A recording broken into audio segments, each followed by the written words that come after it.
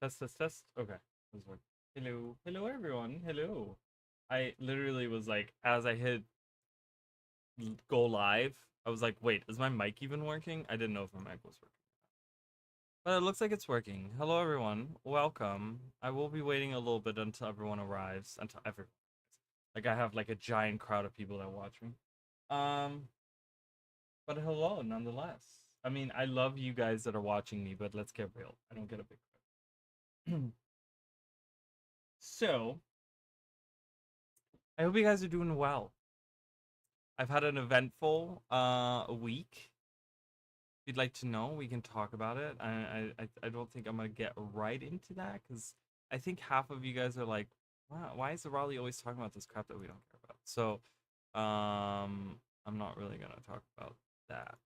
But we have some stuff to talk about. I will probably um I will probably have to repeat myself on these things. There's no game volume. There's not even for me. I can't hear anything. Right. I don't know if this is too loud for you guys or not. This seems like super loud for you guys. Why is it so loud? I know there's a waterfall in the background, but still, there's like a waterfall right here. Um, I'm actually gonna leave this area. I'm gonna go to the Gate of Madness. I'm gonna leave the sound the way it is. I think only water is really loud in this game. It's kind of weird. It's the same in Guild Wars 2. Guild Wars 2 is very unfortunate because I wish that when you look at the sound, they have the see that's they I think they call it background in Guild Wars 1, but in Guild Wars 2 there's like multiple sliders for this where one is like environmental, and that to me that does like the crackling of fire and the sound of rain and waterfalls and like that type of stuff. And I wished it was like different sliders for some of the stuff because the water and the fire are like really loud in Guild Wars 2, but I would like to have the other things a little bit louder. So I don't know. I mean, it's kind of iffy. I don't know if there's like a I don't know if anyone else feels that way. It just kind of feels like that. Oh, we get like a cool skull. I was like, are these teeth? And they are. Ah, you're gonna get eaten. All right. I hope you guys are doing well. Um. Oh, Emmy. The Emmy awards are going on. Is that what's happening? I don't know. Whatever. I don't ever pay attention to the world, to anything. I did watch the political debate. I will not talk about it. Unless people really want me to talk about it. I don't like to get political on this channel, but I have opinions, and I will keep them to myself until such a time as people would really demand it. Anywho, so I hope you guys are doing good. So last, where did we leave off? So, we didn't get too much done. We did get the Gate of Pain done. And then we did a bunch of like side quests, where we kind of learned about the Hunter, which was like a Shirokan assassin that was after us.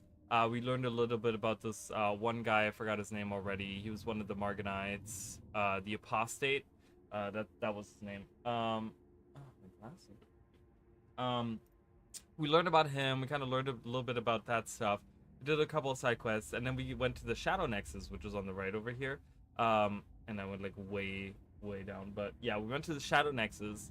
And in the Shadow Nexus, we had to do a little mini game where we kind of defeated, where we kind of closed some portals and stuff.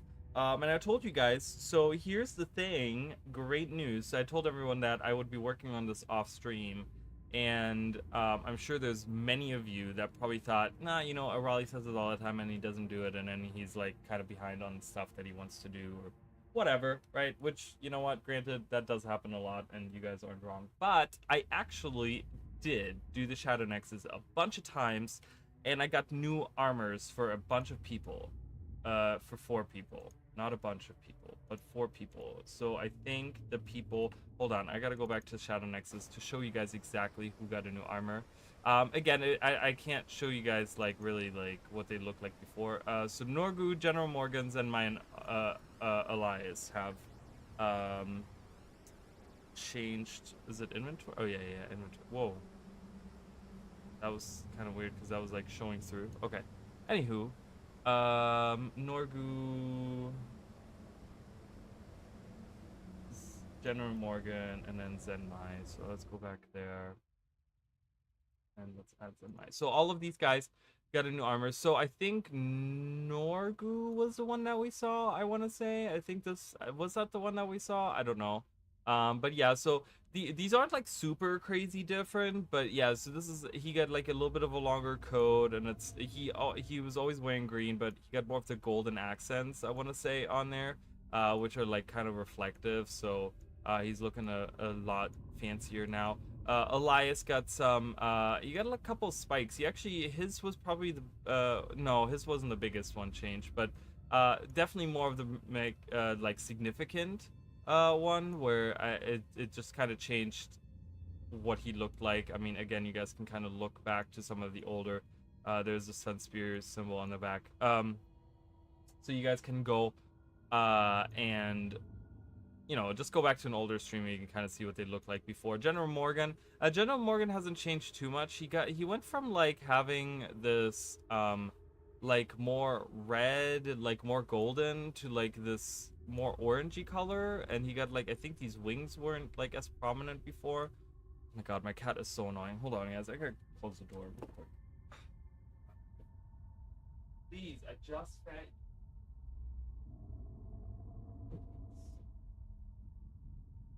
She cries like 20 hours a day because she has nothing better to do than get on my nerves. Drives me crazy. Drives me absolutely crazy. And then Zenmai. Zenmai has actually the most like the biggest change because she gets like these really cool spikes on her armor, which is an armor that you can get for an assassin. It looks kind of like that. I think the spikes are a little different, but they kind of look like that. You can get an armor that looks like that. So really cool. She gets like a really cool armor. So these are the ones that I could get. I did end up getting like one extra one I think I had.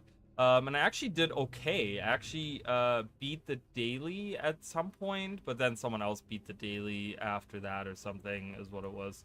But yeah, nonetheless, so I did work on that. I did change a little bit of some of the builds as well. I don't know General Morgan. So I think I changed just mine and General Morgan's builds. So General Morgan is now a healer. He's taken upon doing motivation. Okay, so he's kind of he's gotten motivation, and he's for that matter he has lost some health. I will say because it does take 75 minus 75 health if you give 3 motivation, but I made him the healer. Okay, I was kind of the healer before. I made him the healer, so we kind of swapped over because I'm now a little bit more of a different support. I actually like my build now, but so he's doing the Song of Restoration, which I was using, but he has much higher because again, mine are kind of my stats are super split between a lot of different things in order to do some damage and command and then leadership to get the energy, beast mastery because we have a pet. So it's all kind of like with him I could really just focus. He's not there for damage, so he didn't even get any spear mastery. He is wielding the energy spear that I had before, but he got a motivation thing. I got a command thing, and I got a spear. So again, I have enough stats for both of these to actually do a difference. So we went back to this cool spear, and then I have the dark song, the kind of damage dealing one. Because I do inflict, didn't have the bleeding. Oh, maybe I don't even have the bleeding on mine. So, which is whatever. It's fine. But it actually works. Because I went in, as I did the Shadow Nexus, I actually went in and I did some, I did combat and I had like different setups and stuff. And I actually did much better with this build. I didn't have Morgan with me. I had Dunkoro with me, which is like way better healing. But again, I wanted someone with shouts. I'm going to try to like build on shouts. I'm going to build on that whole idea a little bit, and we'll see how far we'll get with that.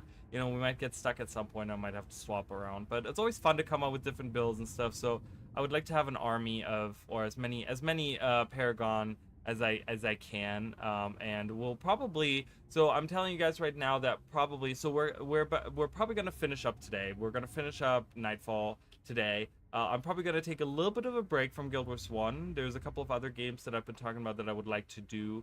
There's also a couple of other ideas that I've had that I haven't looked into, but I want to see if I can do some other stuff still.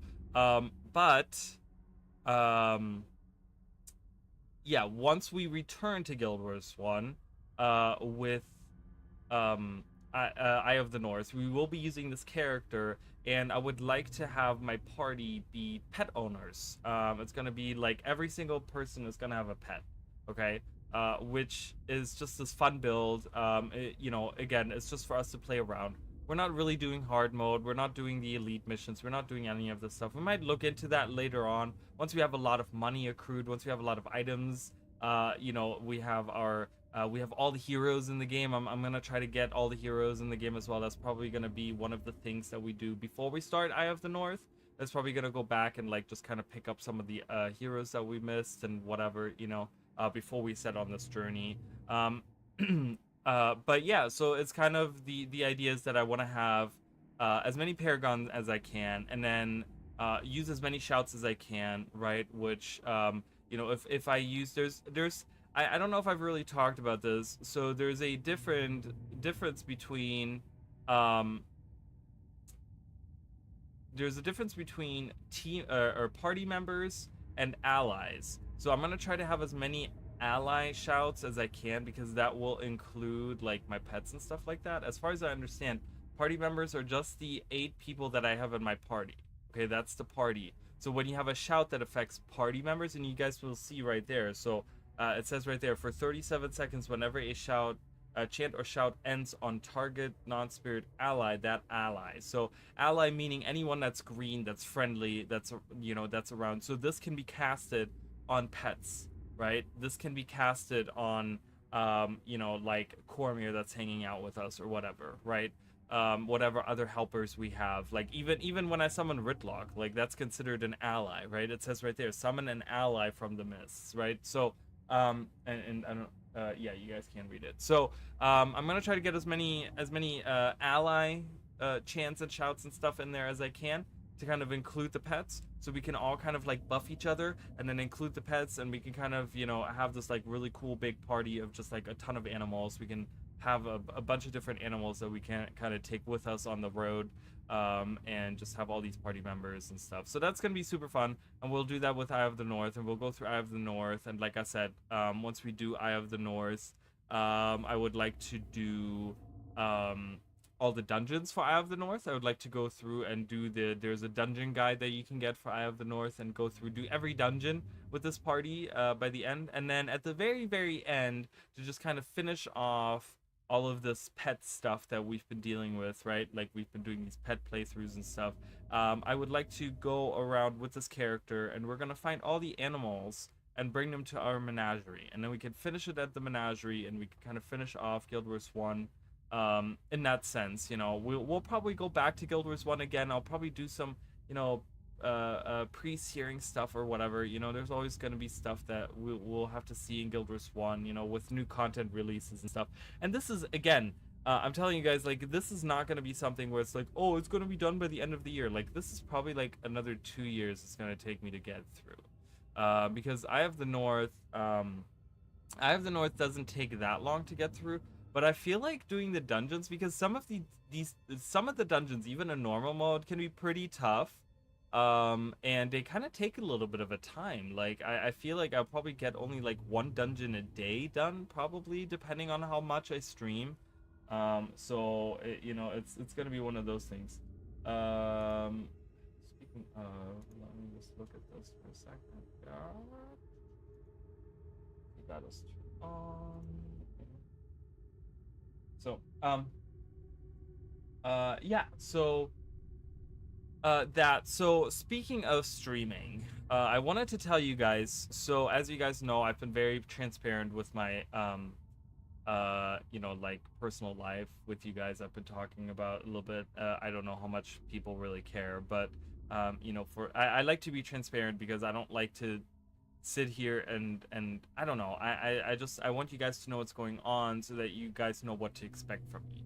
You know, I've been talking about doing the regional lore videos for a while now, and I wanted to get them done a while ago, but because of everything that's been going on in my private life, I've just really not had neither time nor motivation or inspiration to really work on these videos. I have worked on them bit by bit, little by little, but not as much as I would like to. But it's also because I've been kind of like pretty down in my life. Not, again, I could have it way worse. I could be like living on the streets, starving to death. Like, I'm still pretty fortunate with what I have, and it could always be worse. So knock on wood for that. But I haven't really felt like sitting down and making these videos, like really like recording audios for hours and editing videos for hours and stuff like that. So, but as I've talked about these things, there's also the point that I've talked about my job, right? My job has been a big part of why I've been feeling that way. And I was, I was just hired at another place. I have not started this job. I will be starting next Monday, actually. I will be starting my first day. My first training day will be there. So, hopefully, this will be a good job. Again, I don't know. I'm hoping this will be. The main concern, obviously, is money for me. So I'm hoping that this will be more money, which gives me more freedom to do other things, to kind of get my mind off of and get out of the house and do things with my life, in order to get like, because stuff like getting out of the house and like doing stuff with my life kind of inspires me and motivates me to do stuff, because I'm one of those people. I'm very observant when I go out, and I like to, like, when I go out and I talk to people and stuff, I get inspired by how other people get, like, they have drive and they do things, and I just kind of, I'm missing that a little bit. I'm missing the a little bit of like, not peer pressure, but a little bit of like me looking at other people in my life and being like, man, I'm kind of jealous of what you're doing with your life and I want to do more.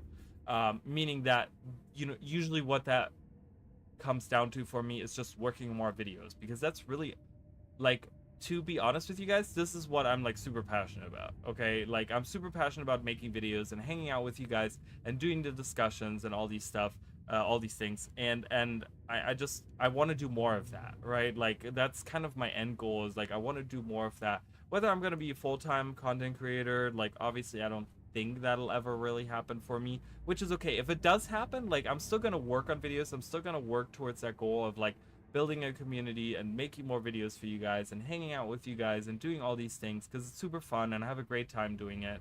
Um, but hopefully with a better job, it'll enable me to do that more, right? And kind of change my life outside of just this, right? Because I've been pretty consistent on doing this, right? Um, but also, so hi Emily, welcome. You just missed my whole rant about everything, but hi Emily. But yeah, so with a new job comes a new schedule. I do not know what my schedule is like. I imagine that I will be working 5 days a week, which I haven't in many years. I haven't worked 5 days in over 5 years now.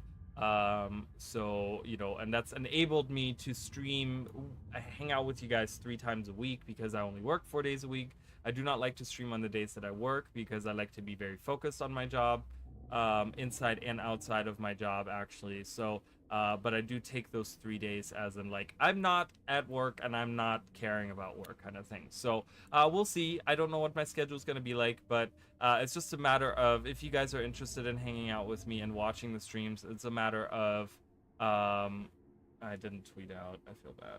It's like, I was going to say, like, make sure you follow me on Twitter so that you can see when I go live. And that's like, uh, hold on, let me do this tweet real quick.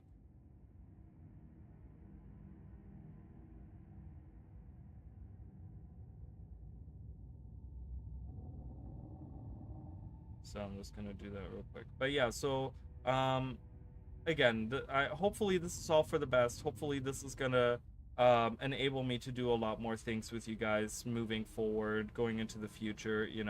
Um, where I can really really focus on content creation and doing these things with you guys, because I would like to do more of it. More involved, maybe even with the community and stuff. It just depends on how this job works out. Um, you know.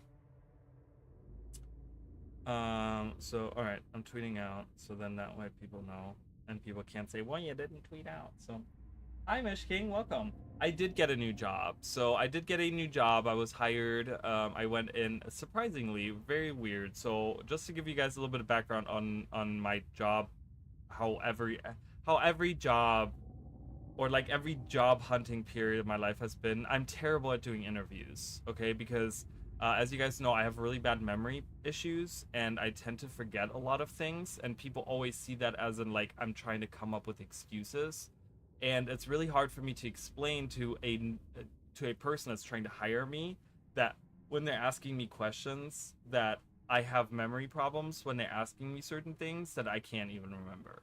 When they're asking me things about my job or about my life, and I'm like, I really can't tell you, I really can't remember. And they look at me like,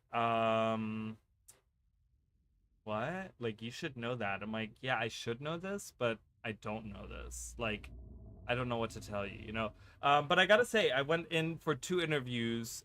Both jobs wanted me. The first interview that I did, was very sketchy. Not very sketchy, but it didn't give me the right vibes. Okay, I went in, I talked to the general manager, and it didn't really give me the feeling of I would be appreciated as an employee. It felt more like he was hiring an asset for his company. You know what I mean? Where he was more concerned with what I can bring to his company and to his like his establishment's well-being than really like all the other things. It just kind of felt like that. It was kind of weird. And he had like weird stipulations for the job as well, where I was just like, I don't know about that. It wasn't bad, but it was just like not really what I was looking for. The second job, though, I was just kind of like, okay, I like these people because I actually did two interviews with this job immediately. Like they actually like I went talked to one manager. He said, "Oh, I'll pass this up to my superiors, whatever, blah blah, the regular routine." And then literally I didn't even get across the street and he called me back and he's like, "Hey, can you come in for an interview?" And I'm like, yeah, okay, sure." So I turned back around, went in, had an interview with the assistant general manager. She really liked me. We kicked it off. There was a lot of really interesting conversation that we had about jobs, personal life. There was a lot of really interesting stuff that she told me, and we really hit it off. I really liked her. And she was like, "Okay, well, let me see if I can bring the general manager out to talk to you." And he came out, and he really liked me. I felt like I answered his questions like perfectly because I had like, I don't know, it was like I was trained to answer these. I'm like, oh wow, I answered professionally. That's so great. Um, I was very honest though about it. I was very honest and I was just like, well, I'm gonna tell you like one thing that he asked me about was wine knowledge, right? And I said, well, I do have wine knowledge above average. I said, but I'm not gonna sit here and tell you that I'm a sommelier and that I know all the tasting notes in a wine. I said, but I have been very good about steering my customers in the right direction. I do know my varietals. I do know my dries from my sweets and all these things, right? I do know what pairs well. I do know how to recommend when someone wants something that's similar to something. I'm like, I can do those things. But I'm not gonna sit here and say, "Ooh, I can really, you can really taste the cocoa and the vanilla. I can really pick that." Like, I don't know this crap, okay? Like, I didn't say that like that, but I told him that, and he really liked the answers and stuff. So, yeah, so he hired me on the spot, and so I'm gonna be starting next week. Thank you. Yes, thank you. Yeah, so I'm super excited. I'm super excited to start a new job. But like I said, that is very. It brings a certain uncertainty as into my content creation as well as my streaming schedule because I have no idea. Being a new person in an established, the thing is, my last job was not an established business, so I was able to go there and say, "Hey, if you hire me, I want to have this set schedule," which was my same schedule that I've had for years. So it kind of worked out for me. Now I'm going into an established business already that has people that have been working there for years and blah blah blah blah blah. So I'm probably gonna get the crappy shifts for now, and I'm gonna have to prove myself and yada yada yada. So I don't know what that means for my streaming. I have no clue. So if you guys will just have to stay tuned. Make sure that you're subscribed to the channel, and you ring the bell that you get notified. I mean, honestly, like I'm gonna tell you guys right now, if you haven't hit the bell yet, it's very sad because honestly, you guys wouldn't be spammed. I don't release that much stuff that I feel like I bother people with the stuff that I release. Sometimes I regret hitting the bell on certain channels that I follow, that I'm subscribed to, because they release stuff like 3 times a day, and then it's like my phone constantly is like going off with stuff. But let's get real, I don't do that all the time. I don't release all the time, so really nothing you lose in that, right? So they might want to say, yeah, I mean, I don't know. I will be, so apparently I will be replacing a person that is leaving there. Someone, so it was a perfect time because we're going into what our season is. We're going into our season now, which means busy time for us. And we're coming from off season into season, and apparently one of the people is leaving there, and I'm gonna be kind of taking his spot.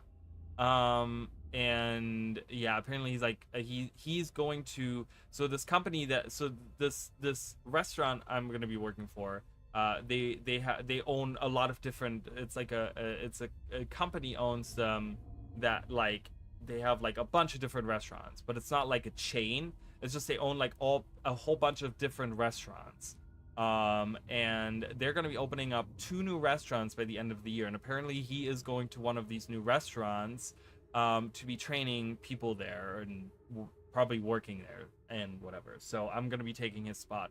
But yeah, so again, what this means, just means that I don't know my future on content creation. I'm gonna try to still do it, and like I said, the whole goal is that I want to be able to get financial freedom a little bit, like a little bit of like, I can go and do stuff with my life and not have to, like, it's a lot of these things that have been happening in my life have been triggering my depression, and it's really hard to get yourself out of it, especially for someone that doesn't really have like anything to latch onto to get myself out of these things.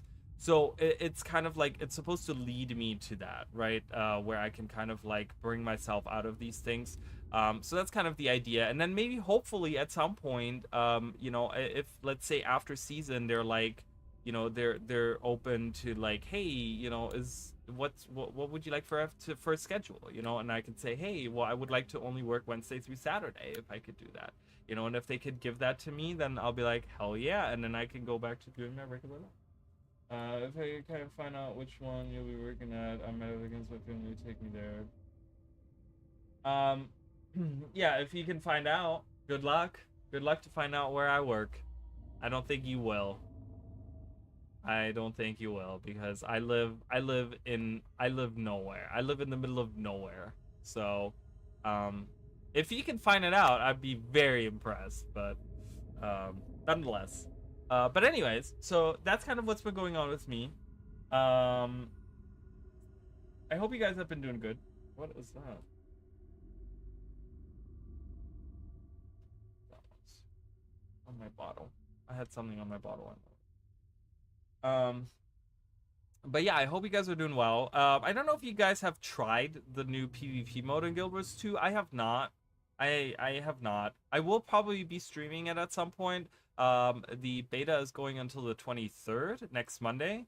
So that might be something we'll do maybe on Tuesday or something. We might do that on Tuesday. I'm thinking maybe like some push. October 1st. I doubt you'll be working this soon. October 1st. Yeah, I don't know yet. I don't know. I don't know what my training schedule is like. I know my first training is on the 23rd.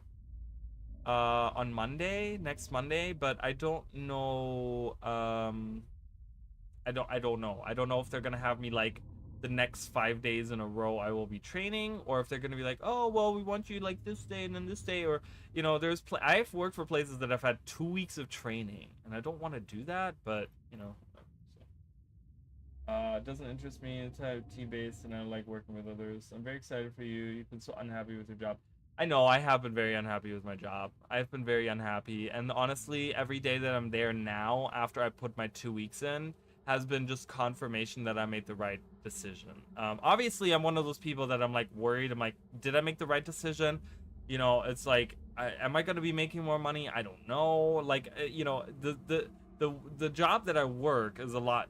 like is a lot different than what regular desk jobs are, right? Like regular desk jobs, you go and they tell you, well, you're going to be working 40 hours and we're going to pay you this much an hour, and you know already what you're making. Or they, or even like salary, they're like, well, this much a year, this much a month, or whatever, right? Like you already know what you're getting, right? And you don't directly, also, like when you work those desk jobs, you don't directly work with people, right? Like you work with people, obviously, like, every business has a lot of people, but you don't work like hand in hand, in tandem with other people, like close, like next to each other, like for me, it's going to be a matter of trying to see, do I like the management team?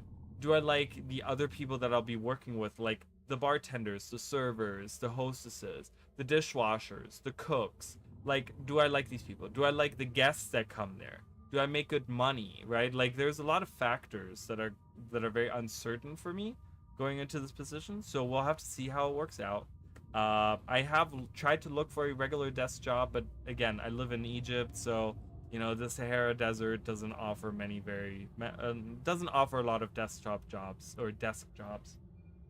When you quit a job and they treat you the same or worse. Well, it's not even that they treat me worse, but I will tell you that one of the managers guilt tripped me, which I told him straight to his face. I said, "You're guilt tripping me.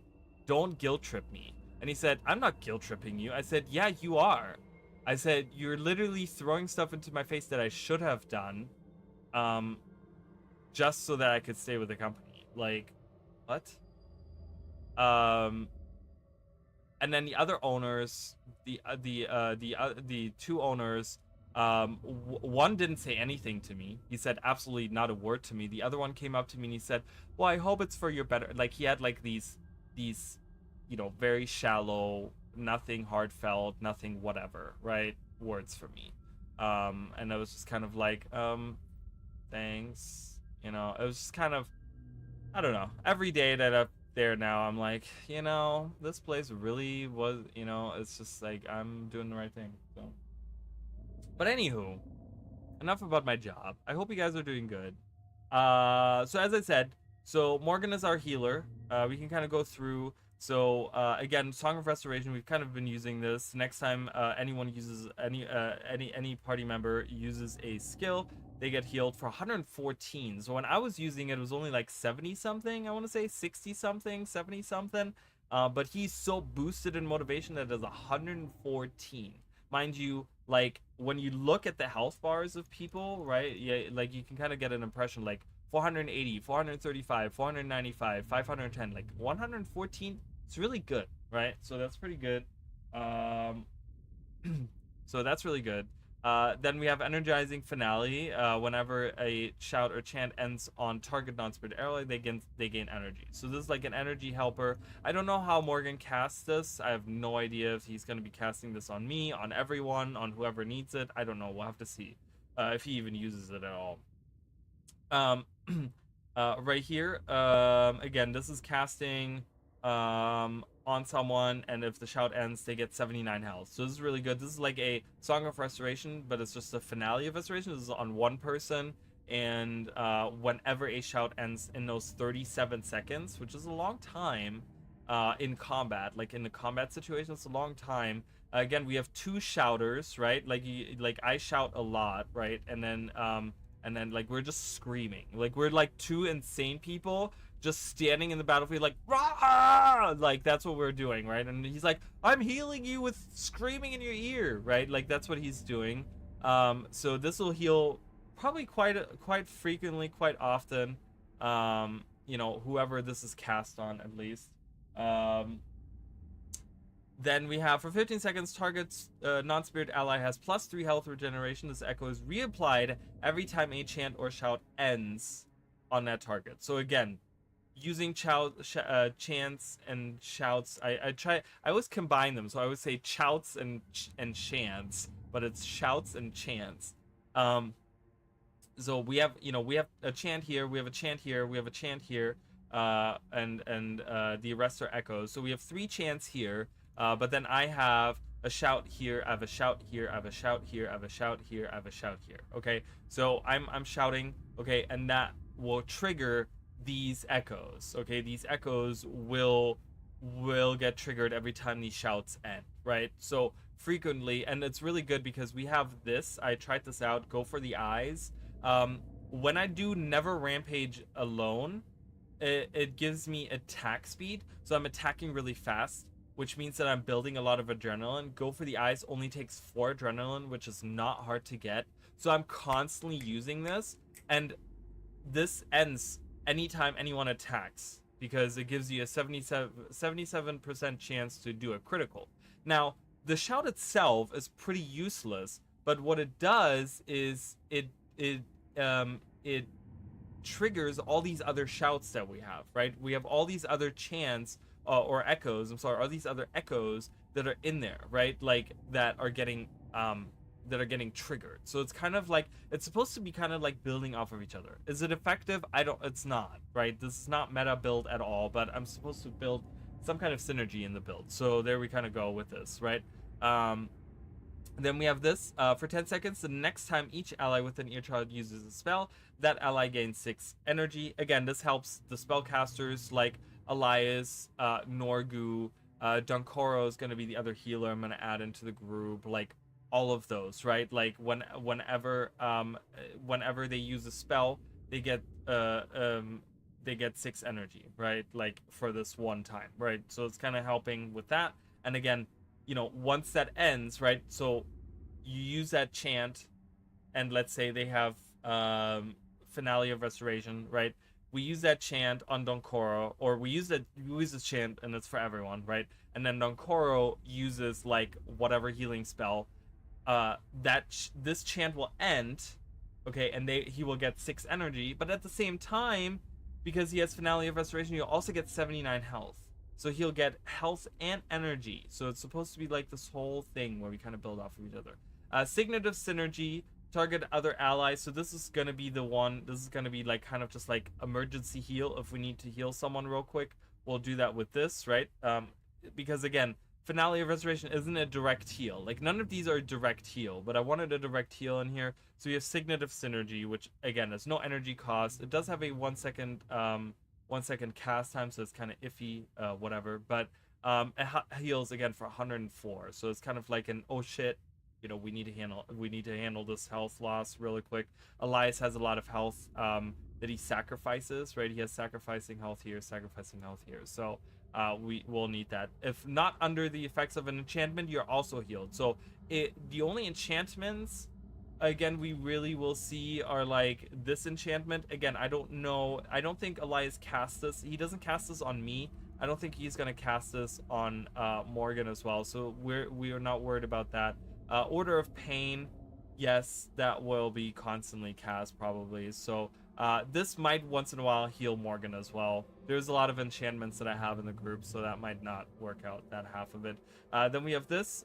This is a energizing chorus. For 10 seconds, the next shout or chant used by each ally within earshot costs 7 less energy. Again, this is to help him out with his own energy management, because again, I'm the only one that uses shouts beside Morgan, so I will benefit from this. I will benefit from this, so my shouts will be cheaper, which is great. This is a skill, it's not a shout, but which is kind of sad because I feel like this should be a shout, but nonetheless, these are all shouts. So that'll help me with my energy, but it'll help with his as well. So there's that. And then for each member, which again, this is an energy kind of supposed to help with the energy building. I might replace this again since we're gonna get pets at some point. So we'll wait for the next story update to do. Wait, what? I'm doing a while. I'm just one of my games I played beside Guild Wars 2 last epoch. I've heard of it. I've never played it. Some stuff play. Reminds me of old Shout Heal Warrior in Guild Wars 2. I missed that build. I actually play that now in Guild Wars 2.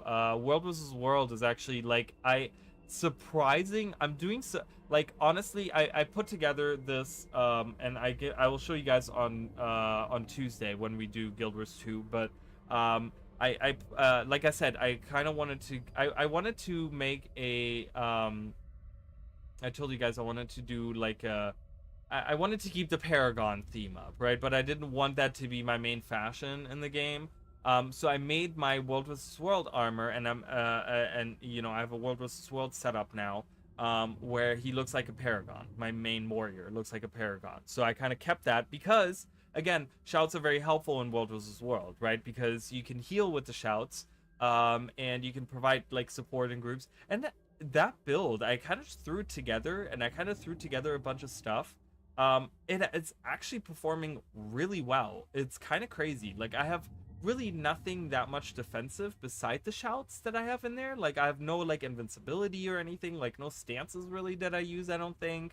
I use like Dolyak Signet and stuff, but nothing really to like, you know, be beefy and stuff. And like the other day I was fighting like 2v1, like, and I was trying to capture this point, and I was like fighting these guys, and I wasn't winning, but I was like able to like literally like hold my own against two people, and I was like, wow, I've never done this. I'm like, either these are really bad players, or I'm like okay, like I'm pretty decent. um and that wasn't the only time that happened, because then I was fighting this one guy in Stonewest Castle. We had just taken the castle, and we were chasing these people out, I think is what happened. No, no, no, no, no, they had, that's what it was. They took the castle, and I was on the way in because my server was fighting in the castle or whatever, and I was on my way to the castle to help them, and then the other group had taken the castle or something. We were defending the castle. That's what it was. We had the castle, we were defending it, and I was on my way to help. And as I was on my way, I went into the inner, right? Like not the I went into the outer, like inside of the outer wall, like so before the inner wall, and like I was in the like, you know, courtyard out up front or whatever, and they had taken it over while I got there. So I was kind of like locked in, but I could have easily left. Well, there was a group of other people that were on their team that were like kind of like hanging out. They were like, I guess, running to help or whatever. And then they turned around because they were just like, oh, whatever. So they kind of left. But one dude who was also he was I think he was a spellbreaker too. He was a spellbreaker, started fighting me. And we had this like 5-minute fight. Like, I kid you not, for like 5 minutes, we were like fighting back and forth. And then like I almost got him too, and I was just like, come on, like he has like 2% health, like you know.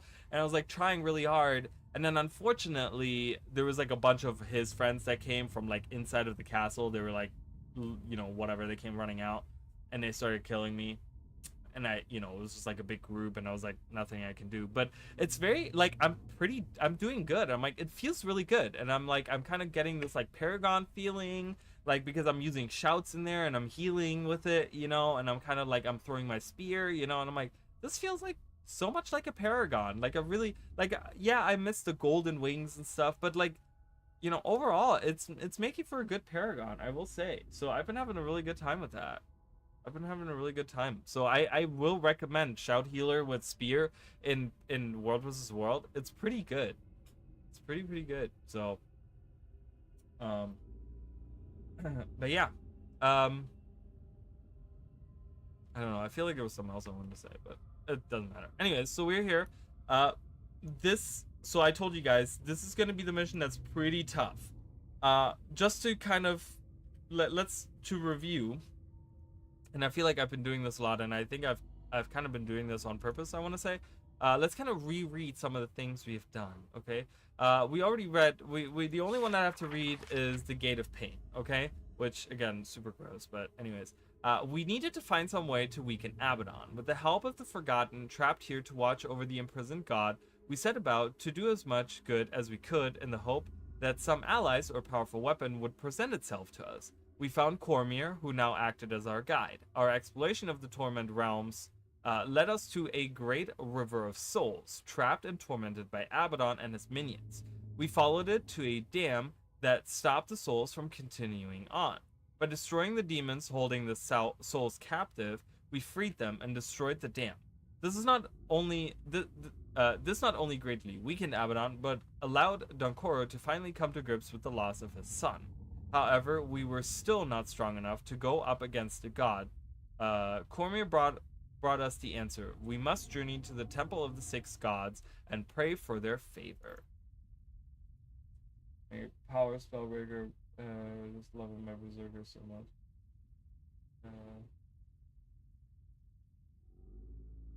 I know they do crazy damage, but it doesn't feel like a paragon. You know, the like jumping up into the air and throwing it down feels very much like a paragon, but like the berserker style doesn't really fit the paragon because they've never like paragon were never like these aggressive fighters, right? Paragon were always supposed to be these tactical commander, right? Like this is why we have things like motivation and leadership, you know, command, motivation, leadership, right? Like we're supposed to be the backline like commanders, you know, that lead the army into battle kind of thing. And you really get that feeling when you do like a spellbreaker. You know, it's really nice. So, but I do agree. You know. But to me, it's not about the numbers. It's about the feel, about the flair. All right.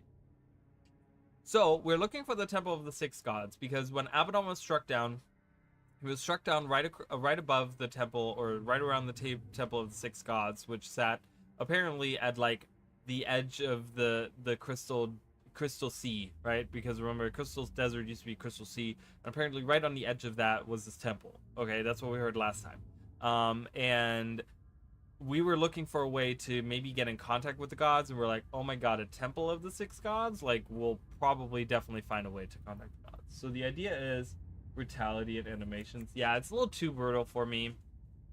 Not really my play style.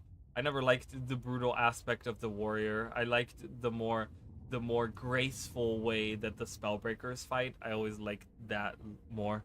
But yeah, so the Temple of the Six Gods is our goal, and we're going to be going to the Gate of Madness, okay? Did we read the Shadow Nexus? I think we did, right? Single shard of reality left behind by the five gods when they imprisoned Abaddon. Once used to control access to this realm, Abaddon has turned their cleaver scheme upon them, and now use the Nexus to send us spawn and to invade other realities, okay? Lie the forgotten knowledge of a dark god has been confined the eternal knowledge of Abaddon hidden here to protect the real world. True secrets. So this is the Gate of Secrets. Gate of Fear. Gate of Fear is one of the great locks erected by the five gods to imprison Abaddon, weakened by the passage of the ages and the machinations of the God of Secrets. Past this gate lies a great plain inhabited by the primal fears of early man and swept by the winds of man. All right. Let's focus on this stuff because any hero arriving at the Gate of Pain knows that they lead nowhere except to pain and destruction. Destruction of sanity. We read this. I feel like we read this. So anyway, so we're at the Gate of Madness, which is those who stand at the Gate of Madness, stand at the end of their own grasp on reality, because within the vision of the dark god rules, and the twisted visions he rules. His stuff rules. And the twisted visions that his eyes have beheld will become the visions of all who pass through the gate. Nothing else remains except infinite screaming madness. Don't hold your breath for a new. I'm just gonna say, don't hold your breath. Not that I know anything, but I'm saying don't hold your breath. I do have a. Did I add a healer? I did add a healer. I think I'm gonna do Zenmai. I have two healers in there. I have some control. I have some melee. I have some long range. I have some damage. I have like everything. All right, this is gonna be very tough. Okay, because like I said, this mission is really cool. Thank you, I appreciate that. Yeah, I don't mind talking about Guild Wars 2, but if I sit here for 30 minutes talking about just Guild Wars 2, then it's just kind of like, I mean, I talked 30 minutes about my job, but I was waiting for people to kind of get here. Now all those people have left because they're like, this is not what I wanted to watch.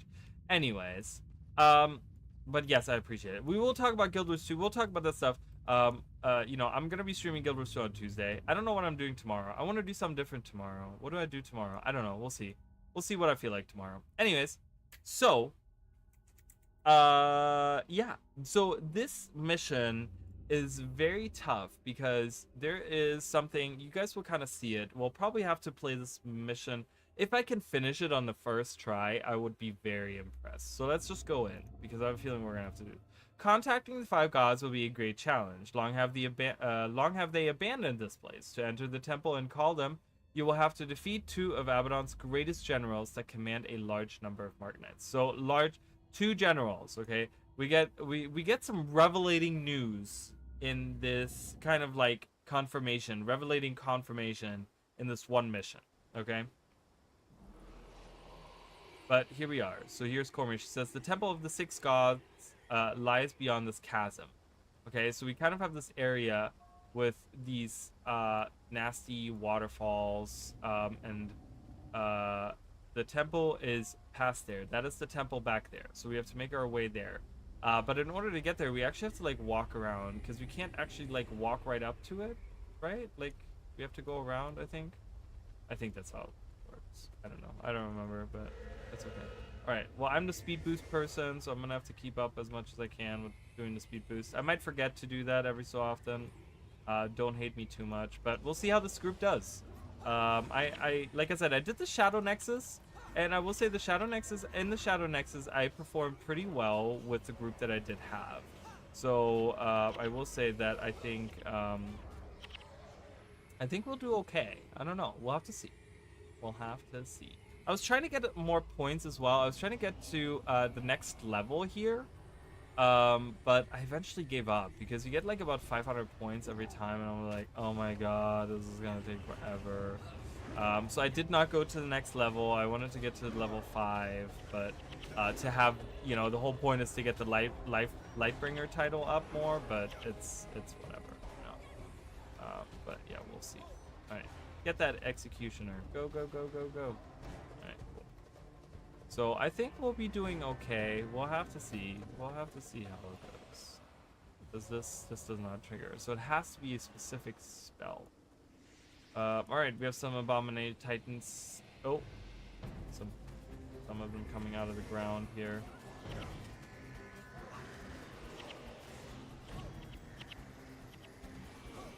See, as you guys can see, go for the eyes triggers very often.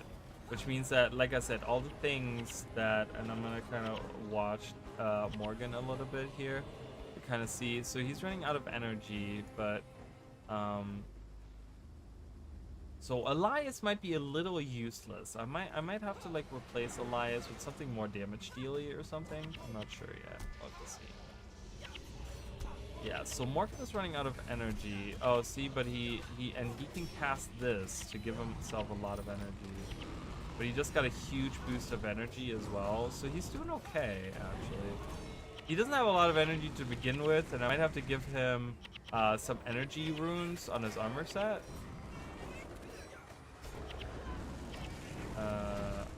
So we'll see.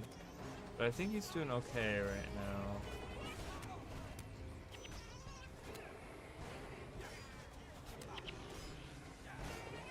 Yeah, the Titans are the worst because they just like have all these enemies that come out. But we're doing okay. We're doing okay though. Right now. Everything else has guardians as well, but only hero henchmen. Yeah, if we're gonna be a guardian. I mean, they're designated as guardian henchmen, but they're not technically guardians. They're usually monks, I think, when they're called guardians, right?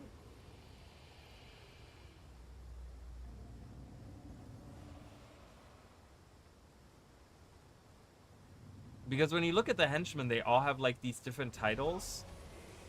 There's like a protector, there's like a brawler, there's a I don't know, there's like a lot of different things. I think that's what you're talking about. What do you mean by guardian?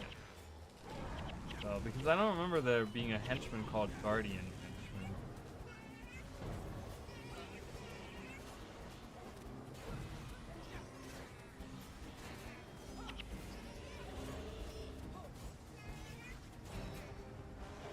See, he's casting this on a lot of people. I think he's probably casting this on a lot of people. Or at least I'm hoping he is. It's kind gonna pull up. Let's look at the stat. Let's see. Oh. Okay, so it's on Zenmai, which is important. Oh yeah, I switched Zenmai. I was talking about this before. So the problem with Zenmai was that she was dying a lot. Yeah, and you know, and I was just like, I'm like, I can't keep doing this, right? I can't keep doing this with Zenmai, where she just keeps dying over and over again, to nothing. So I gave her flashing blades, which actually is like, it's super defensive, where she gets a 75 chance to block incoming attacks while attacking, which an assassin attacks nonstop anyways. So, but yeah, so that's kind of supposed to help her a little bit, like defend a little bit. She doesn't get as many critical hits, but then I have go for the eyes, which increases critical hit chance, and should give her about 100%. Oh, we have a boss here. Okay. Yeah. See, but I want to have Zenmai in there because it's very important to have these assassins. I think she's like a big... Oh, see, Elias died. Because he sacrificed too much health, I think is what happened.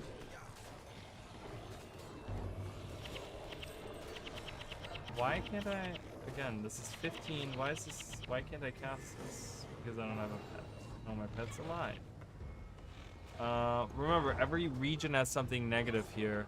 All healing spells and skills... All healing spells and skills heal for 50% less. But then why can't I cast this?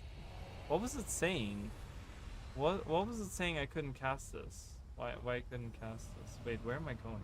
I'm going the wrong way. I don't even remember. Alright, kill the boss. That's okay. We have a morale boost. It's good.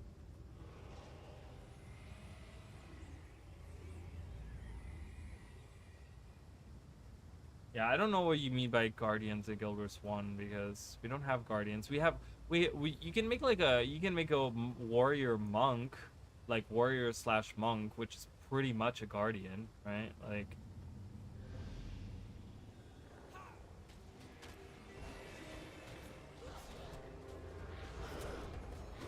in the sense of style, at least. Guardian henchman. Who do we have for guardian henchman? I always close my Discord. My god, Elias dies too much. I need to swap him out. He's really not that useful. Especially since Morgan has like energy, like he helps with energy. Alright, let me see.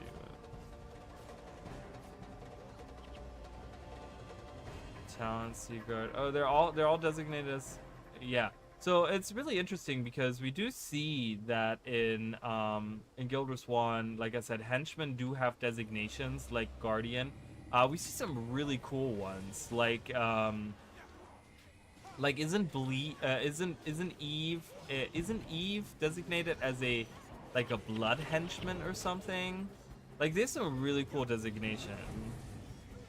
We can look at that in a second as well. It's really cool because it's supposed to kind of, I guess, tell you what their playstyle is like and the skills that they use, right? Like, you know, it's like, oh, they're a monk, but they're like a protector monk, which means that they use a lot of protection skills, right? Like, it's supposed to kind of tell you what they do, I guess, in a way. Alright, so this is the temple, but we can't go there. We have to go around. Okay, there's the entrance down there to the temple. You guys can see the lights coming out. Who was fighting? What are we fighting? Oh, Gridlock is fighting this scythe by himself, and he's winning. Holy crap. And there's another side. Why do these exist? So I noticed this in the Shadow Nexus, where I would kill an enemy, and immediately after that, the same enemy would spawn as soon as it died. And it would do that over and over again. I don't know why it does that. I don't know.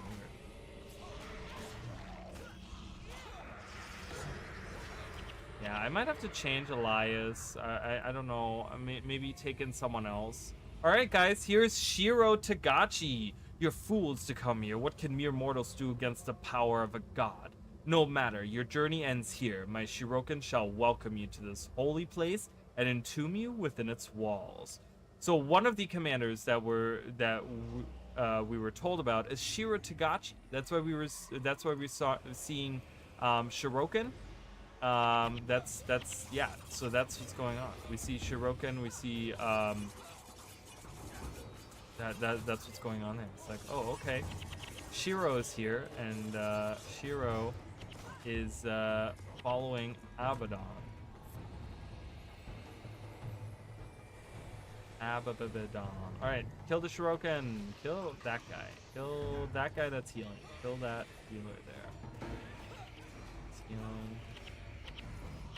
It's doing things like healing, doing all the bad things. Oh, they spawned behind us? Oh, some did spawn behind. I don't know if they're gonna come down here or not.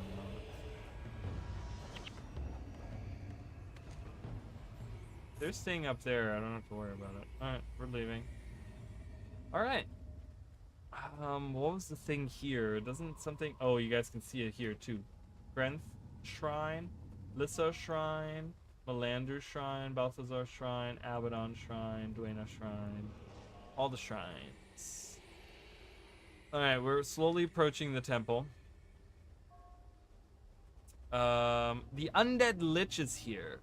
In the unlikely event that you survive their wrath, I shall be waiting. Oh, he said, you may well be impressed with yourself to have made it this far, but do not expect me to be as friendly as that Canthan bodyguard.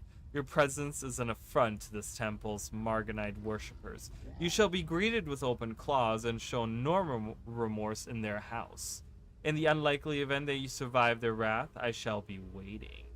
Alright, so they summon these portals. I hate this because they do patrol around the Titans, patrol around, but the idea is to close these portals.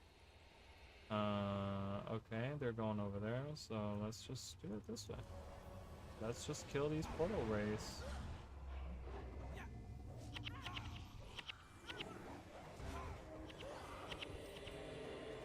Uh-oh. Spaghetti-o. Alright, let's kill those guys. They're killing him already. Oh, Zenmai died. My pet died. Holy crap. Who's kicking my ass? What is happening here? See, like I said, we might have to do this mission. I didn't think they would, like, turn around and come right back, these Titans. So, whatever. Oh, I gotta revive my pet. Go, go, go, go, go. Everyone attack. Do your thing. Oh my god, my pet died again. If he could take some of the blows for the... Oh my god, he dies so fast. Gridlock died. I can resummon Gridlock. I'm not going to do that right now. I want to kind of wait. Before... Can we kill this last portal race, please? Donkaro. I'm reviving Donkaro. Ooh, this is turning bad. Alright, we got a morale boost though, which is good. Oh my god, I have no energy.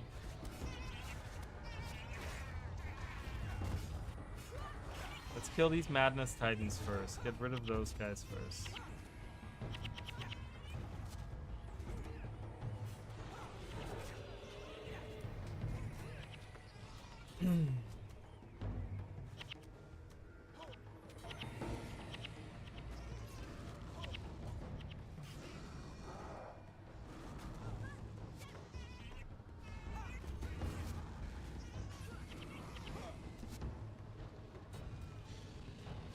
Oh boy. Okay. Why are we why are we dying? I really don't understand. Can we guys can we not? Yeah, can we stay here? I don't know why we're dying over there. I want to kill this guy. I want to kill that. Yeah, we're dying. We're not making this. Okay. Well, we're gonna have to redo this. So I'm gonna have to pull. I'm gonna have to make sure that I pull better. Let's redo this though. I knew I'm gonna have to do it multiple times. Like I told you guys, this is I think in my opinion this is the hardest mission of this campaign. Is honestly this mission. Abaddon is super easy. All right. Let's go. Yeah, it seems to be in name only for sure, but definitely an example of the bleed over of Guild Wars 2 development to Guild Wars 1.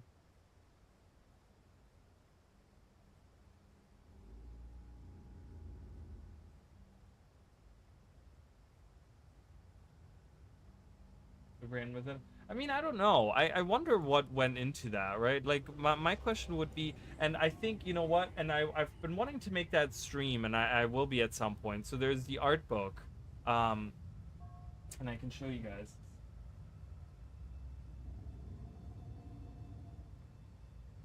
It's like super, super dusty. It's been like collecting dust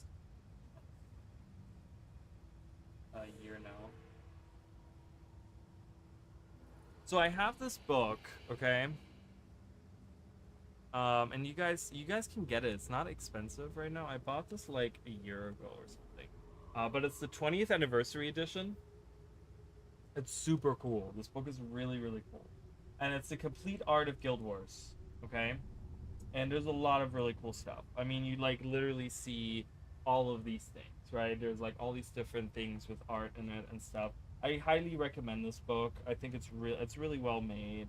And there's a lot of really cool things. And I think there's a part about I wanna see if there's a part about, and I'm gonna be doing a stream where I actually will go through the whole book with you guys, because there's some really cool information in this book, some really cool images, some really cool stuff that you can see. Like, I mean, it's like they give you like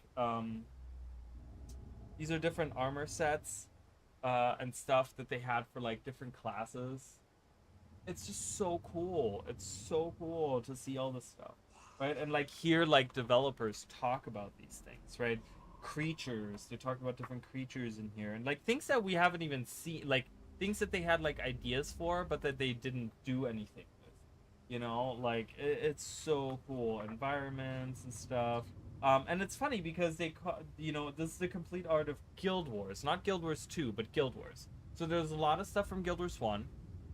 Um, Weapons from Guild Wars 1. There's a lot of really cool stuff in here. But I want to see. So, characters.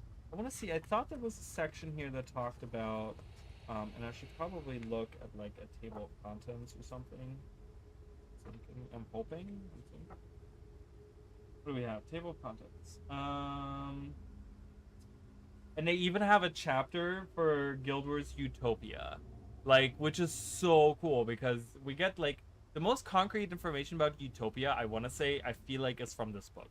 Okay, so I will be making a stream. If you guys are you guys interested in that? Would you guys be interested in seeing a stream where I talk about the famous art book that talks about Tengu possibly being a launch race? Yeah. Would you guys be interested in me going through this whole book on stream with you guys? Like, I would have, because I have another camera. So what I would do is I would probably have a camera, like, I don't know, suspended or whatever, or like at least pointing at. I don't know exactly how I would do it. But at the book, as I read it to you guys, and you guys can see the art, I would have like a light on it, and you guys could see it, and we could talk it. I mean, I talk about it. I don't know if you guys would be interested in that.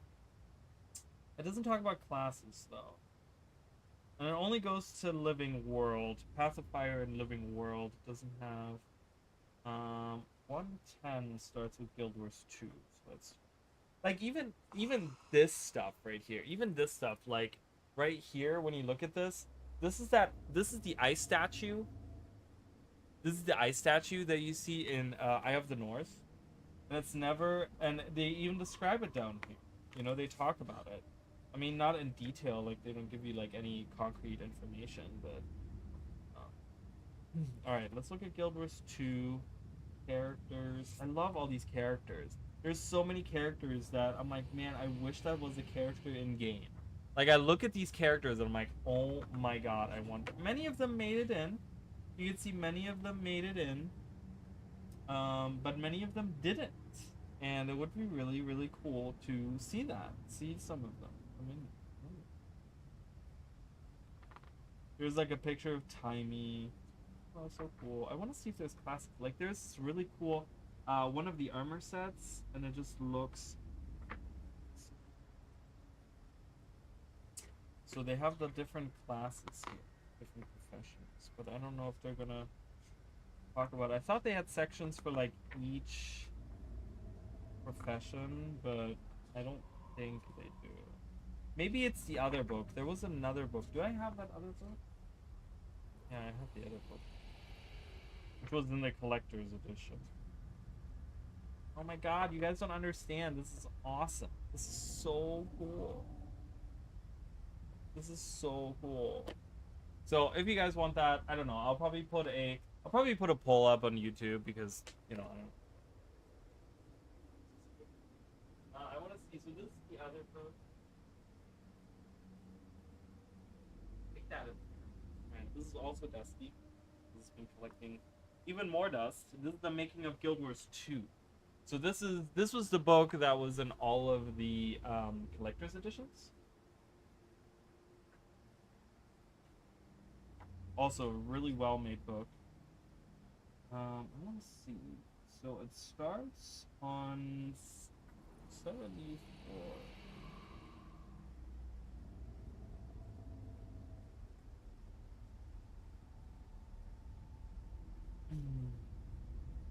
Yeah, so it's really cool because this book does talk about all of these. Again, this is another thing that I love art books and guys. Wish I had the money to get more of them. Yeah, I feel you on that. I agree. Um, this is also really well made.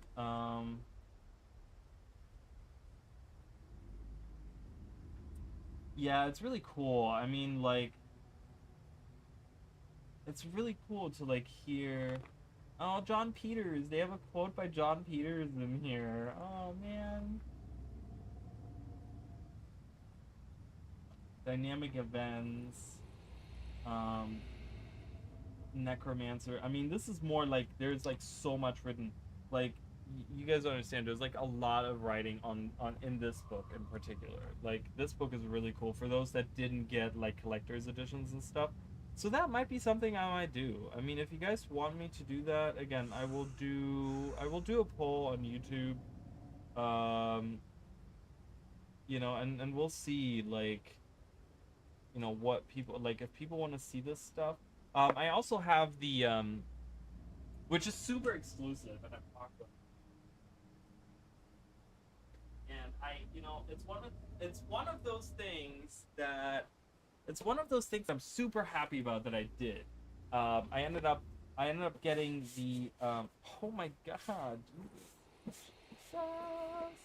I don't ever dust that thing over there. I dust around the room, but I feel like I always miss that part. Luckily, this box is pretty sturdy, so I'm not too worried about anything happening to the stuff inside of it. But the Tyrian Tarot, okay, I've talked about this before. This is super, like, I don't know, it's kind of weird because people don't talk about this. People don't talk about the Tyrian Tarot, and it's like one of the coolest things.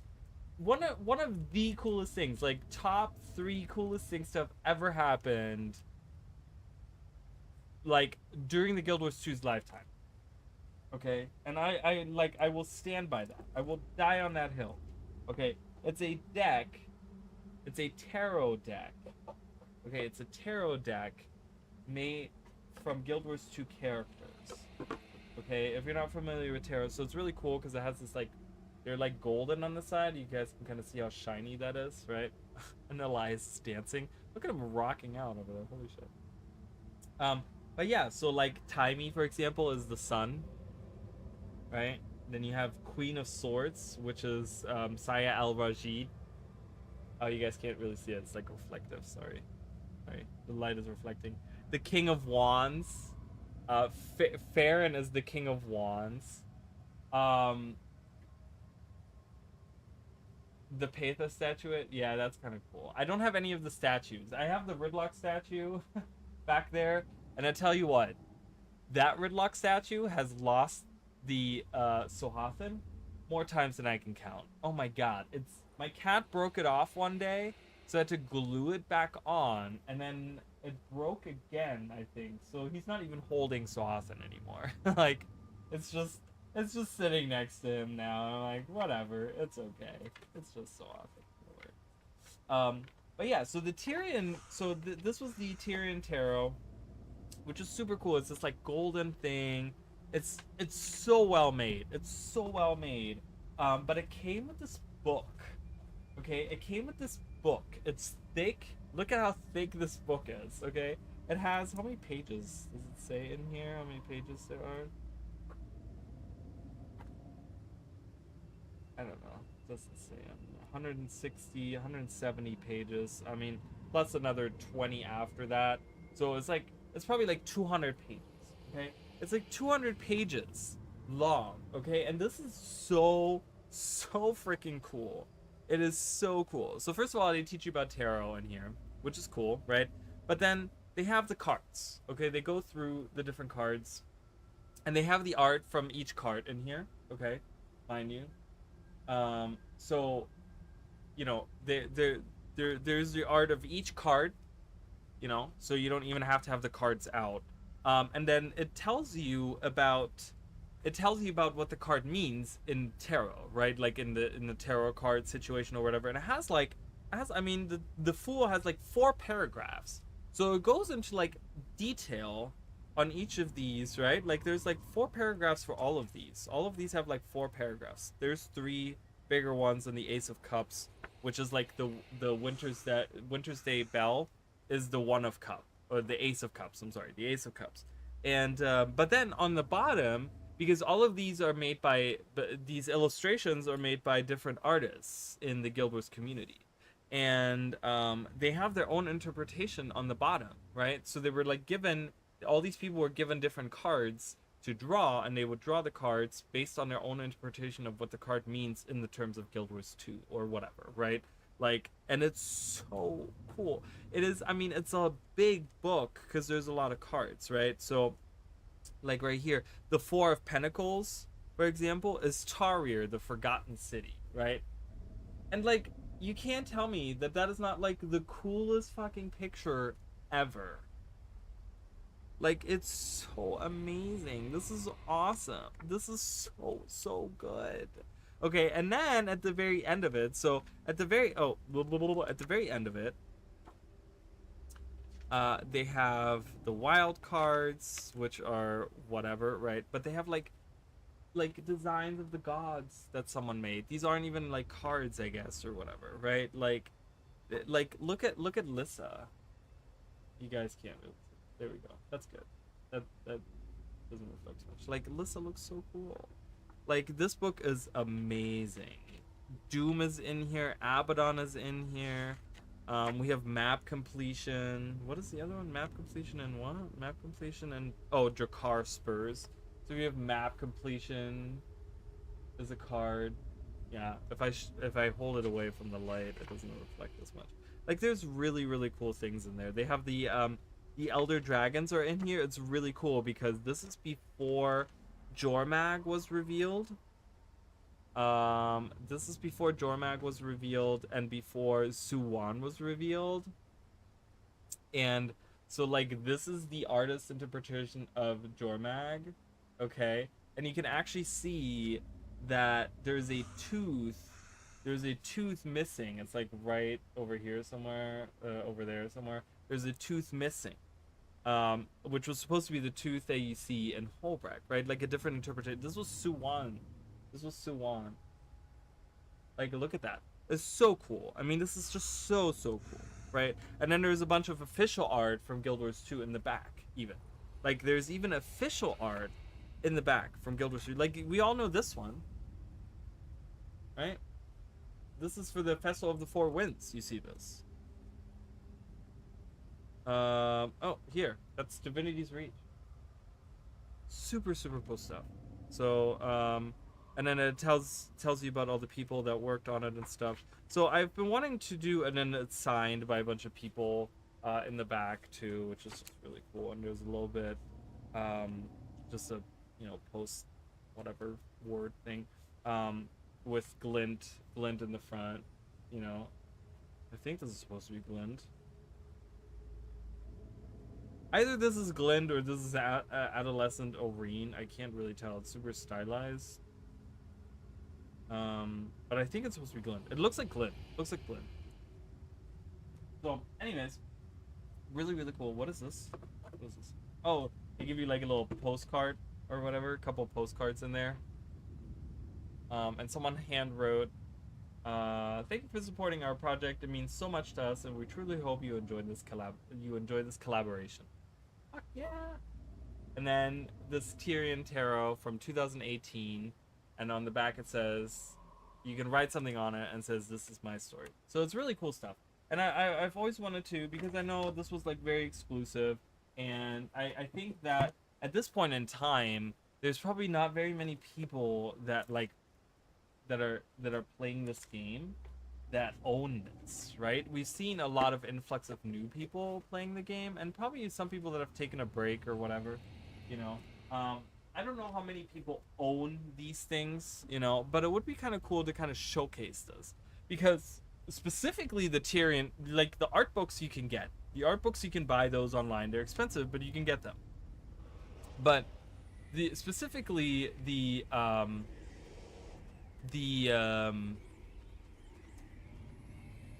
Tyrion Tarot, you can't get that anywhere. I looked for it like about a year ago or something like that. I looked for it. I was like, I wonder if there's someone. Oh, I already summoned him. I was wondering if someone was selling this stuff now, where they were just like, well, I own this, and I hate Guild Wars 2 or whatever. I mean, I'm just, whatever, or like they don't want this anymore. They're like, I don't have a need for it, or I don't want it anymore, or whatever. And they're kind of selling it now or something, right? Like, I don't know, but yeah, I mean, and you can't find it. No one sells this, but also no one talks about it, which is such a shame, because I'm like, man, this is such a cool project. Like, I want more of that. Like, I want more projects like that. I want more collaborations like that, where people get together and they make like this awesome thing. And it doesn't have to be a tarot thing, right? It doesn't even have to be a card thing. It doesn't even have to be an artist thing. I mean, it could be like anything, but it's always cool when people like collaborate and make this stuff. So let's talk about how they would look to redo a Ridlock statue, maybe Revenant version.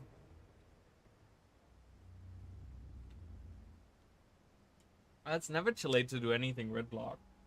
It's never too late to do anything Ridlock. People love Ridlock. ArenaNet loves Ridlock. I don't think they would lose anything if they were to focus on him.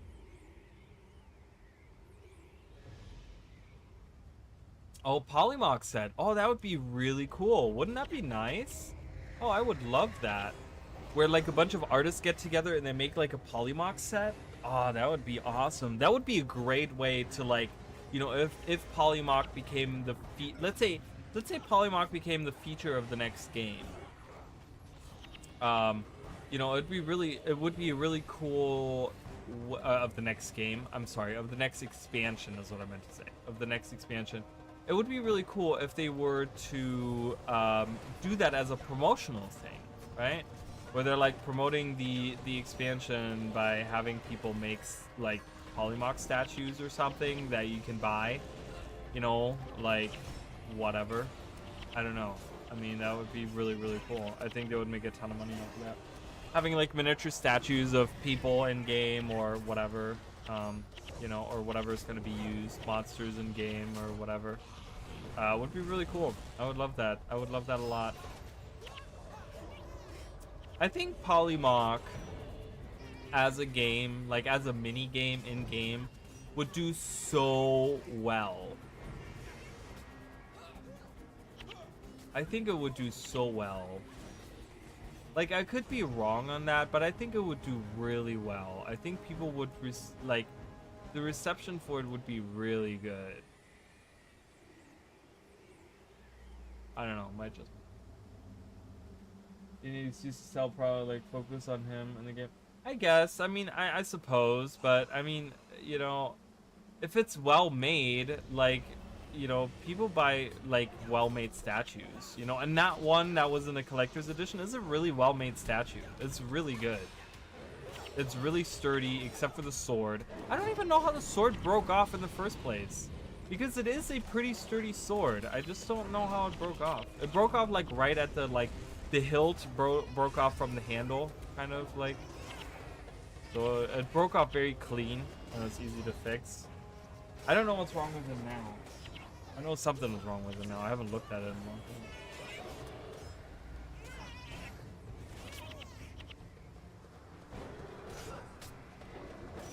Super Adventure Box game. I mean, people like um they made that 16-bit or 8-bit or whatever that was, the Riddlock's Adventure, which was like the precursor to the Super Adventure Box. They made that. That was like a playable thing. I don't know if that's still playable nowadays. They also had Char Kart or whatever they called it. It was like a twist on Mario Kart. I think that Shaman made that. I want to say that Shaman made that. So they've had a couple of things like that. I would love to have like a mini game or something. Something like that. I don't know.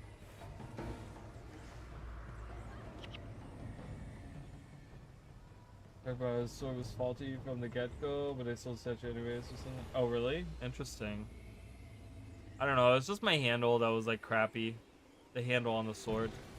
Which is fine, because it's really not. I mean, whatever. Not a big deal.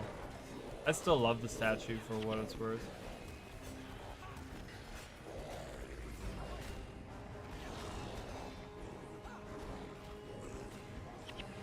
I never get the chance to get one of those Oreen statues. I've always wanted one of those.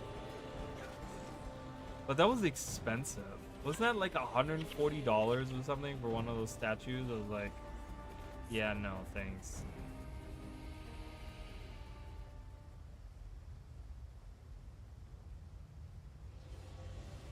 I mean, I love Oreen, but don't love you that much, Oreen. Sorry.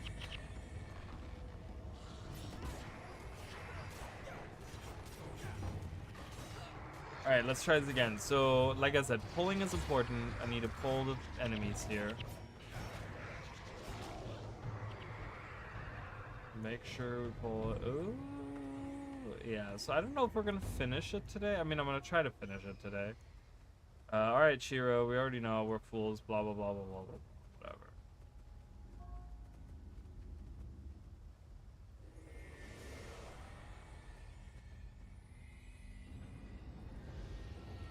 And he waves at you, which is like so rude. So rude. Yeah, I know. I agree.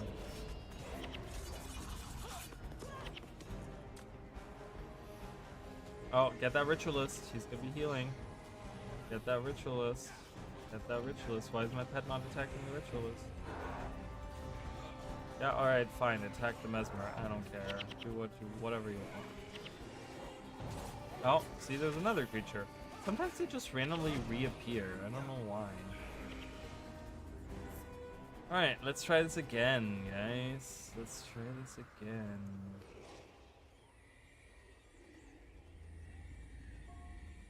Oh, one of the portals is still here. Or already here, I should say. Oh, it disappeared. And it'll probably reappear.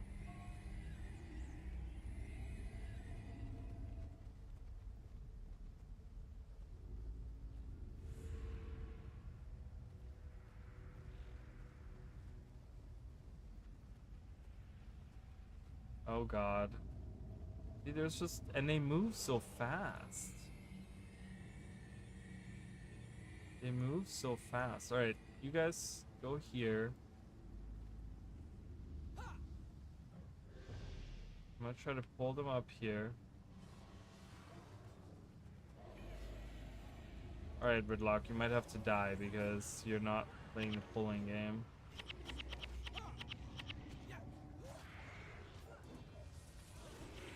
Alright, everyone. No, maybe no. I think they're coming up here next. We need to stay up here. We need to stay up here. Pull them further. Pull them further. Pull them further. Pull them further. I have a feeling that this is not a good idea to do.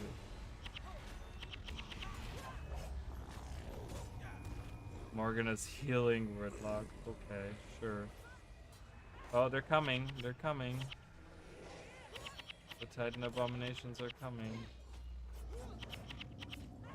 Either kill them or don't, but don't. Are they coming? Ridlock is just gonna die. I'm sorry. Oh, I guess Morgan is not gonna let that happen.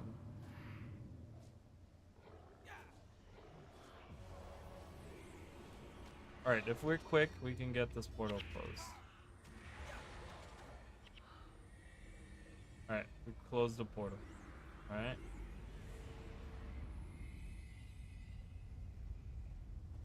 Let's go this way. They don't seem to be moving over there. There's an Armageddon Lord here.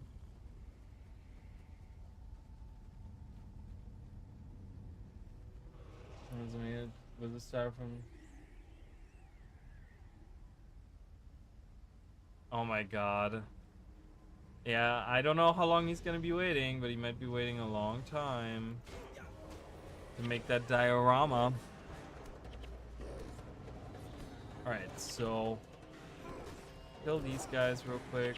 Shouldn't be hard. There's an Armageddon Lord down there. Look at that guy, he's like drippy. He's so drippy. Why is he so drippy? Alright, let's kill these guys. Shouldn't be too hard. Go get him. Go get him. Get that guy. That Ascendant.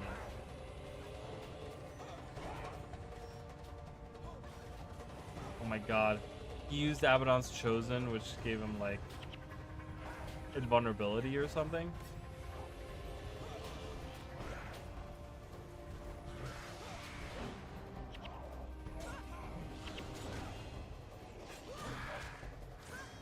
Why are we not attacking? Why am I standing here?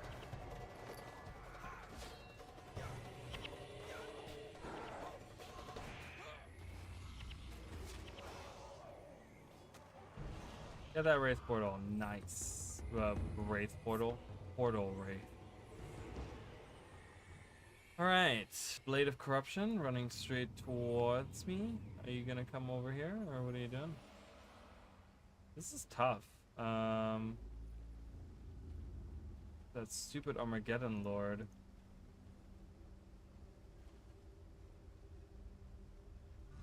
Okay, come on.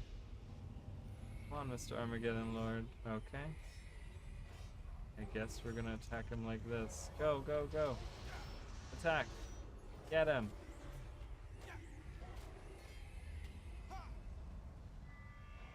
What is he gonna be summoning? Zenmai, come back here. Oh, good. You actually did a good job. You pulled the, okay. Get these guys. Go, go, go.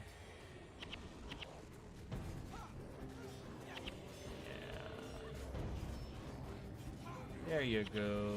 Get them all. Yeah, perfect. They're all in a group together, hanging out, having a good time. Perfect. Oh, and they just summoned more people. That's okay. Focus on one guy at a time.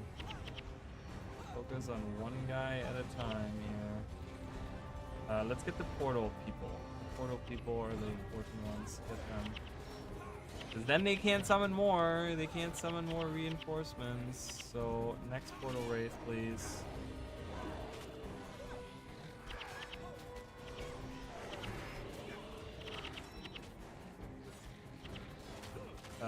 Portal wraith? I don't... Wait, where's the... Oh, right here.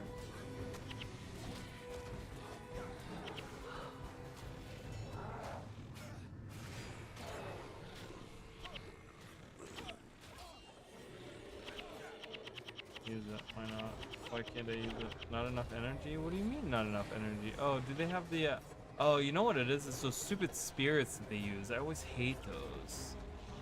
Ugh, God, those stupid spirits. The Quickening Zephyr, I think is this. Alright, we're gonna go this way. We're gonna leave those Titans for last. Oh, okay. Alright, we're now getting attacked from two sides. Didn't think they were gonna run straight for me, but oh my god, they're dying so fast. Alright, good. Let's go for these guys next. Oh, and Zenmai teleported in. Holy crap, she truly is a ninja, isn't she? She might die really fast, but holy crap, will she get in there? You'll get into their face. Right up in there. Alright. Watch Teapot. Alright. We'll be a traitor, it's fine. I'm just kidding. I'm totally kidding. Have a good evening. Thank you so much, though.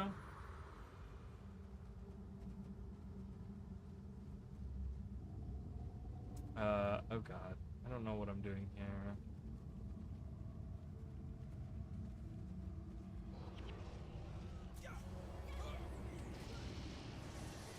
What? Don't run away. Why are you guys running away? Fight. Oh god, this is bad.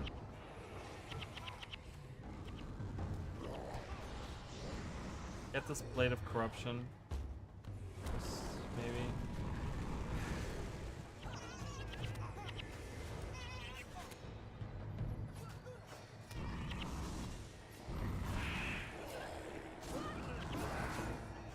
Yeah, he keeps dying because he keeps getting killed.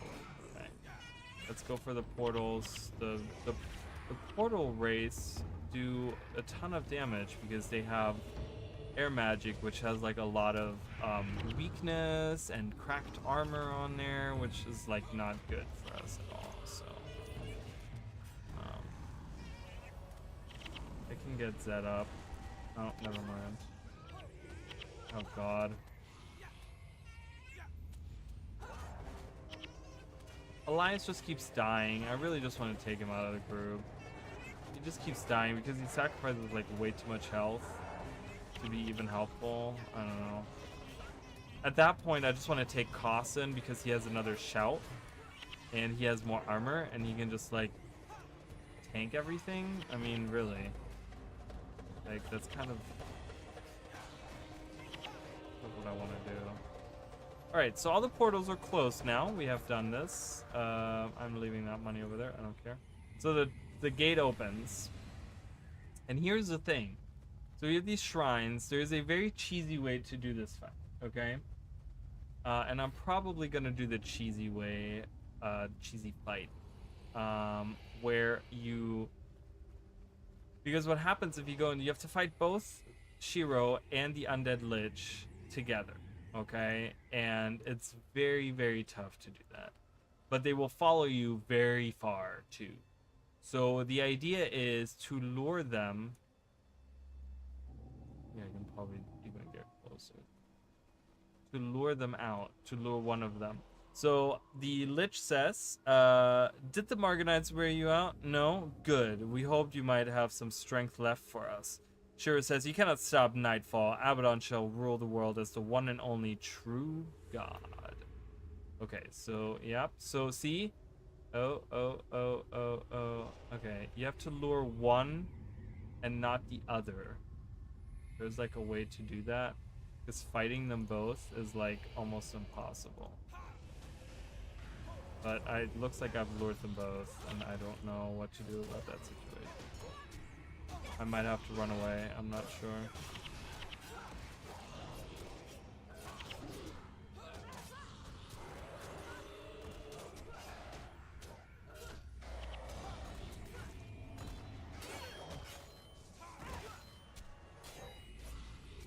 Alright, everyone, kind of pull back. See if the Undead Lich will walk away.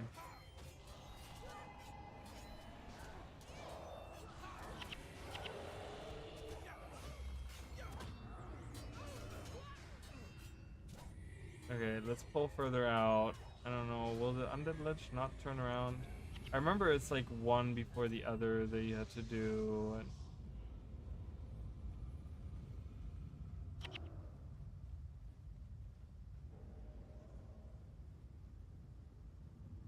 okay, why are they both like...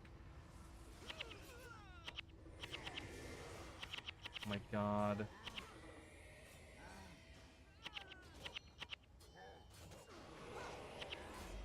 I don't have a pet, that's why it keeps not working. Okay, I gotta pull back. This is not working. They're all dying, and I just...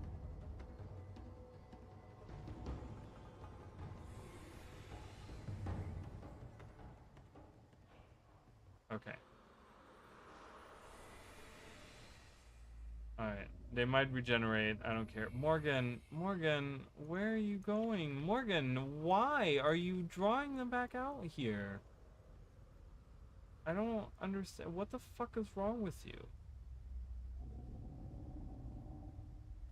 Okay, are they back? Are they back to their fucking place now?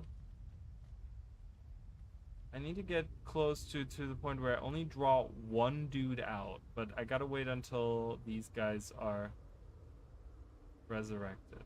Oh god. Chiro's coming back out. Okay, so now they're standing next to each other again. I need to get to the point where I literally only draw one dude out.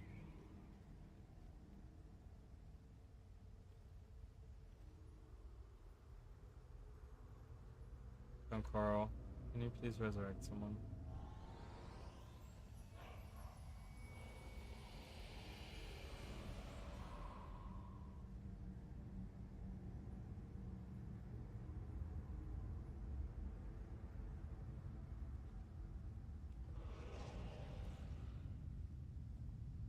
Guess I only have one person that can revive, which is really sad and kind of dangerous. Okay, all right. So once she's up, I can try to draw just one of them. Oh my god, we got both of them. Nope, we got one of them. I need to go. I need to get to the point where I only draw one.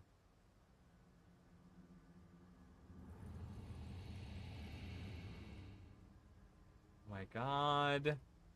See there, so when you look at the map, you can kind of see that the Lich is a little bit further forward. So I'm trying to get to the point where the Lich will come to me, because I think they both have the same aggro range. So maybe I should go further to the right.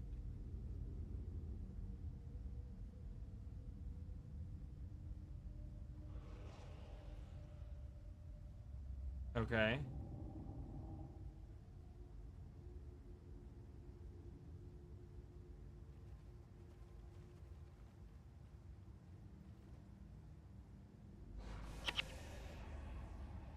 No, Shiro's coming. God damn it.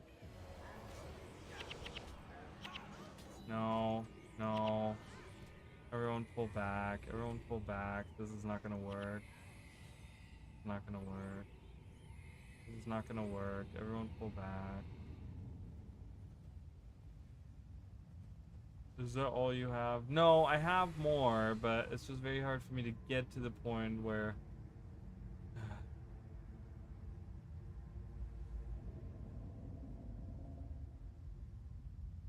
Okay, so Shiro's walking all the way back, so this is gonna be easier for me to just pull. Alright, I'm gonna have them positioned here. I think that should be okay. I don't think I need them like right up to the front. Okay, so the undead lich. Oh no no no no no no! Come back! Come back! Come back! Come back! Come back! Okay, so he's aggroed. All right, come on, Mister.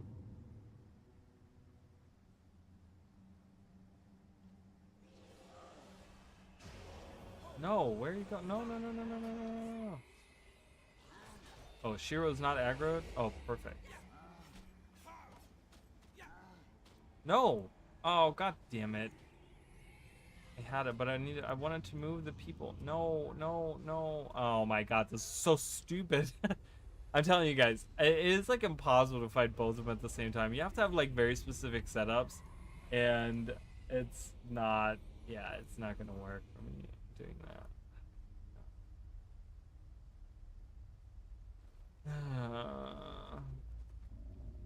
So I do need to be a little bit closer. No, no, no, no, no, no, no. One of you, I need one of you to come this way.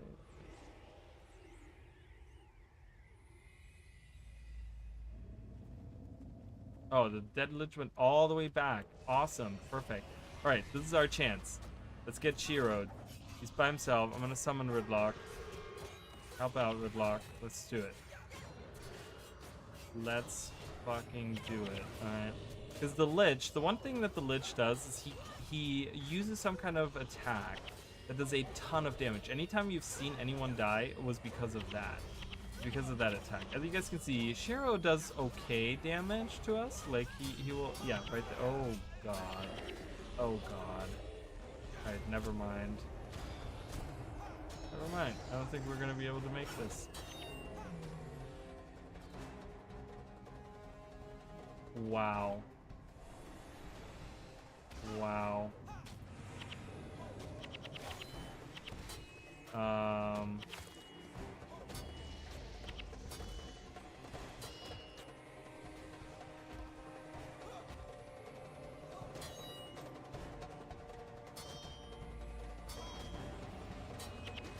Battle Scars does so much damage. I don't know if I can make this.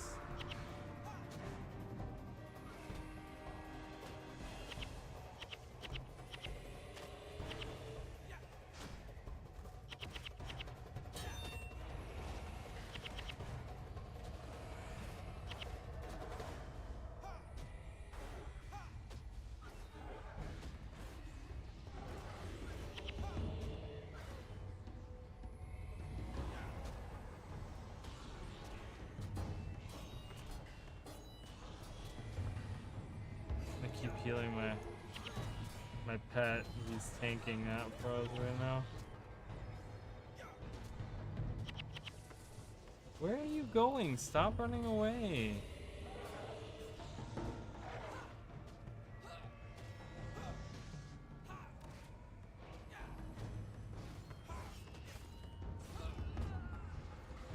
Wow. No, now you get the undead lich. Oh my god, what is even happening, Shiro? Why are you doing this? Oh my god, this is so hard. And everyone is like not doing good right now, so this is really not helping at all.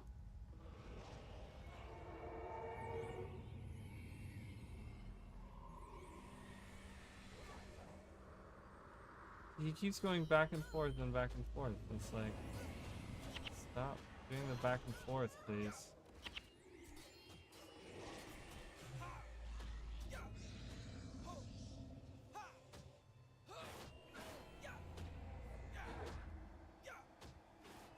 I love how Zenmai walked all the way back to where she was supposed to stand.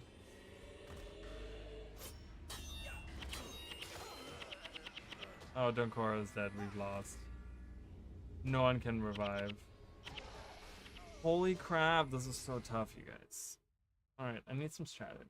I need to get some kind of clue on this. Like I said, this is a very tough mission. I've told you guys, that's why I didn't want to start it last time we were playing, because I was like, I know I'm gonna be stuck at it for like hours. So it's called Gate of Madness. Oh my god, I have one letter wrong that doesn't know anything at all that I'm doing. Considered one of the hardest in the Nightfall campaign due to the large and the negative. Yeah, no, it's just the undead lich and the everything else is fine. No, okay, before we do that, I'm gonna take out Elias. Elias doesn't do shit for me, so I'm gonna kick him out. Okay, defeating Shiro and the undead lich. Alright, let's read what it says. Most groups encounter some difficult defeat. To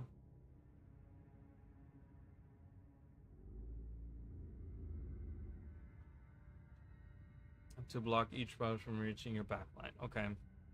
Initially, Shiro is not difficult. He starts by dishing out manageable amounts of damage and seems to lose health quickly enough. However, once he's reduced to 25% of his health, he will use Impossible Odds, which can do large amounts of damage, remove any hexes, and transfer conditions to opponents he hits. There are several strategies that work well. Use Pain Inverter at this point. I don't have that. Use a tank to draw aggro and keep it protected using wards, protection spells, and or maintain enchantments. Keep your backline away from him, and as long as you have enough damage, he will not survive long enough to do any significant harm. As suggested above, use a spirit wall and or minions to prevent Shiro from reaching most of the party. Bring stance removal skills to cancel Shiro's battle scars and bring interrupts to prevent impossible odds. Okay, so we're gonna have to build around that a little bit. What? Okay, so he went with energy. What I'm gonna do here is. So how does panic work? I want something that interrupts, right? Um, Power blocker. So is casting a spell or chant a skill, and all skills of the same attribute are disabled. I want something that's like really. And take damage whenever they use a skill, and additional damage if not under the effects. Okay. That's not that great. I don't know. Does panic work?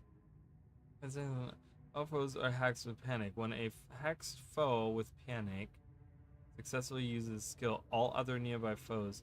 So that doesn't work on him though. He doesn't interrupt. It doesn't interrupt him. I'm looking for something that interrupts him. This interrupts and disabled for an additional 10, 11 seconds.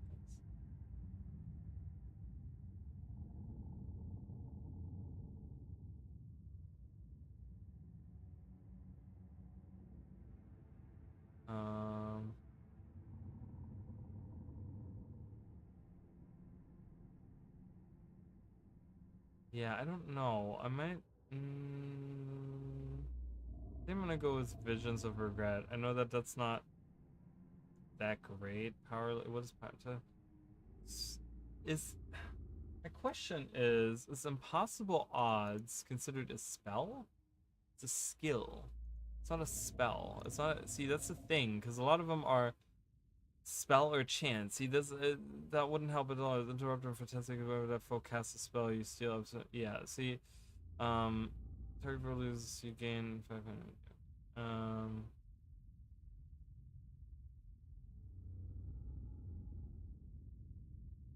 Spells cast interrupts the target foe's action. If that action is a skill, that foe and all nearby foes are knocked down.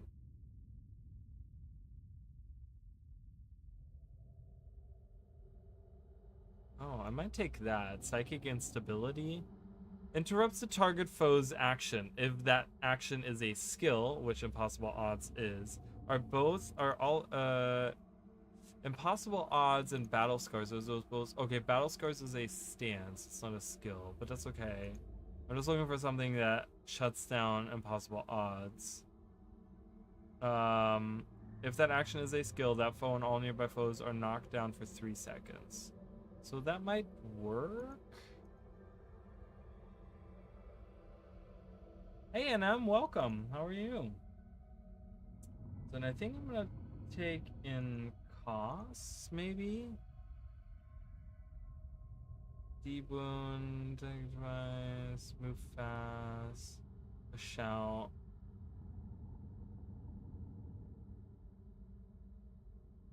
Do we have other shouts that we can? Oh, the shouts are tactics, and I moved away from tactics with him, right? I did strength. I gave him a strength shield instead. Because the bonus item is that's a tactics shield.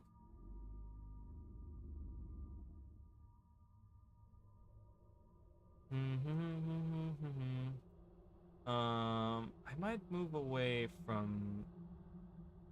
I might do that. We're struggling really hard right now with the Gate of Madness mission, which is. I knew right away that it was going to be a tough mission, but yeah, it's just kind of annoying. Oh, nice. That's good.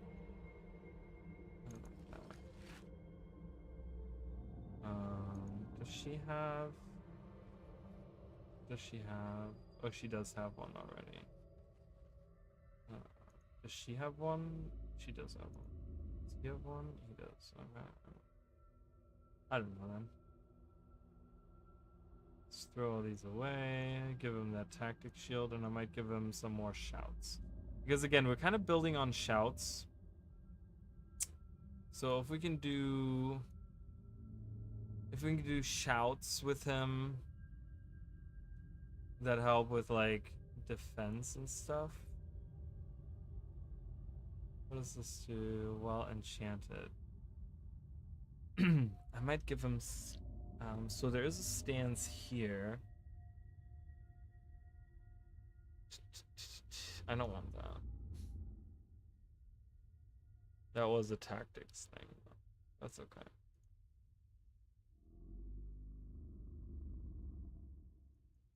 Okay.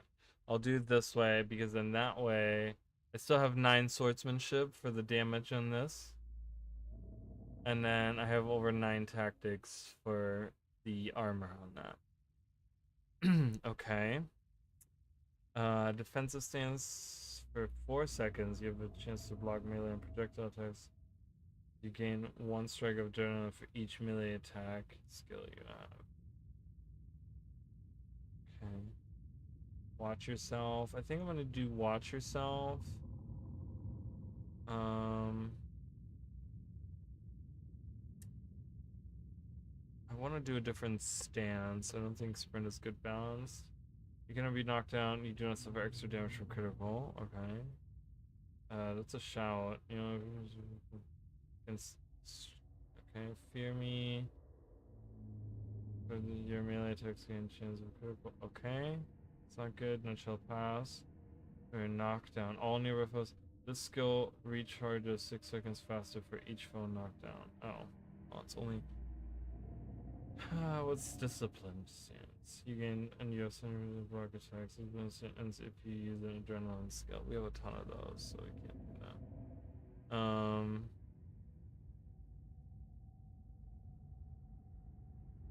think I'm gonna use just that. Maybe another stance, because we can't keep that up all the time. I don't have a lot of stances. I don't have a lot of stances. I have 3.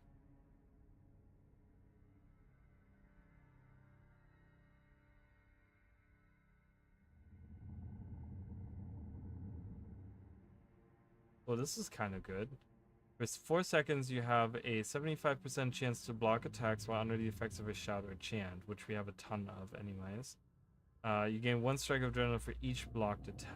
So he gets a ton of adrenaline too. We're gonna try that. We're gonna have a little bit of a more defensive approach with this. So let's try this. I just want to get through this mission. How are you, NM?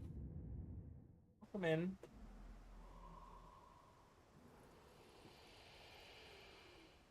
Alright. We haven't had Koss in our group in a while now. It'll be nice to have him join us. How many skill points do I have? Oh, I'm down to 17. Just so you guys know, I've been buying a ton of skills. Just going around spending some money on some skills and stuff because I am trying to like get all the skills. So I've been getting a ton of skills. So, all right. We have a ton of melee characters in this. What does Koss? Oh, Koss has a resurrection signet as well. That's kind of nice.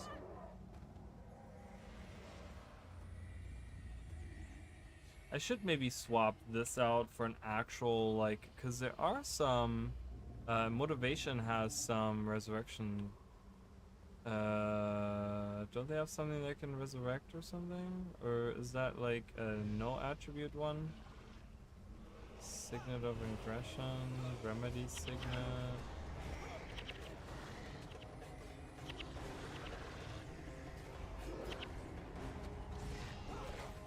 Felt like there was something revival-like that they had, but maybe I didn't buy it yet, so I don't know. I don't know.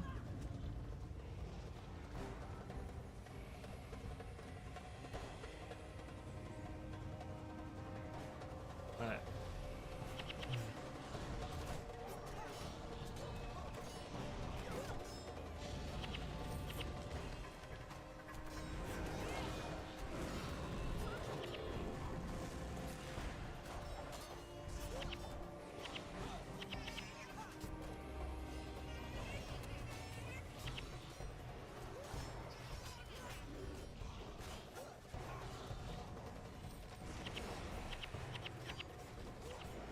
And I might look into, because the whole idea, like, we're doing okay damage. We're not doing a ton of damage.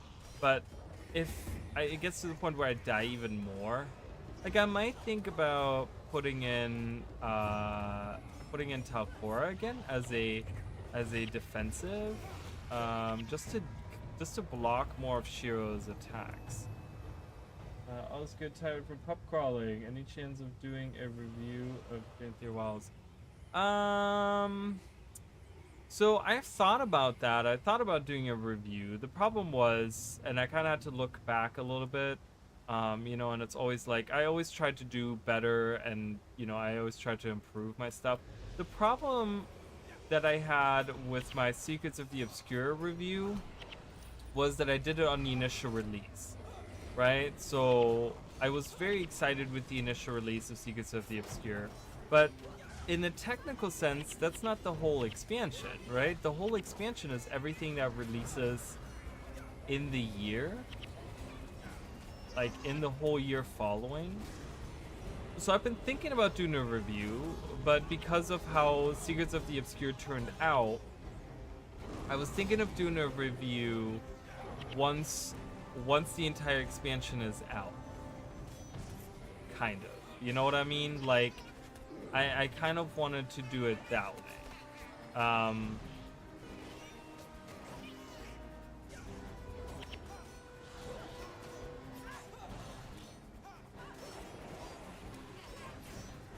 So if I don't know, I don't know if people really look to me to do a review of things. I don't know if I'm really like the channel to be doing reviews. I don't know why I use both of my speed skills at the same time. It's kind of silly, but whatever. You know, I don't know. But if people want to, I would, you know, if people really want me to do a review of Secrets of the, or of,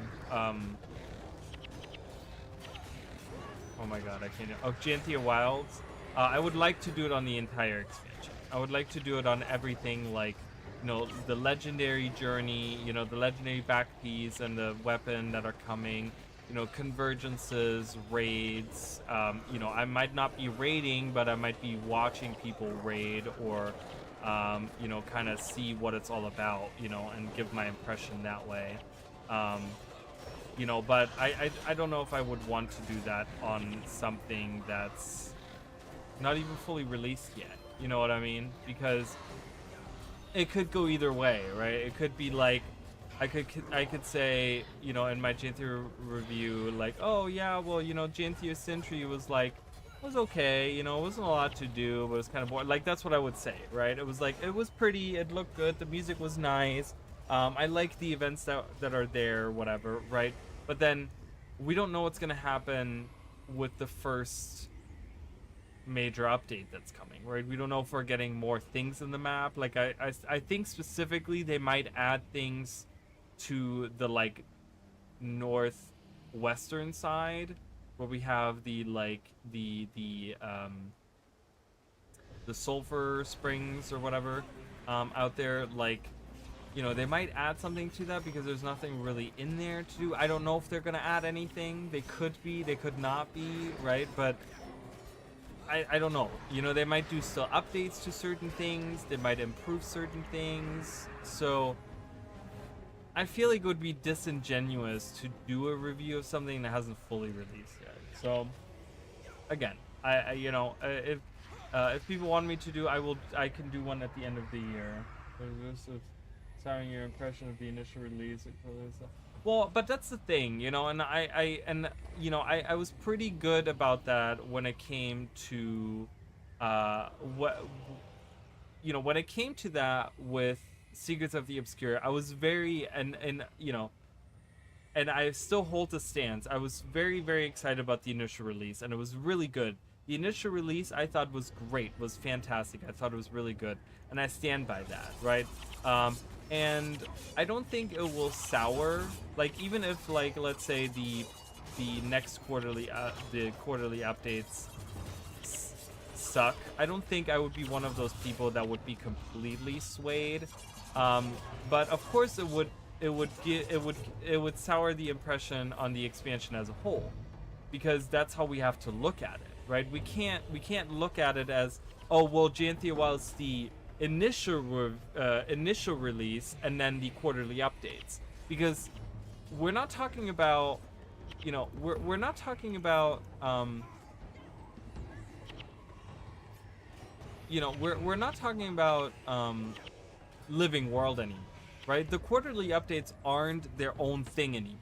They are part of the expansion. You know what I mean? So while yes, the post initial release might sour my opinion overall for the entire expansion, hopefully not, but they might, I still think that, we have to look at it as a whole, because that's how they're presenting this, right? And I feel like a lot of people are still in this, oh, the initial release is the expansion, and then we have Living World that's split up among a whole year of releases. But that's not so, right? It's like that is the whole expansion. The whole expansion just releases in parts, pretty much.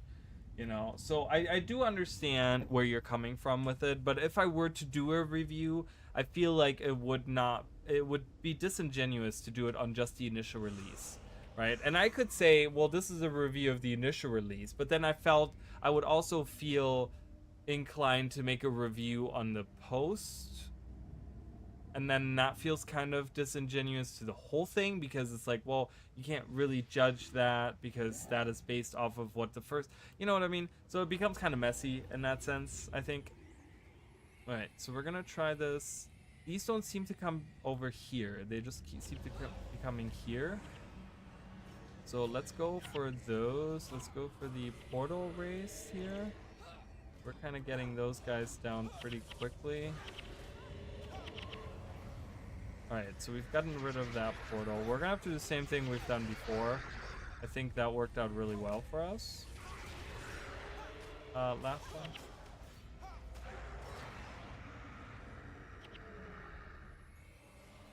So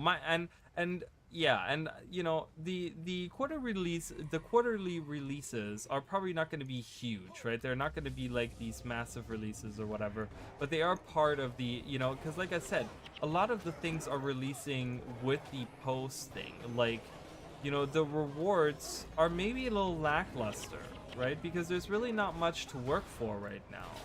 You know what I mean? There's not a lot of repeatable content as well. Like that would be one of the criticisms. If I were to make a review right now, it's like, well, once you go through the maps a couple of times, there's really not much to do beside a world boss that you can do every so often.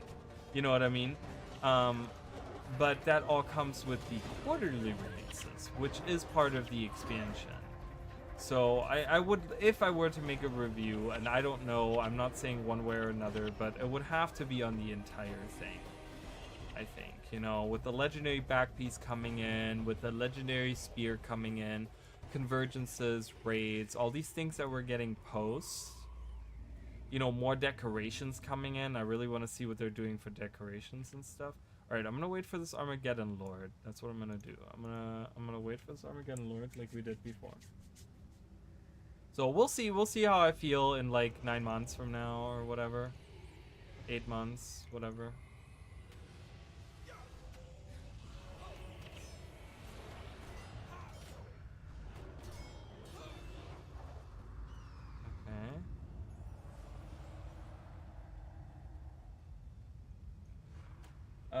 Same. I'm hoping they update Janthia Sentry map, but honestly, I really doubt they will. For me, this experience is all about Wing 8. I really hope Arena gets it right before, both for casual and sweaty players.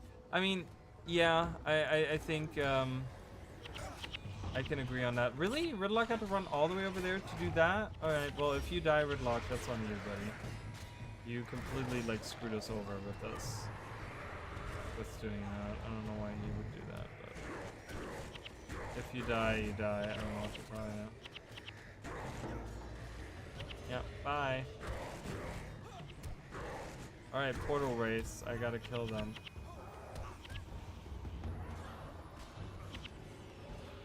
Kill the race. They're gonna summon more people, and we're gonna be in even bigger trouble in a minute if that happens.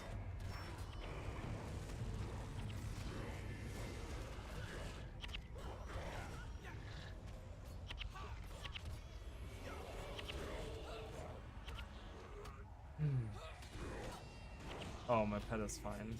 It's Ridlock that's dead. Setting. He does a ton of damage. That's okay. By the time we get... I could already summon him now. I'm going to summon him right now because then that way the summoning sickness goes away. Yeah, I mean, I think a lot of people are hoping on Wing 8 to be good. I'm hoping convergences are going to be more engaging because that's more content for me. You know, I don't do raiding. I don't really do that type of content. But to me, it's going to be about what the legendary spear looks like and what convergences look like. You know, and of course where the story goes. That we're getting 2 new maps. See, that's another thing. Like, we're gonna be, you know, if I do a review, I'm gonna be doing a review of 2 maps, even though we're getting 4 maps. You know, like that's a lot of, you know, other stuff still there. You know,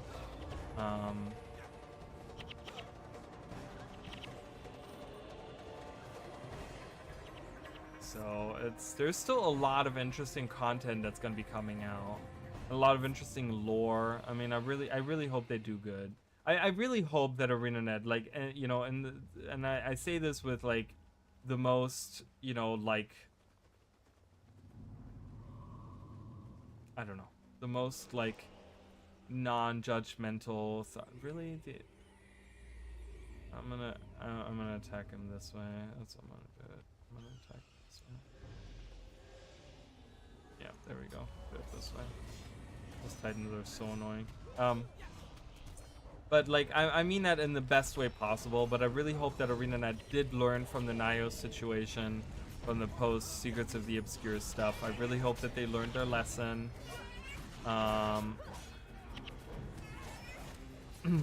You know, I really, that's what I hope. So.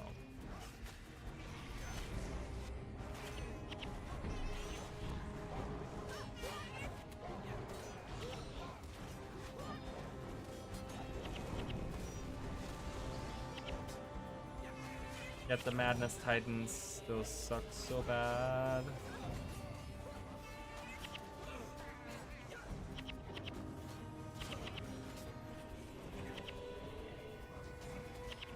Yeah, we have a lot of defense now as well because we do have Kasa's Watch Yourself, which gives us 18 armor each.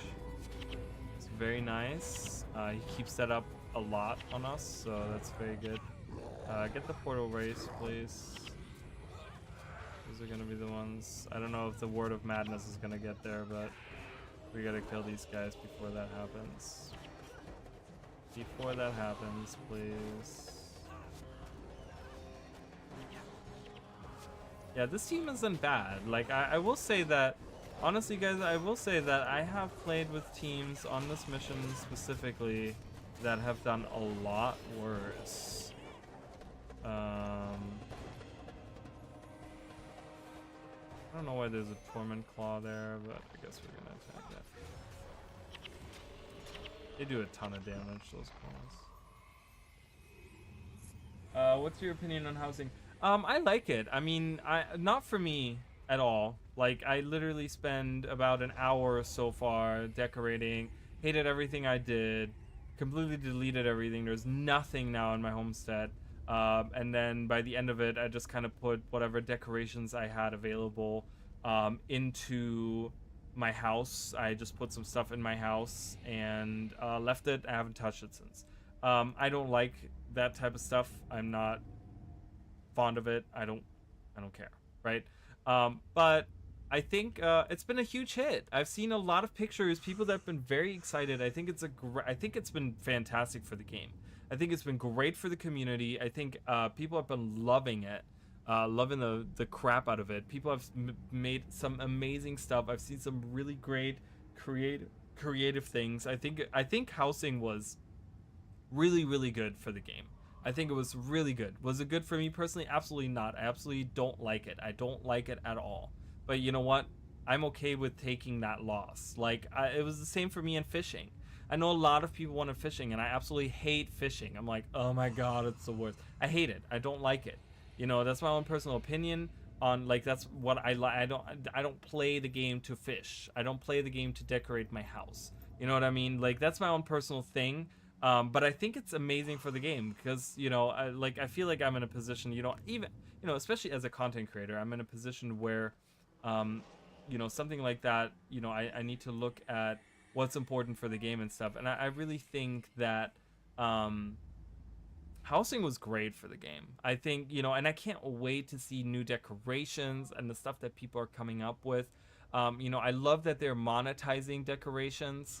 You know, I really love that they're coming up with really cool ways. They're going to be making probably some really incredible housing stuff. And people, and the reception has been so good even to the paying of, like, because they've been telling us, hey, you're gonna get like 800 decorations for free, and they're probably gonna add more as the game goes on. But we're all, you know, but they're also gonna give us like decorations you have to pay for, and people are totally willing. They're just like, you know what, hell yeah, I don't care. Like, there's people that are like, I'm happy that that's coming into the game, even though I'm not gonna buy it, like specifically the decorations, right?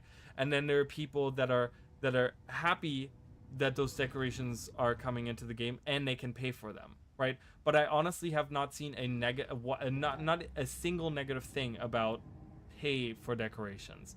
So it's been really well received. I think they've done a really good thing with it. I think it's probably the best feature. Like, they can expand on this in so many different ways. They can build on this, and I think overall it's been a huge success. I'm gonna try to get the Lich. I don't know if I can get the Lich.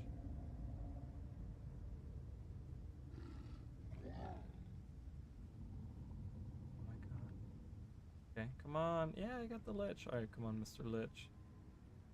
We'll take care of you out here. We'll take care of you.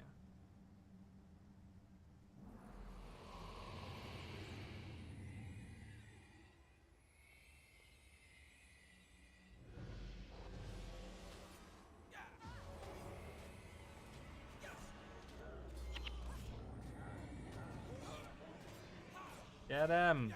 Get him, everyone! Do critical attacks. Critical attacks. No, no, no, no, no, no, no, no, no. Don't let him run away. Don't let him run away. He's almost dead. Get him, get him, get him, get him, get him, get him. No, don't let him get away. Come on, come on. Almost there. Oh, we got the Lich. Yes. Fantastic. How are you liking the decorations? The housing? The decorations. The housing. Alright, so Shiro is going to be tough cookie here. Donkoro is okay. I need to move Donkoro away. Donkoro needs to just focus on healing. It doesn't matter what everyone else does. Donkoro is my main healer, so he needs to be back there. Norgu. Oh, Morgan as well. Yeah, you know what? We can actually put the back line in the back line. It's perfect. Because we have all the healers. These are all... Zed is fine if he dies. That's okay. Alright, cool. Perfect. Alright, come on, Shiro. Come on, little man. So this is good. I need to keep them away.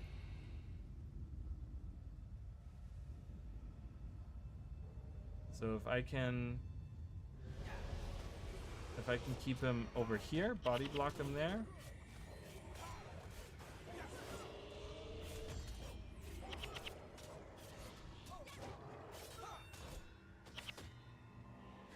Where are you going? Where are you going? Why are you doing this? Why are you... Okay. I need to move you guys further back. No, no, no, no, no, no, no, no, no. You guys go there. I meant to do this one. Further back. Yeah, Zed is like right in the middle of that, but I don't really care.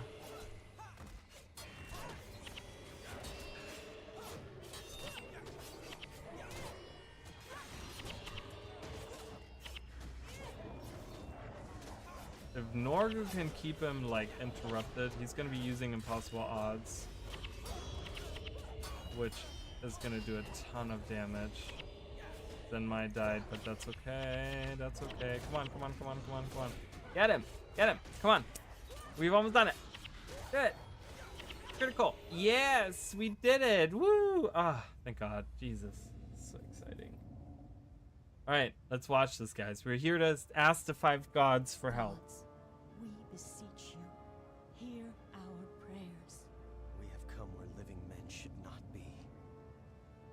fought armies, crossed wastelands, and conquered demons. Now we are in the heart of torment. We must destroy Abaddon before he destroys the world. But we cannot battle him alone. You are not alone. The gods are always watching. Watching? We need your help. We are only mortals and challenge a god. There was a time when the gods walked the earth. Every thought and achievement was a gift of the gods. But now you must realize that our gifts are within you. Dwayna lives in your compassion. Balthazar in your strength. Melandru dwells in your harmony. Grenth in your justice. And in your inspiration, Lissa is there. The divinity is within you. And so we give you our blessing. That should suffice for the task ahead. And to you, Cormyr, a most special gift. This is your world now. This is your decision. You must make a choice that a mortal could make.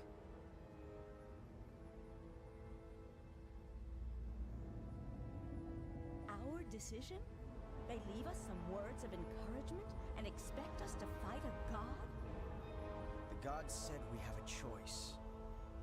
A choice that only a mortal could make. Yes. Yes, there is a choice. We can end this. We don't have to be driven by gods and their avatars. Let us go. Alright. Oh, 0 avatars rallied. Yeah, you're supposed to like rally the avatars while you fight the gods. Or the guys. The 2 generals or whatever. So, yeah, not doing that. Anyway, so that's great. So that worked out really well for us. I'm gonna kind of move some of this stuff back to the way that I had it. Using panic might not be a bad idea. I think I might stick with panic. I think I'm gonna stick with cost as well. Maybe not all this defensive stuff. Maybe not the defensive stance. Maybe we can do another shout or something.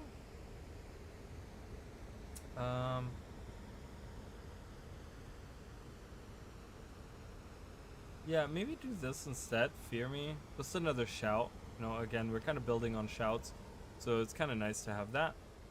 Yeah. So, this is where things become very interesting. So, Cormyr says, you know, so we go to the temple and we're like, okay, you know, we're looking for something like a powerful weapon or powerful spell or something to defeat Abaddon.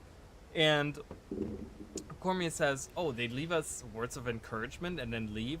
And that's kind of what they're doing. That's pretty much exactly what they did, right? But I will tell you that in the cinematic, there was a little bit of like there was like a little shiny, you know, it was like, ooh, bling, like you got a little like something around your character. There was just like some weird like glowy thing that happened around your character. So they did give us some kind of gift. We don't really know what this gift is. And Cormyr got a special gift, and we don't really know what that means either, right? So it's kind of very vague, and they're just like, oh yeah, the gods are within you and blah blah blah, and we're just like, okay. So we're pretty much alone in this, right? We're like alone in this fight, and we're gonna have to do this on our own.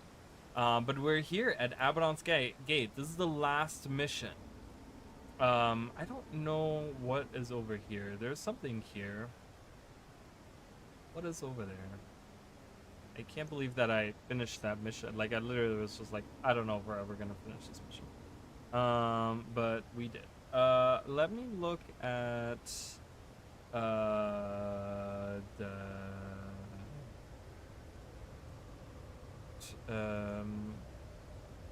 am I looking for? Realm of Torment.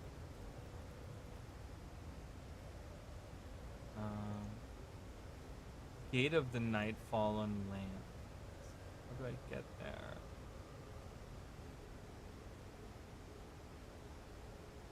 Gate of Torment and Gate of... Okay. Depths of Madness. That's not there. Okay, anyways. It doesn't really matter. But, yeah, there's another area out here. That you can go to. It's not super important. But, yeah, so we actually, again... you know, night is falling, right? And we actually see, right, like through this window here. We're not going to be able to go to it, but when you look over there, you can actually see this is the Sunspear Great Hall that you see. So it's indicating that the Sunspear Great Hall has already fallen into fallen into night, right? Like that's the Nightfallen version of the Great Hall. So things are slowly like this is just another testament as to like things are still happening outside of this realm. While we're in the realm of torment, fighting our way through here or whatever, Nightfall is still happening in the outside world, and um, more realms are getting pulled into Nightfall kind of thing. So, but yeah, so we're here at the Abaddon's Gate. The unimaginable torture and loneliness to which the five gods abandoned their dark sibling lies within Abaddon's Gate. He strains against his chains, and his anguish resounds throughout the realm of torment, twisting and mutilating the minds and souls of all who venture near. All right, so I think this is the last mission, you guys. We're not gonna be quite done with the stream yet because I want to do something after that. But let me take a short break. And then let's defeat Abaddon, you guys. All right, I'll be right back.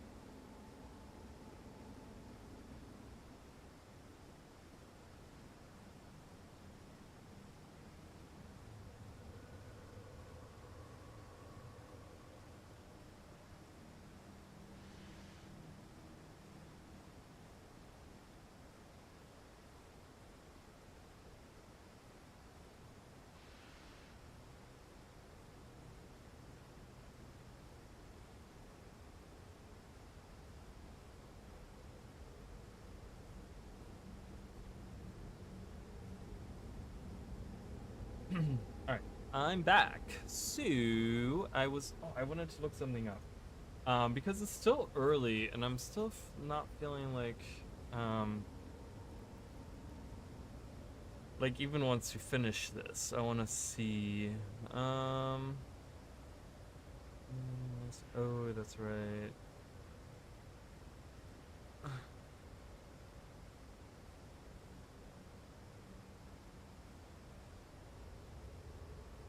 Okay. So what we're going to do is we're going to do this last mission, and then there's a couple other things that I want to do after. All right, so let's go in. Let's see how strong Mr. Aberdeen is. Good old Mr. Aberdeen. Mr. Aberdeen, we gotta kill you.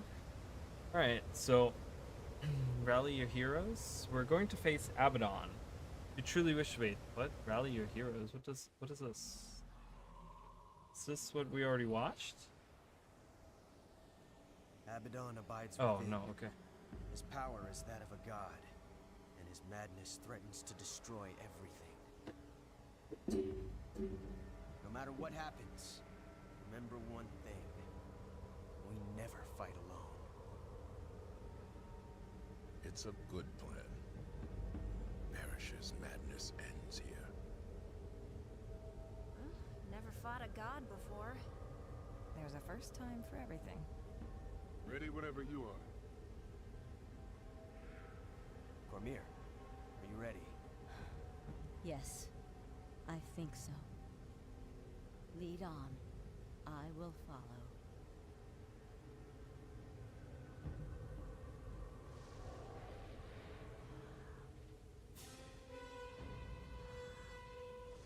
And there he is. Good old Abaddon.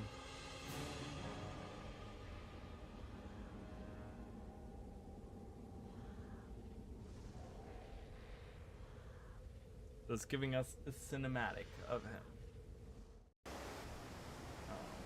It's really cool because, you know how like we talked about like how Abaddon took over the powers of like some insect god or some spider god or something, right? And we see a lot of influences of that, especially when we go to like, what was it, the Gate of Fear or something we go out of, or whatever it was, where the spider bodies and the not caterpillar, but the centipede and stuff, like all these things, right? Where they talk about like pretty much insect things and all that stuff. But you can actually, when you look at him and like his face and stuff, he has like these pincers and stuff. He does have some like insectoidy, like, you know, that might have been something maybe where when he like took over the power, you know, whatever he was before, like maybe transferring that power over, like maybe had a little bit of an influence on like what his god form looked like, maybe where like these pincers and stuff like came out and stuff, something like that. So anyways, so it's just like a little rally your heroes. So we're rallied, we're all ready to go, so we're gonna go face Abaddon now. It is an absolute must to go do that.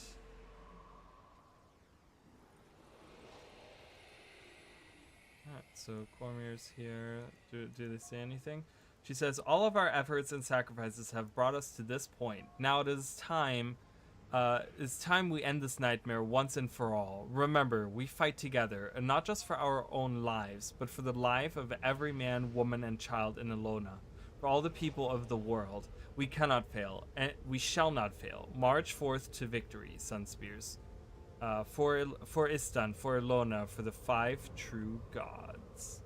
Alright, so we have to go. This is where we were rallying, right out here, right? This is where the rallying speech was, right out there. And we're gonna have to kind of go around. But yeah, he's actually like, because they were like, Abaddon waits within, but Abaddon is actually like over here or whatever. So here's something really fun that you can do. You know, this is something that any veteran will tell you about all the time. So when you approach him, you can go up to the bridge. I think you might be able to do it sooner as well, I don't know, but if you do the dance emote, okay, this is what happens. Okay, you start dancing and watch Abaddon. He's raising the roof. He's doing it.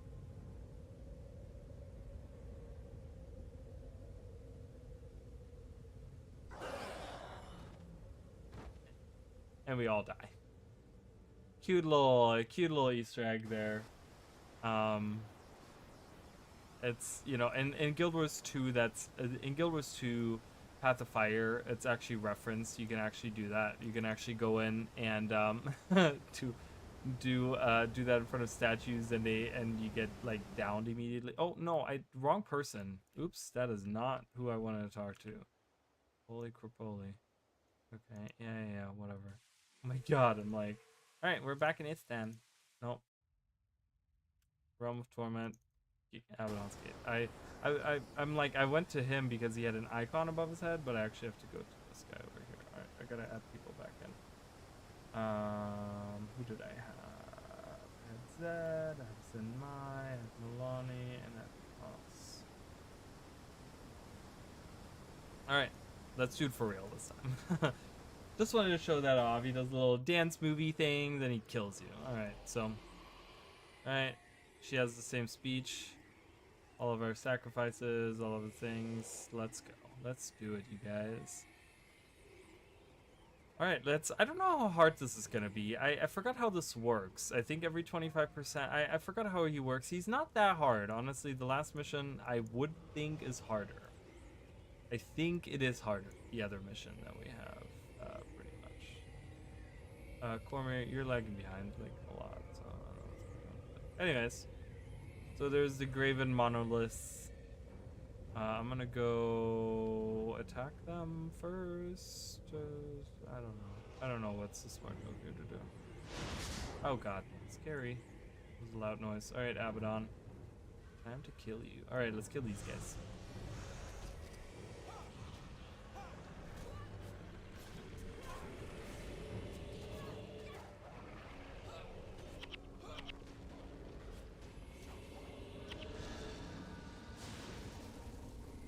Kill these guys.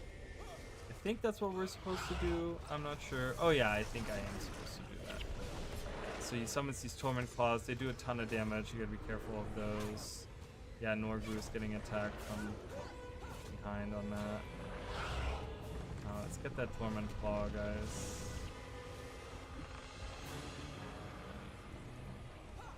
Get these guys. And I think then we can attack him. But see how he's like almost insectoid? His mouth is almost insectoid-y looking.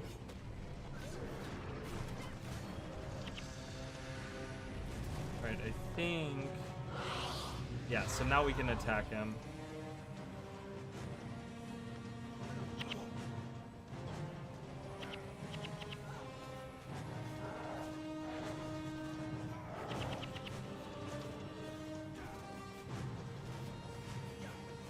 Level 30, so he's like way high there with the level.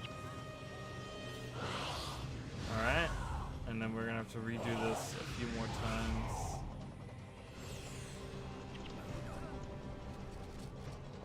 Oh god, okay, we've gotten two groups. He does attack us, uses little laser beams to attack us.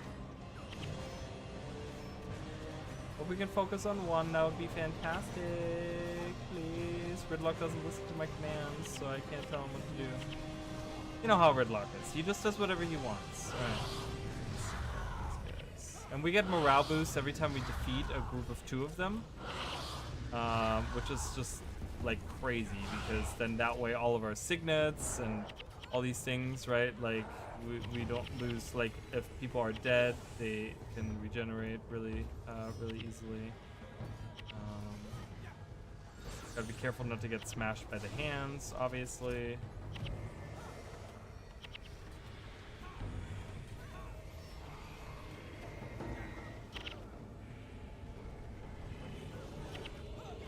We got interrupted, mass interrupted there. That was interesting. Good thing that I have a lot of melee players, actually. Okay, Abaddon, attack everyone, go, go, go, go, go.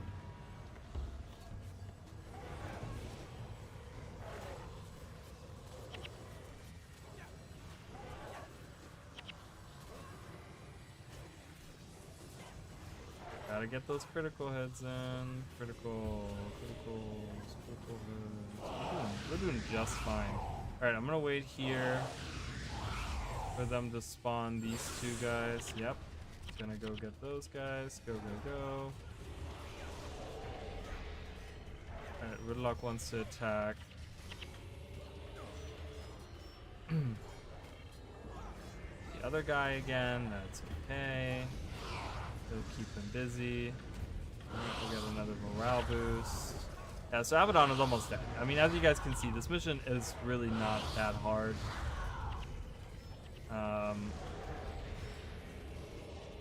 You know, if you have a lot of defense, a lot of healing and stuff, you're just fine.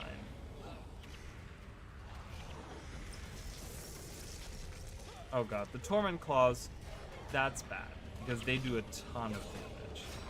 So you gotta be careful with those. Easily defeated though as well, so no worries about that. Okay.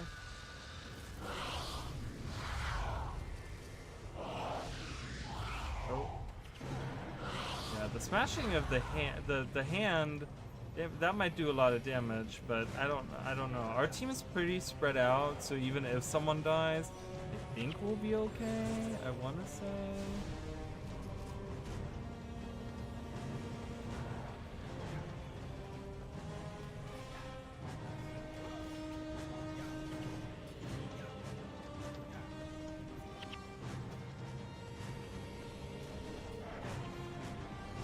All right.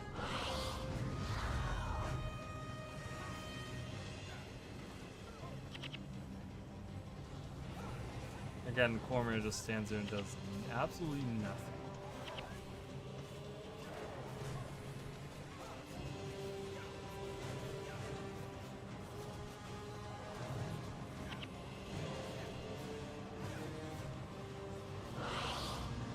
Alright, we got one more round to go. And then that'll be it for Abaddon. Down with Abaddon! Oh god.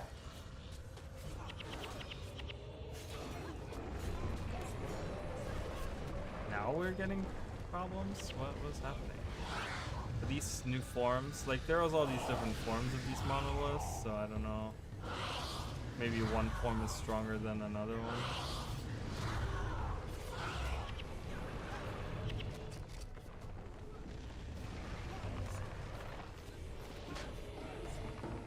Alright, kill that guy real quick.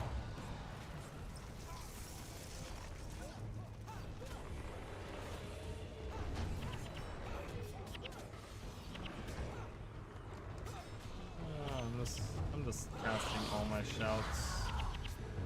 Casting many shouts is always good.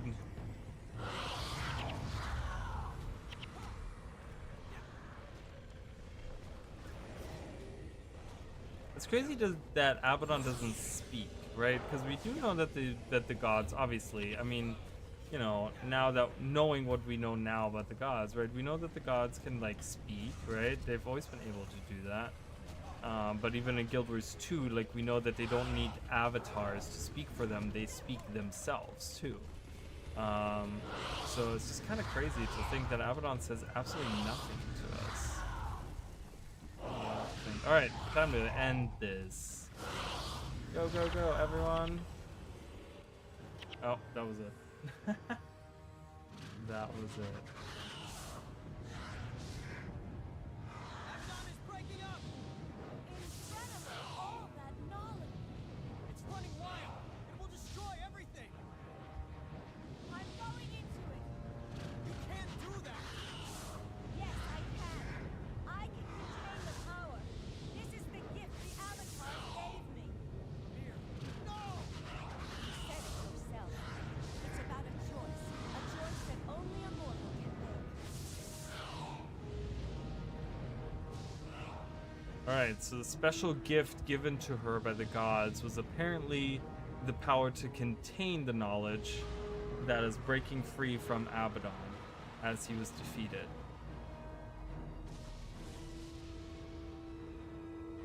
Cormier? No. Yes, Cormier. And much more. Abaddon? No. His power, his knowledge, but not him. His will is broken. There is a new god of secrets. There is a new day. Nightfall has come and gone. I have much to do. Much must be repaired.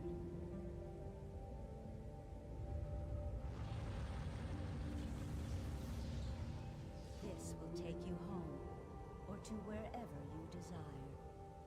Cormir, if you need help, Yes, I will. But for the moment, you have your world back. The gods spoke the truth. It is your world. Use it wisely. of course.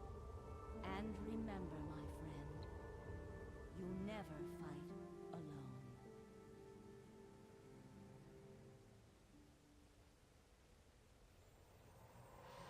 All right. I think under 10 minutes or something, you get the masters. So that's it. So that's the end of the mission there, right? So they make a statue. You defeated Abaddon. The Forgotten build a statue of Cormir holding the mask of Abaddon, right, in triumph. And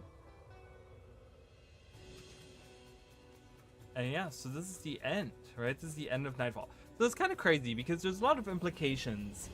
When you listen. So first of all, like, what does it take to be a god, right? Like, she was given a gift to absorb all the power of the god and then become the goddess herself, which, is interesting because it almost seems to be that the gods wanted Cormir to become the goddess, right? Because they gave her the special gift. So do they have, like, did they look into the future? Did they know this was happening? Did they know that that's what they wanted to do? Right? So there's kind of that question of that. It's like, okay, well, that's interesting that you guys just have the power to see this or whatever, right? Like how would you know? Like, why weren't we given the gift, right? Why was Cormir given that particular gift, right? But then there's also, like I said, so the thing with Abaddon as well, which is super interesting, is also the because she doesn't say that Abaddon is dead. And I'm not one of those people that's gonna sit here and say, oh, well, Abaddon is still alive, or Abaddon is still out there, or we're gonna see the return of Abaddon. But when you listen to what she actually says in the cinematic, she says, because we ask her Cormir, and she says yes. She says no, yes, Cormir, but much more. She's like, I have absorbed and much more, and then we say Abaddon, and then she says no. His knowledge and his powers and all these things, but not him. His will is broken. Meaning that she doesn't outright say he's dead, right? Like, again, when we think about what it takes to be a god, right? Like, so, for example, when we defeat Balthazar in Guild Wars 2 and Path of Fire, right? Like, he explodes into this magic, and, magic explosion happens, and, Kralkatorg absorbs the magic, and Oreen absorbs some of that magic, and he's gone, right? Because in the end, gods are pretty much these magical beings, right? They're these super powerful magical beings. So, but again, we don't really know Balthazar's origin either, right? We don't know where he came from and stuff like that. We don't know what his origin is. But what if Abaddon's power wasn't completely absorbed, and he was, like, maybe there was just a little speck of power that was still magic, that was still inside of him, and he fled to somewhere else, and he's just been, hiding away all these years, waiting for his moment, right? So I don't know. There's, like, a lot of interesting things that could have happened, that could be going on. So,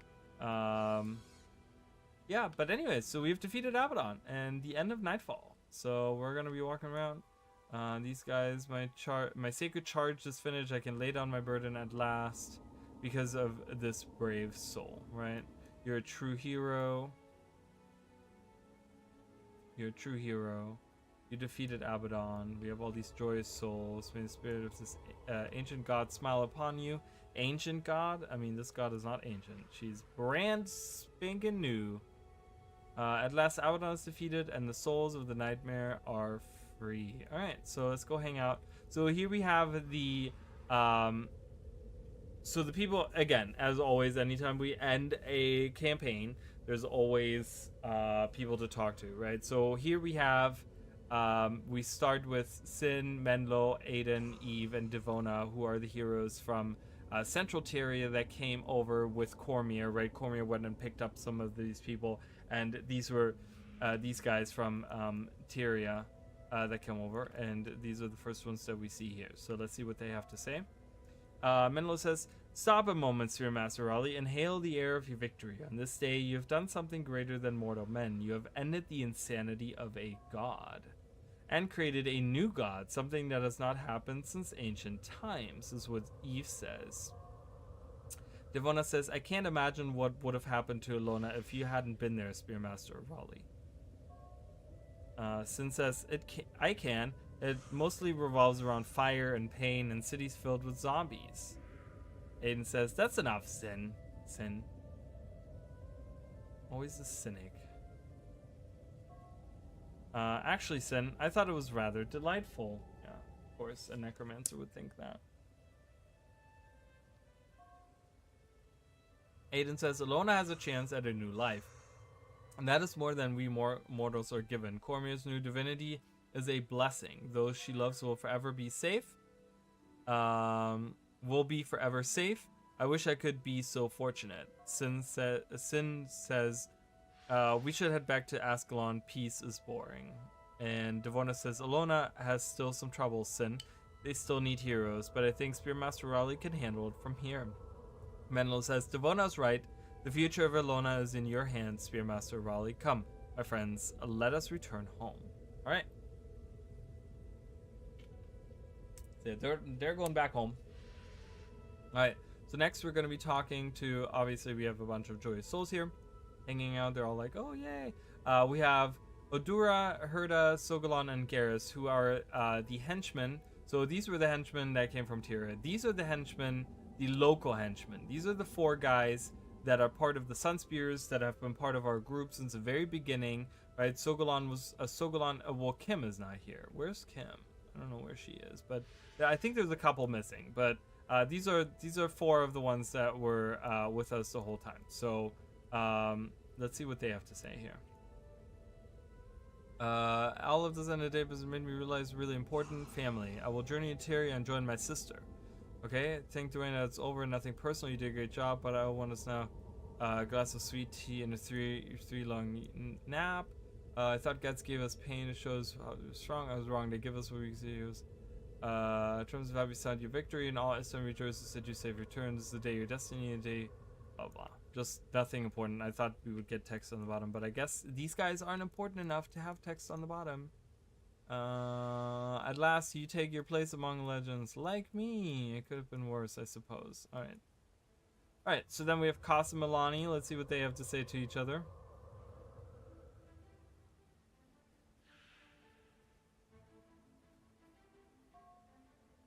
Hi, my friend. We've traveled a whole continent together and even fought a god. I bet you're now grateful that you took me along with you. You couldn't have done it without old Kas.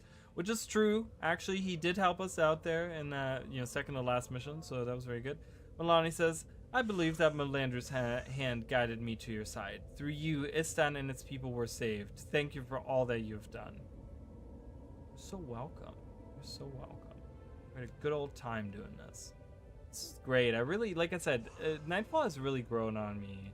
Nightfall really feels like there's something really like nostalgic now that I never really had that so much. Maybe it has to do with like Path of Fire, like after Path of Fire maybe released, maybe I got more attached to the region itself, like Ilona as a region, and then season 4 and stuff. But I have this like that I've never had before. It was like this nostalgia feeling for Nightfall, that I never really had that, but now I have that. I really have that, where I'm like, man, this is great.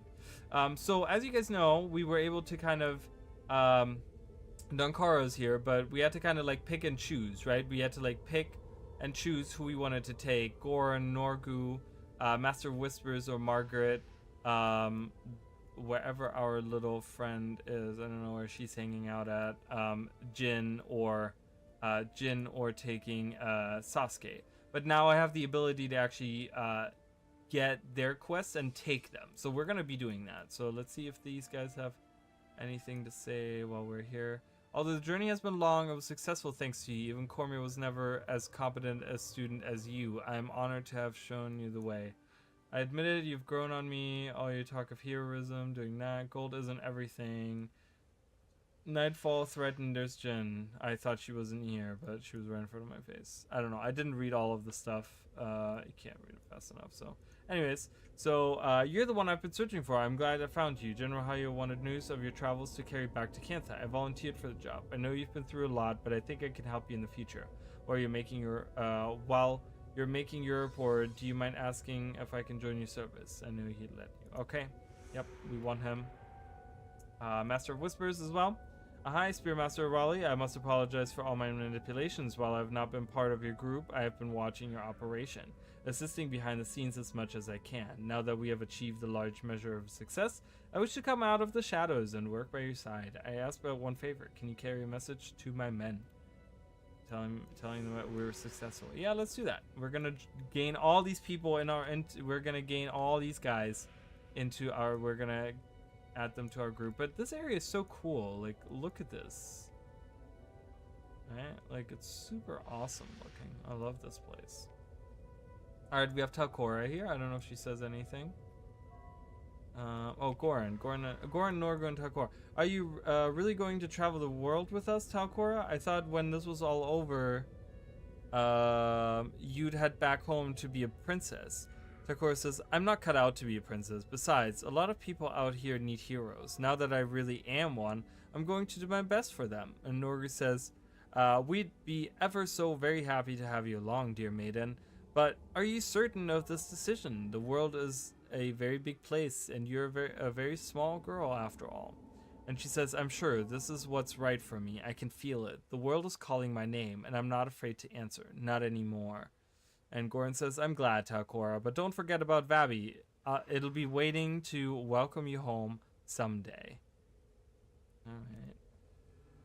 And then, I'd like to fight alongside you, you being a great hero and all. I used to work for Prince Boca, and then I did some freelance bodyguarding. And here's the thing. I ran up some expensive volume on the Boca's surface. Hey, Prince Boca owes you a favor. You could ask him to forgive my debt, and then I could do stuff for you. Sounds like a good idea. We have Elias and Zenmime. And Morgan, actually. All three of them. I don't know if they're going to have a conversation or what. When I served Corner, you were my enemy. They say a man is defined by the enemies he chooses. I can think of no better way to be remembered than as a soldier that served by your side. Not a general, not a commander, just your friend. To be Mozing is to be without master, blah, blah, blah. I don't know. But yeah, these three were with us as well. Awesome. So good. I wish they all had like regular dialogue, but I guess they didn't want to make it as long. Because honestly, let's get real. Factions was so long in that sense, right? All right, here we are. So, Forgotten Keeper. Keeper of Secrets here.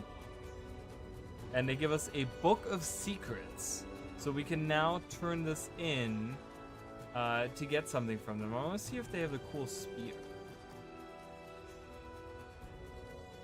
Courage of the Forgotten, Prayer of the Forgotten, and Spirit of the Forgotten. Enchantments last 20% longer, energy plus 5.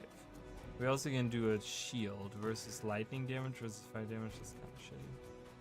Double adrenaline gain, chance 10%, energy plus 5, and then this one is the damage dealing one. Huh. Energy plus 5, health plus. Enchantments last longer. I don't know. I might not exchange it. I might just keep it for myself for now. We'll see. Maybe at some point I'll need it. All right, but yeah, they give us the book to turn in, and then I think, yeah, so this is the oh, Mike O'Brien. Isaiah, I'm sorry. Eric Flanham, Jeff Grubb. I mean, these are Colin Johansson. Oh man, there's so many people. Lindsay Murdoch, Mike O'Brien.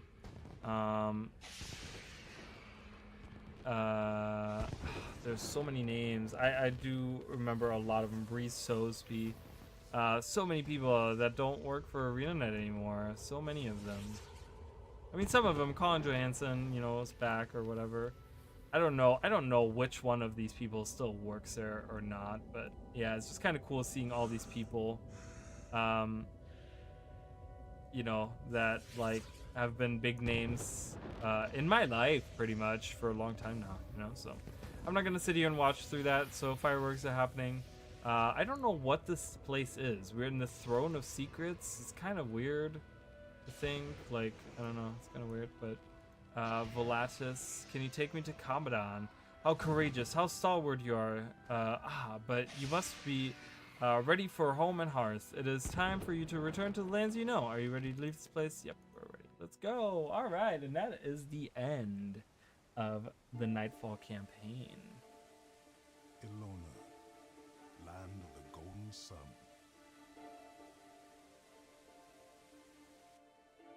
A land of wealth and bounty. A land of heroes. Oh, look. Much greenery has A returned. land protected by its champions. A shadow fell upon this land once. The shadow of an ancient and forgotten darkness. Night fell, and the time of the 5 gods ended. Yet after every night comes a new dawn of a new day. And a time for new heroes. In Ilona, the land of the golden sun.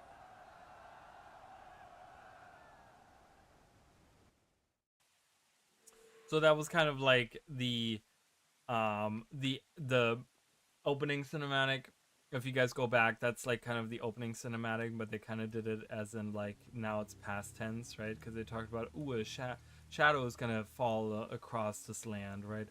Oh, I'm getting so nostalgic being here now. Like, it's been such a long journey, and like I said, I don't know. I really like Nightfall is really up there with like some of the releases. I mean, that we've had, you know. So really love that.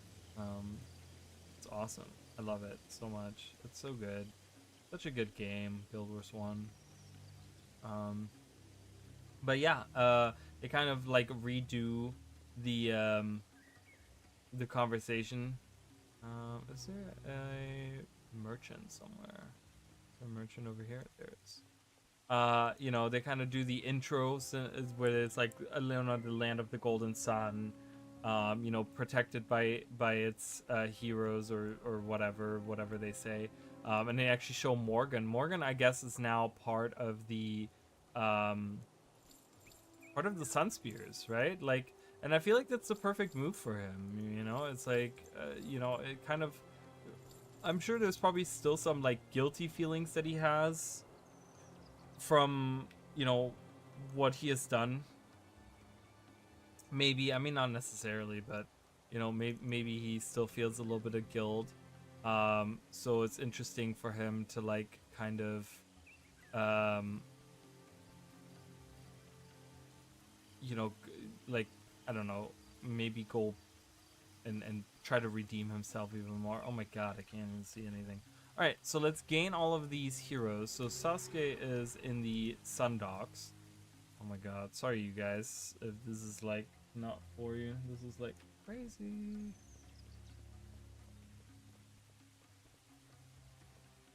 Alright, I don't know if this goes away now. It doesn't. Alright. Alright, so Sasuke is here. Jin is already part of our group, but we can get him. Sasuke is a fine elementalist and a better friend. I'm certain he will make a good companion. Just to be sure to tell him to point his fireballs. You can get a little overexcited. All right. Relentless curiosity, amused outlook on life, and quirky sense of humor are rare in a Zaishin. He's fond of offering advice, commentary, and wisecracks in every situation, but he can back up every word with a flamboyant, explosive fighting style. Alright, so he's there. We can get Gorn now. Gorn will have to be... We actually have to go to the Splendid Macoon to get him. I'm going to have to be leveling these guys, so I'm going to be taking them in. So the thing with Sasuke is he's actually a fire mage. He's a fire elementalist. So we're going to make him a fire elementalist. Yeah, that's good to have. Flare, no, we'll take these out. And we're gonna make him, he's earth and fire, but I want to make him straight fire. Straight up fire. And searing flames, target foe and all nearby foes are struck with searing flames. Foes already on fire with the skill are struck for foes not on fire. Okay, mind burn, target foe and all adjacent foes take 39. If you have more energy than a target foe, that target foe and all adjacent foes take an additional 39 are set on fire. So that's kind of crazy, set them on fire. Double Dragon is actually really good because we have some melee people. So Double Dragon, this is actually from Cantha. For 8 seconds, you and target ally are enchanted with Double Dragon. Adjacent foes are dealt 18 fire damage each second. Additionally, when you or your ally use skills that target a foe, that foe is set on fire for 2 seconds. Yeah, so we're gonna take that with us. Glowing Gaze is the energy one. I want to use that. Lava Arrows is kind of nice, I think, maybe. Meteor Shower, maybe Meteor Shower? Where's Meteor Shower? I saw Meteor, but I didn't see Meteor Shower. Do I not have Meteor Shower on this? I don't have Meteor Shower unlocked. Are you serious? That's why. Okay. Okay, sure, I guess, fine. I think Lava Arrows is pretty good. Oh, I already put that in.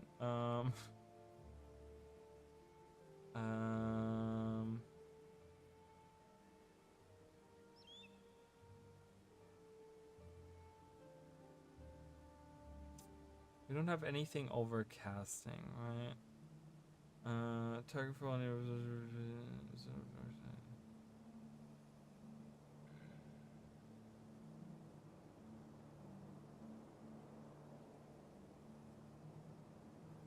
Liquid Flame.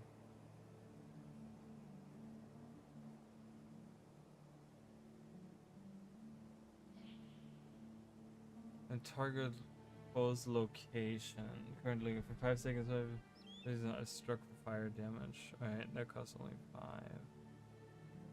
Alright, we're gonna see how that works out. I don't know. Put him in. I'm gonna. So let's take Morgan. Let's take down Koro. Yeah, Norgu is fine.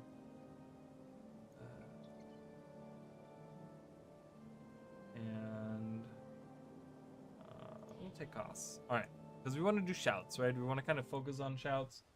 So kind of want to take all the people that use shouts. We just have, I think, like 1 or 2 groups of enemies to fight. Oh, I don't know if I got any. Oh, I did get some promotion points there. So it's really cool to think about this, right? Like, again, I talked about this a little bit. So when Nightfall came out, you know, it would have been really cool to see. Like right now would be the end game starts, right? And you do the like Domain of Anguish, which is part in the realm of torment. That's like really tough to do. And you do like title hunting, and you level up. You come up with like trying to get all the skills, getting all the elite skills, finding good equipment for your heroes. You know, this is where that starts. You know, it's so cool to think about like how that was back then. You know, all those years ago. Oh man, it's so cool. Like, I would love to see like a glimpse of that, like what that was like, you know. So, but it's okay. Yeah, we just have one group of enemies. That's why I kind of had to take my friends with me, because I was gonna go alone, but I was like, well, you know what? There's some there's a lot going on there.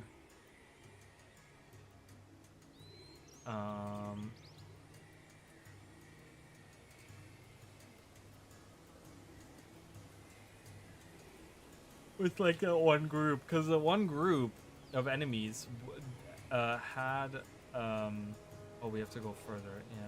Yeah, the one group of enemies had a boss in it, you know, and I didn't want to risk it trying to run by or something.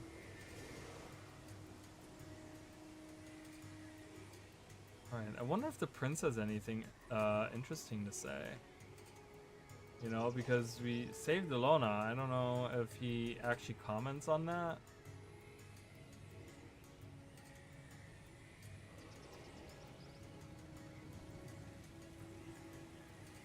Whoever wants to go with you, fine, I'll forgive us that. He's free to go. If you don't want to hear him talk about the mutton chop of righteousness or the grilled cheese of destiny any longer, I'm getting better.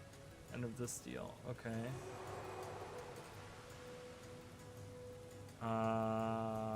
Yeah, no, they don't say anything. Alright, so we have Goran is now with us. He's a warrior. And then we're getting the Master of Whispers coming with us. I actually like the way that we didn't take the Master of Whispers with us, because this makes more sense in this context. You know, I think it makes more sense that he was still part of this crew here. I think I need to talk to this guy down here.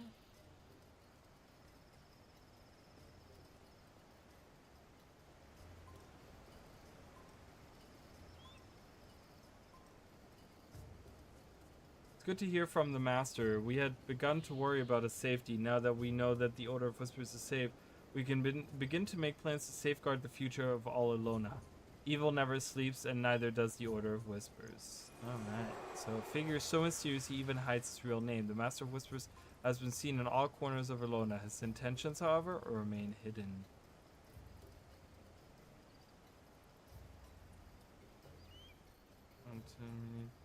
Order of Whispers needs to help. We have devoted our lives to protecting his threats, including that of Audom. Most of it comes from one of his creatures that we have captured at the Great Cause. Nearly 100 years ago, we interrogated this Titan. Save you. Okay, interesting. There's like a little side quest you can do there. Here's something really cool. So, we have the statues of the 5 gods, right? And actually, I'm gonna go talk to this rank person here. Oh, this is actually a skill that I would have been able to use. Target demonic servant of Abaddon.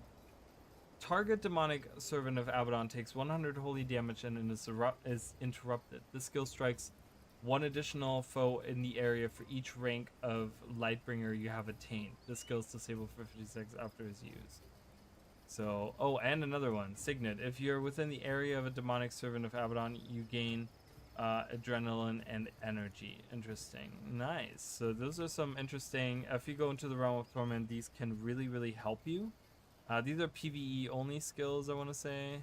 Yeah. So, but these can really help you out. You know, 100 damage isn't that great, but it strikes a group of 4 others if I use this. So this would have been really, really nice to have. And the Signet as well, getting a ton of energy. I mean, that's really, really nice. But anyway, so we have the 5 statues of the gods, and then we have this guy right here who's standing in front of a gate, right? And is not yet ready. And he will tell you actually when you go talk to him that you can only come talk to him once you have finished the campaign or something. Once you have like defeated Abaddon or something is what he says. Because they're actually hiding a statue of Cormyr here. Yeah, and you can go, and we can read the scriptures of Cormyr, which were made this very day, but let's read it. And so it came to pass that Spear Marshal Cormyr, hero of all Ilona, was pulled into the inky blackness surrounding the God of Secrets. And though her sight had been robbed, her body racked, and her spirit flayed, she remained resolute. And so was she joined within the realm of torment by fearless allies, Spearmaster Raleigh and other great heroes, who stood at her side as she sought to thwart Nightfall. Together did they battle through fear and anguish and madness. Remember, these are all the gates. We have a gate of fear, gate of or domains even. Domain of fear, domain of anguish, domain of madness, until at last they stood before the face of the imprisoned god. He who had once challenged the five and lost. He who threatened to break the chains placed upon him by the other gods. He who now sought to bring Nightfall to the world. The dark god Abaddon. And so did Cormia and her allies engage the dark god in titanic battle, and through her power and their combined skill and bravery, through her power. Again, remember, they talked about how she fought alongside us. She didn't fight alongside us, okay? She did not fight alongside us. She was just kind of hanging out the whole time, like, realistically. And so did Cormia and her battles engage the Dark God in titanic battle, and through her power and their combined skill and bravery, and the blessings of the five true gods, did Abaddon at last face his ultimate defeat. Yet the power of a god cannot be destroyed, and Cormia, making a choice that only a mortal could make, did take upon herself the mantle of the goddess of truth, with all its power and responsibility, all its dominion and duties. And so, by mortal hands, did a new immortal enter creation. Alright, and that's the scriptures of Cormia. But we're not quite done yet, so I wanted to do something, and this is mostly not for the people that are watching right now, because I don't think there are that many people watching, but let me open this up.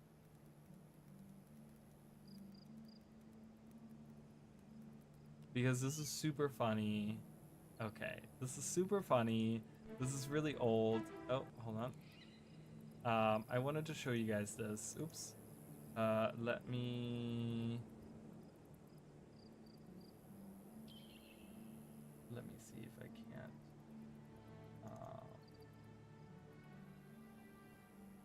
Okay, I want to see how big this is. Okay.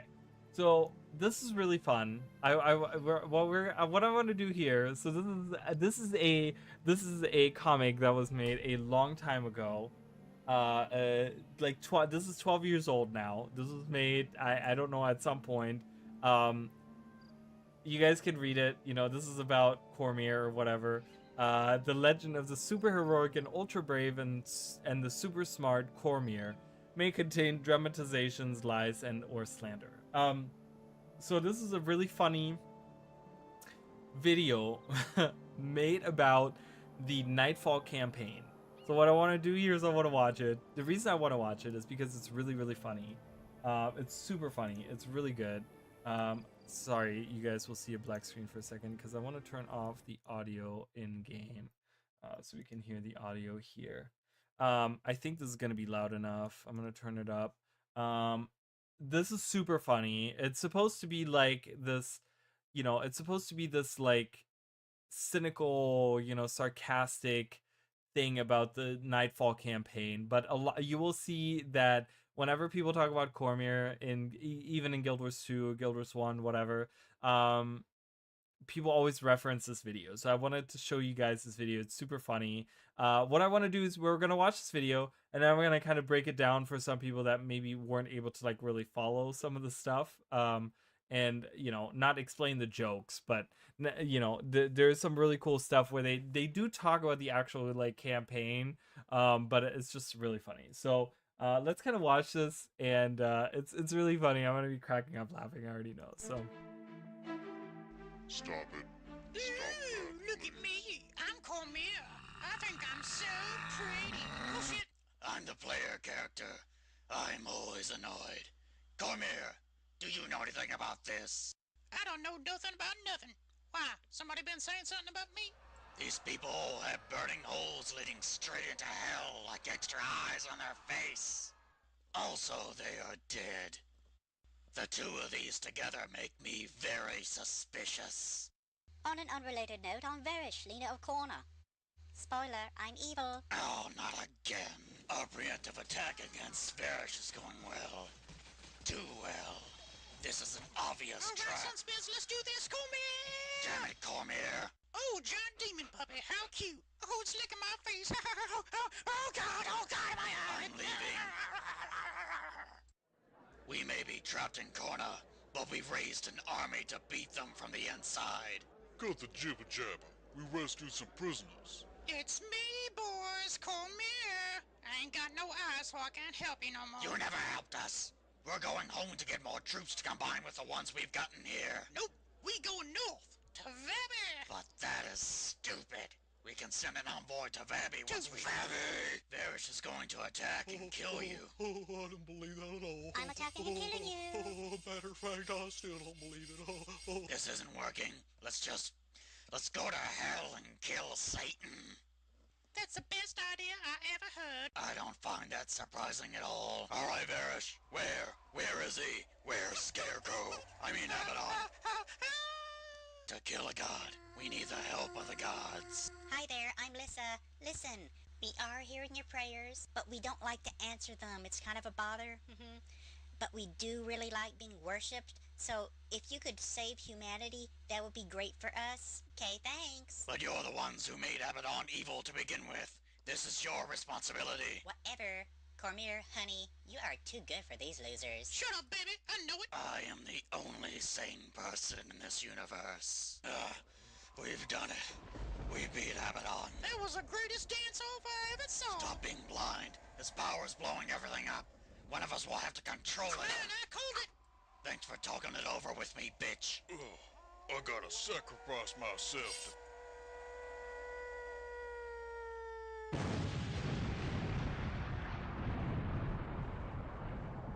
I am now a god. You're a god. I deserve this. Ooh, this place is fucked. Get on that for me, will you? And you? Hell no. I will build some statues of myself, though, and establish a cult before I leave, all in worship of myself. Be sure to pray to me and worship me. Not that I'm gonna answer those prayers, but you know. See you later, fuckers. Looks like we got our 6-man for kick, bro.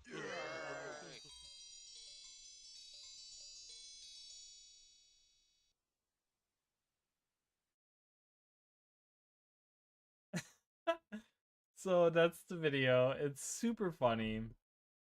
I love it. Oh, I didn't mean to actually close that out. Whoops, hold on. Let me... Oh god. Alright, Opera GX.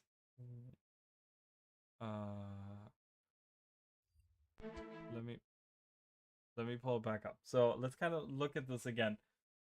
So really funny. Like I don't know why this like completely cracks me up so much, but it's so true. So they talk about this is Cormier right in the beginning. Remember how she like there was the statue of Abaddon and she like she waved her hand in front of it or whatever and awakened it or whatever. This is right like this is like, oh, poking you, right? They're making fun of that. The player character is always annoyed, which is true. It's like I love right here this part with the like leading straight into hell. It's like, oh my god. And this is supposed to be a reference to Badman. If anyone hasn't figured this out, it's supposed to be like Badman. It's supposed to be dervish, but it's like a dervish Badman. Varish being evil, so funny right there. Like she's like, spoiler, I'm evil. And then here is the surprise attack, right?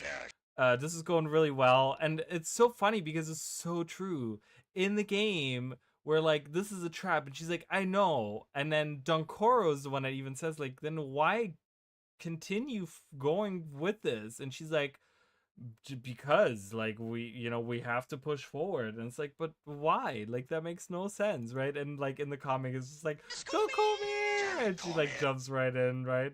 And then her face gets eaten, right? It's like, okay, why didn't you run away? And then our character, the player character, is like, I'm leaving. Which is so funny because we leave her, like, obviously we're fleeing, right? But it's just like, we leave, and then we're like, oh, we can destroy it from within, blah blah blah, all this stuff. And it's like, we've built an army, we've, because remember, like, we kind of build up all these allies in Corna and stuff. And then the player character's like, oh, we can defeat her from within. And then we don't do that, right? And we're just like, Koss over here, cool guy Koss, is like, oh, we're gonna rescue some prisoners, and then there's like Cormier, and she's like, oh, I'm blind, I can't help you, and we're like, you've never helped us, because she had, I mean, in the beginning she did use sub skills, but she wasn't really that helpful, and then we go to Vabi, and the princes don't believe us, right? They're just like, oh, we don't believe you, and she's like, oh, I'm killing you, right? Like, that's pretty much exactly how it's all happening. Like, none of this is exactly wrong, and that's what makes it so funny. And so the player character is like, where's Scarecrow, right? Because it's Batman, where's Scarecrow? And then the Five Gods, this is really cool, because and we just had this happen, right? We just went through this mission today, and that's exactly how this is, right? So Lissa is like, yeah, so we like that you worship us, and we want you to continue worshiping, but you need to save humanity so they can keep worshiping us, but we're not gonna answer your praise or anything. We just love when people worship us. And then we're just like, okay, but it's your fault, like, that we're in this predicament in the first place.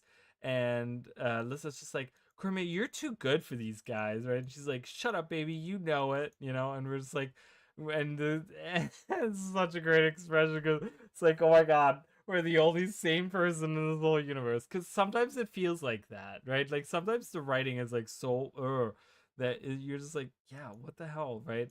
And then she takes the power, and she's like, I'm your god, and she's like, here, take this broom, clean up this mess. She's like, this realm is fucked, right? Just like, she just leaves, and we're like, what are we supposed to do, right? And she's like, well, I'm building a cult, and I want, everyone's worshiping me now, but I'm not really gonna help you guys. I'm not gonna do anything. So she gives this middle finger and goes up.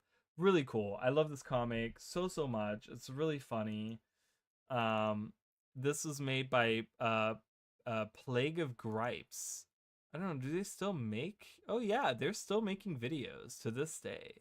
Demon Souls with German Spy was the latest video made. This is the 5th one. I guess this is playthrough of it or something.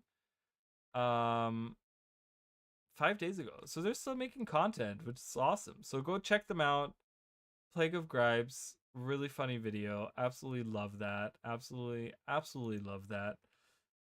But yeah, and that's, it's pretty true. It's a pretty funny video, but if you guys ever hear people referencing, like, nobody likes you, Cormier, or like, anything that was in that like, that's where that comes from. It's from that video.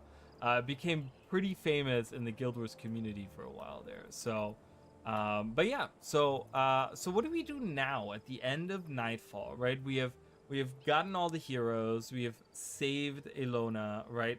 But there's one more secret within the realm of torment for us to explore. And we're going to do this right now. And then I'm going to head out, just so you guys know. So I still have some stuff to do. So we're going to go back to Abaddon's Gate. Okay. And so Abaddon doesn't exist anymore. Abaddon's not here anymore. I'm just looking around. Always uncomfortable by those teeth and stuff. So, but yeah, there's one more thing that we would like to, and this might be kind of dangerous. Oh, we gotta I'm gonna take all the people into our group. So this might be kind of dangerous for us, because we're taking all kinds of new people into our group now. So Zenmai dies a lot, so we're gonna kick her out for a second. We're gonna take Gorn with us. Gorn is a hammer wielding guy, okay? And we're gonna kind of go. I'm not gonna do tactics with him. What kind of hammer is he wielding? Oh, we have a better hammer than that. The bonus hammer is actually really good. So I'm gonna give him this Rhino's Charge, which is literally the head of a rhino, which is damage plus 15%, health penetration. Yeah, so or armor penetration, not health penetration. I'm like, what the hell is health penetration? It's just called damage. Health penetration. I'm gonna penetrate your health. But yeah, so we're gonna throw that away. We're gonna throw away this regular hammer that he has. I'm gonna make a hammer build for him. Again, maybe there's some shouts or something that I can use, or I'm not sure. We'll have to look at that. Frenzy is a stance. Flurry is a stance. This increases, but you deal 25% less. I don't know yet. We'll have to see. We'll have to see what I do there. I'm gonna take tactics out. I'm gonna go full damage with him. And he's not even, what level is he? 18. Oh, okay. Alright, so I don't have interesting. I don't have an elite skill for him to use. Okay, that's fine. We'll have to look into that. I'll have to go get him an elite skill at some point. Or maybe we'll do something a little bit different. Maybe I'll make him a Paragon secondary and he can have something... let's look into that. Let's look into making him a secondary Paragon. And maybe he can have... So you can't have leadership. So leadership is out of command, motivation, or spear mastery is just throwing spears, right? Yeah. So it would have to be motivation again.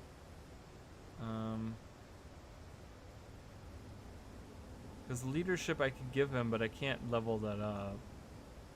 Or command. I could do command.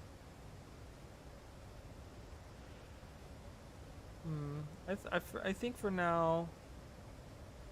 I'm just gonna go with, like, this regular stuff. So, let's go with hammer first and foremost. I think I'm gonna take all of these, right? So we have, Renewing Smash. If Renewing Smash hits, it deals 32%. If you hit a knockdown foe, you gain +3 energy, and this attack recharges instantly. Do we have something that loses all adrenaline as your target is knocked down? Okay. It's just you strike for damage, and you gain 7. If target foe is suffering from weakness, this attack is unblockable. Do we have something that...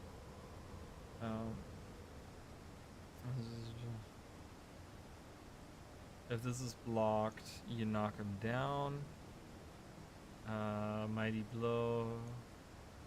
Okay, staggering blow. Suffer weakness. Okay, so these all kind of build off of each other a little bit. I'm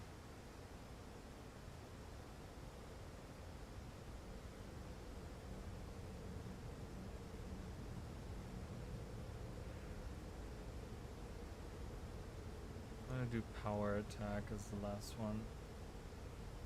How much energy does he have? Like in his current state? 20. So 5, 15. Maybe I need something adrenaline. Oh, maybe I need to do. Maybe I'll do Lion's Comfort. All right, and then Master of Whispers. Who do I kick out? No, let's kick out Master of Whispers. Want to level these guys up. Okay, so he has a Curse's Staff, and he kind of has a Curse's build. So I think I'm gonna keep a Curse's build with him. Let's do that. No.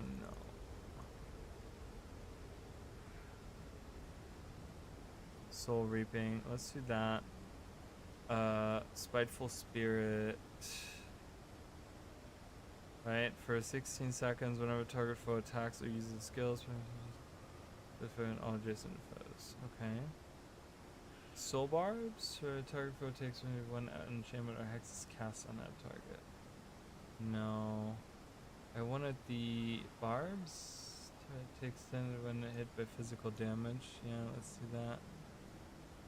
Enfeeble. Every remaining changer is poisoned. Interesting. Insidious. For 12 seconds, whenever target foe hits with an attack, you steal up to 35 hits with an attack. This target foe suffers from energy regeneration and suffer. If target foe's energy using that foe takes... Okay, no. Mark of Pain. Whenever target foe takes physical damage, Mark of Pain deals shadow damage to adjacent foes. That's kind of nice. Because we have a lot of, again, a lot of physical attackers, so that's really nice. Suffering. Ulcers, target foe and on suffer when bleeding, and whenever they use a shout or chant, they bleed. Do you have to change your bills? Seems a lot of work to do multiple ones. I mean, you don't have to change them all the time. There's like certain setups that'll work anywhere. You know, I'm having to change because I don't have a proper setup of like, you know, what I'm trying to run is not very meta and it's not very like good, I guess, in a sense, you know, so I'm having to like kind of move some stuff around. But like when you look at Dunkoro, I haven't changed this set at all. Milani, she's had this from the very beginning. Koss has only had recently changed a couple of things, so I don't change it around too often. You really don't have to do that all the time. If you come up with like a good set for like each character, and you kind of have like each character has a specific role that they fill, you can kind of swap them in and out. My problem was that I didn't have a lot of heroes, so it was just kind of like, okay, I have to do something with the heroes that I have and kind of have to move them around. So like right now, for example, I'm making a Curses Necromancer, which means that Elias, who is a healer slash energy management guy, I can leave him the way it is, right? So if I go into a fight with the Master of Whispers and I say, well, Curses really isn't that helpful right now, maybe I would rather have someone like Elias in there, I can take the Master of Whispers out and put Elias in, right? So it's a matter of, what I would like to do is I would like to have each character kind of set up with a certain build for like whatever situations, or, you know, not even whatever situations, but kind of set up for a certain build, and then like, you know, interchangeably, because you get multiple heroes of all the professions, so you can kind of like swap them in and out as you need them, kind of thing. So that's kind of what I would like to do, you know. I just, you know, that one mission was very tough. Like the second to last mission was very tough, so I needed to kind of swap some stuff around. Cracked armor is good because it helps with physical damage. I'm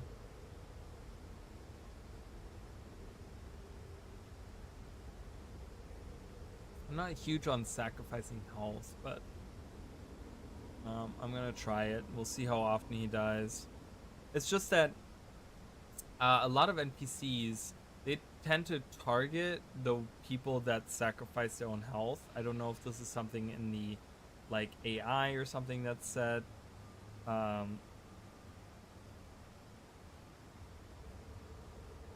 know, I don't know.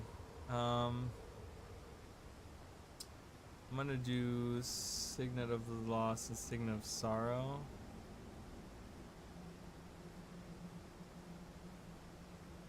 Maybe Masochism.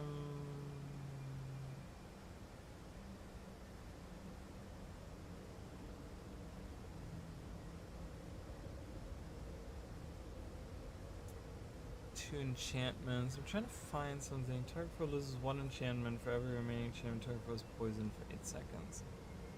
I don't know what's good. That's very expensive. I don't really want to use that. Price of failure.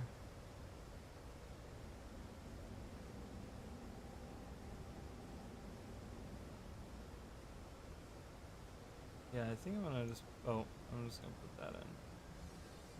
So I think I'll be okay with that. So we'll see how well. Is that everyone that's new? I think that's everyone new. So they're all under leveled, so I don't know how well this is gonna go, but let's go in. Alright, so the one last thing that I want to do today is we're gonna go into, this is no place for mortals. I wish to enter the heart of Abaddon. The heart of Abaddon is unexplored and potentially dangerous. Are you prepared? I'm aware of the dangers and I'm prepared to meet them. So this is the very last area. I've explored this before on my channel. You get these really creepy, like, they look like dragon eyes. They're like white, like whited out, really bad. But this is a really tough area. I'm gonna summon Ridlock here, because I'll probably need him. But this will be good to level up a little bit on these guys, help them out a little bit.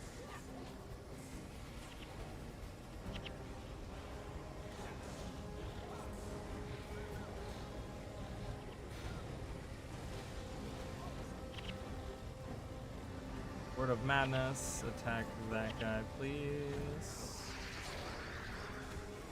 Yeah, so we have some underleveled characters in the group right now. So if we die, it's okay. No big deal. But there's something that we need to find in this area. And I would like to do that before we end the stream. And then that'll be it for Nightfall. That'll be the finale of Nightfall. And we're going to be done with Nightfall. Alright, lots of enemies in this area. So this is the heart of Abaddon, as they call it. So this is like the very... Oh my god, there's 3 healers in this group. Ooh, that's gonna be rough. That's gonna be rough.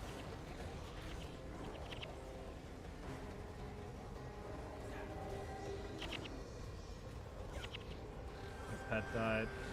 Someone leveled up though. Oh, Sasuke already leveled up? Nice.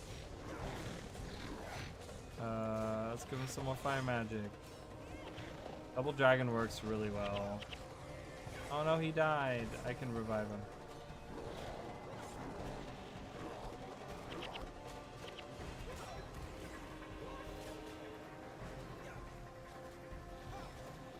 Revive my pet. Alright. Yeah, Double Dragon is nice when you have a lot of melee characters. It works really well.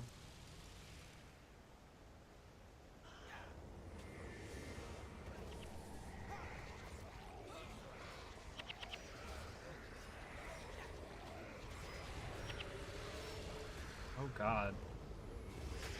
There's a lot of damage that was like distributed there in quick succession. Gridlock just died.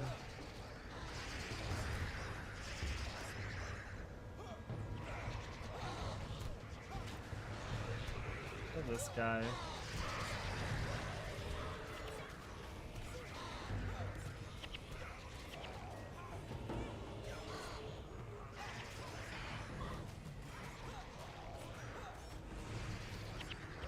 Yeah, these are also level 28.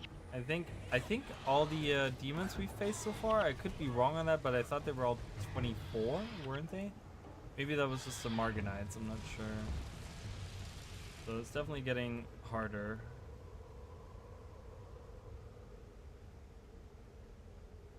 Alright, we're moving further into the realm here. Into the heart of Abaddon.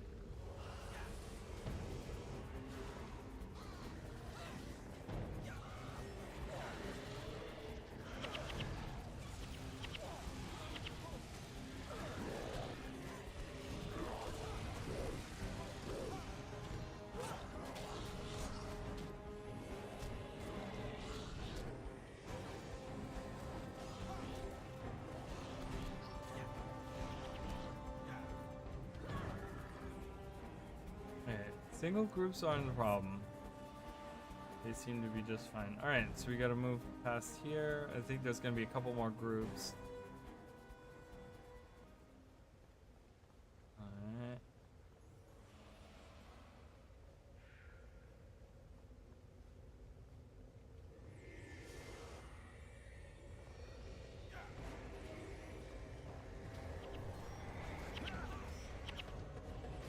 Go, go, go. Kill the healer. Always kill the healer first.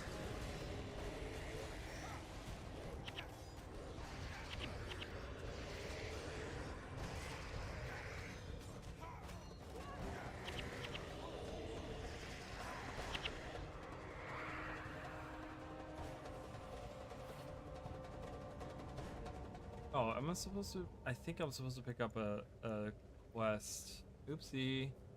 Sorry guys, I thought I knew what I was doing. I need to pick up a quest before I do this. Where do I find this quest? It's not from...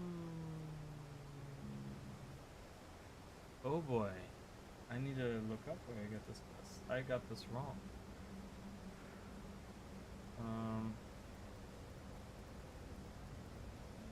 I thought I could just go there and there was like a quest that I would get, but...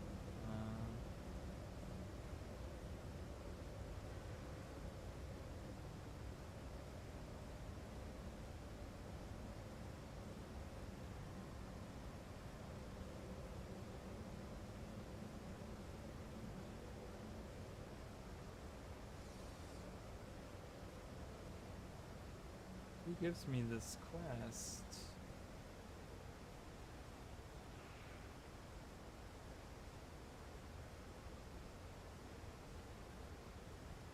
Wait, what? Who gives me this? I don't know who gives me this quest. It doesn't say.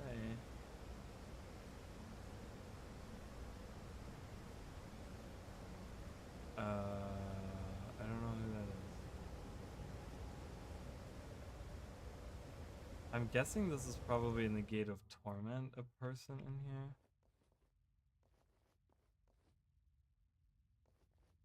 Maybe.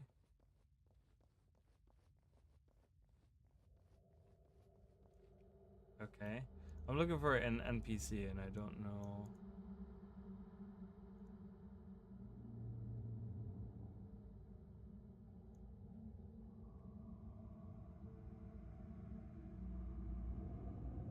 What?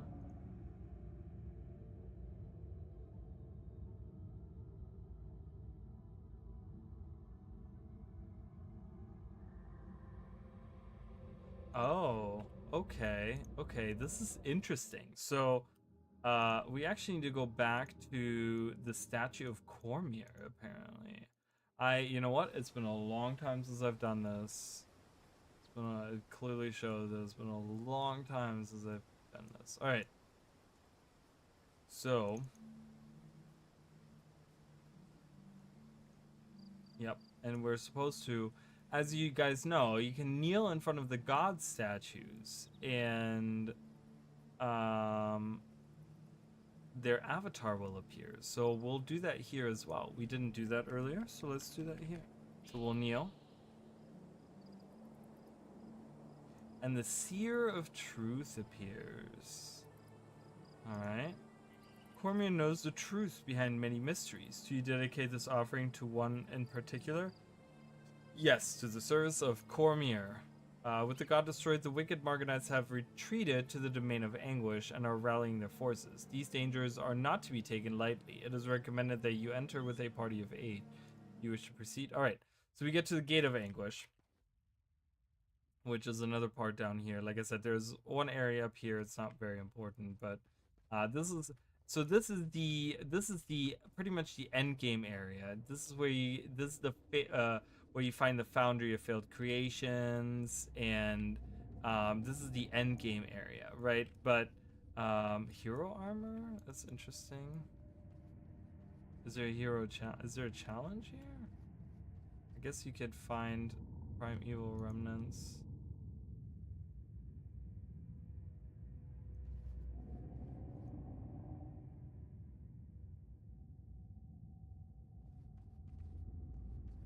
Interesting.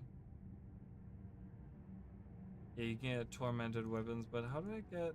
I guess you can get, like, primeval armor remnants from the demons.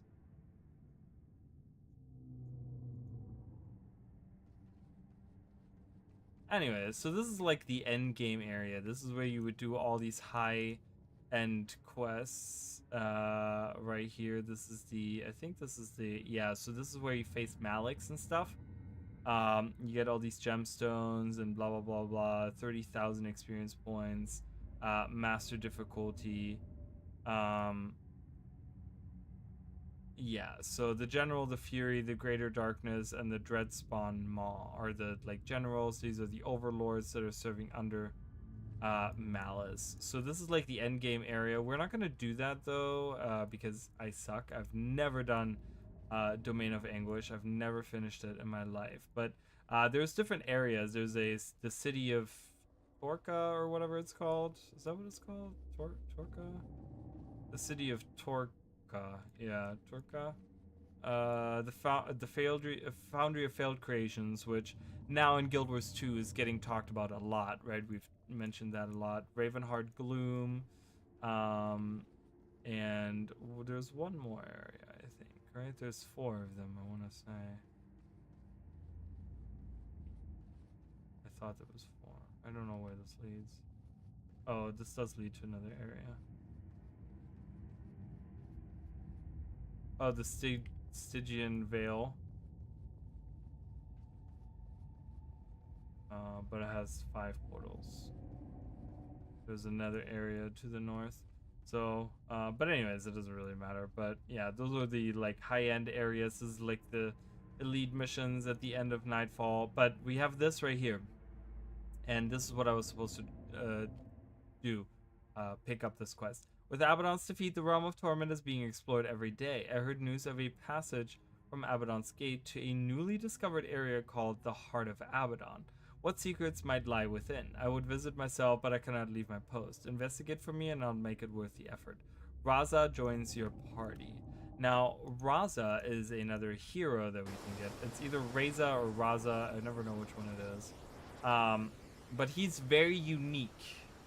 He's a very unique hero. Not just in the way that he looks and the things that he says, and who he is, but also in like game mechanic wise. Alright, so yep, we wanna this area is off limits. If you God, who might tell you where you may go? Yep, we've already defeated him. So we're gonna go. So we have these binding guardians here. We're just gonna go around. We're gonna kill all the enemies here. I think I'll need to do that. So let's do that.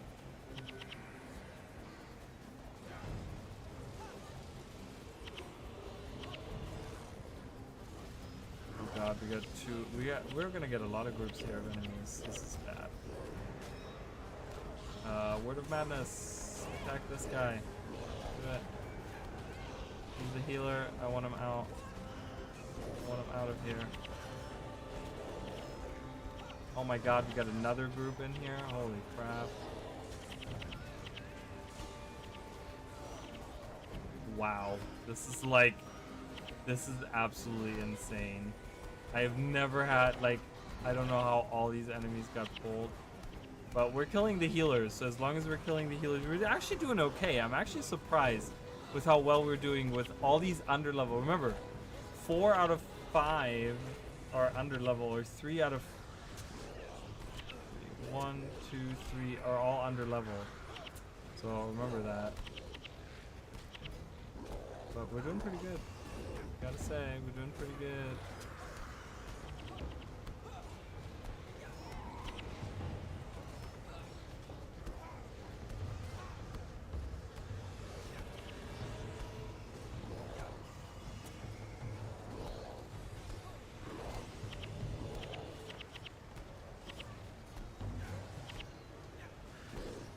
Oh my goodness.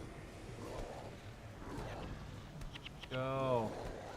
Dude, this guy right here bashing on me the whole time. So annoying. Go away.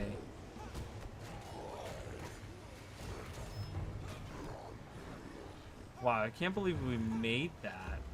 That is crazy. That is absolutely insane that we made that.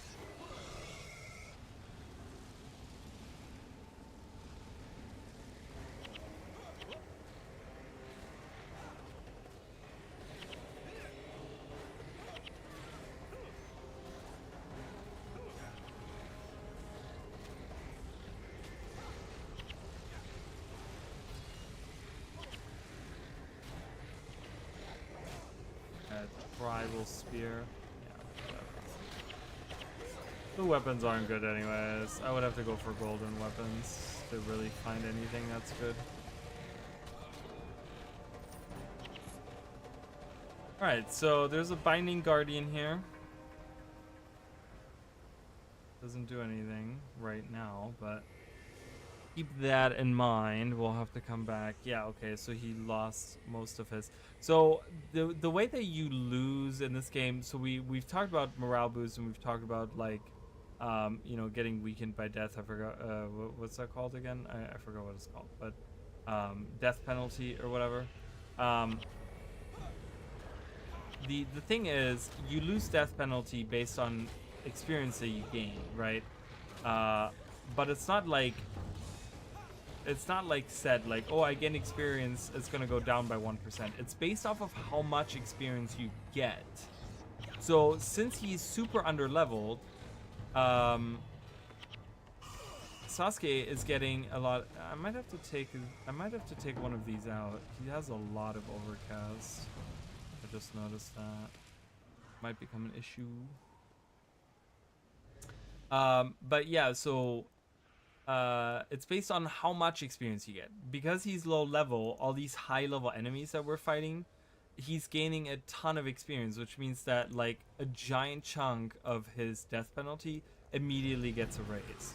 So it's a really interesting system because that kind of enables you, like if you take a weak character with you, yes, they're bound to die more often, but their death penalty also goes away much faster because they gain way more experience. So I love that system. It's a very interesting system.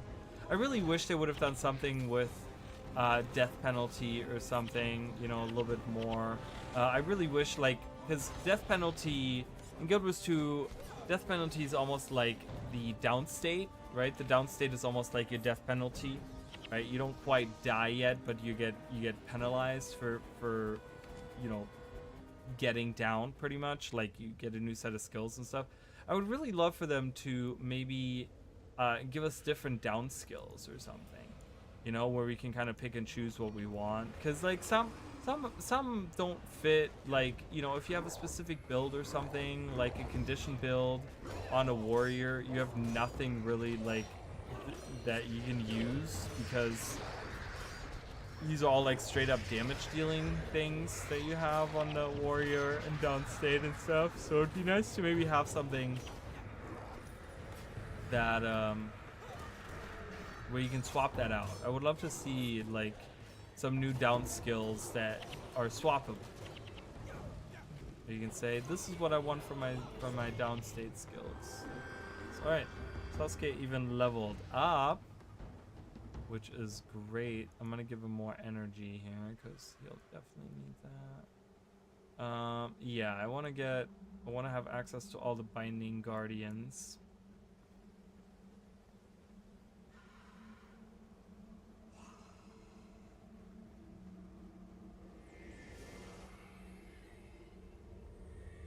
All right, and we have Raza over there.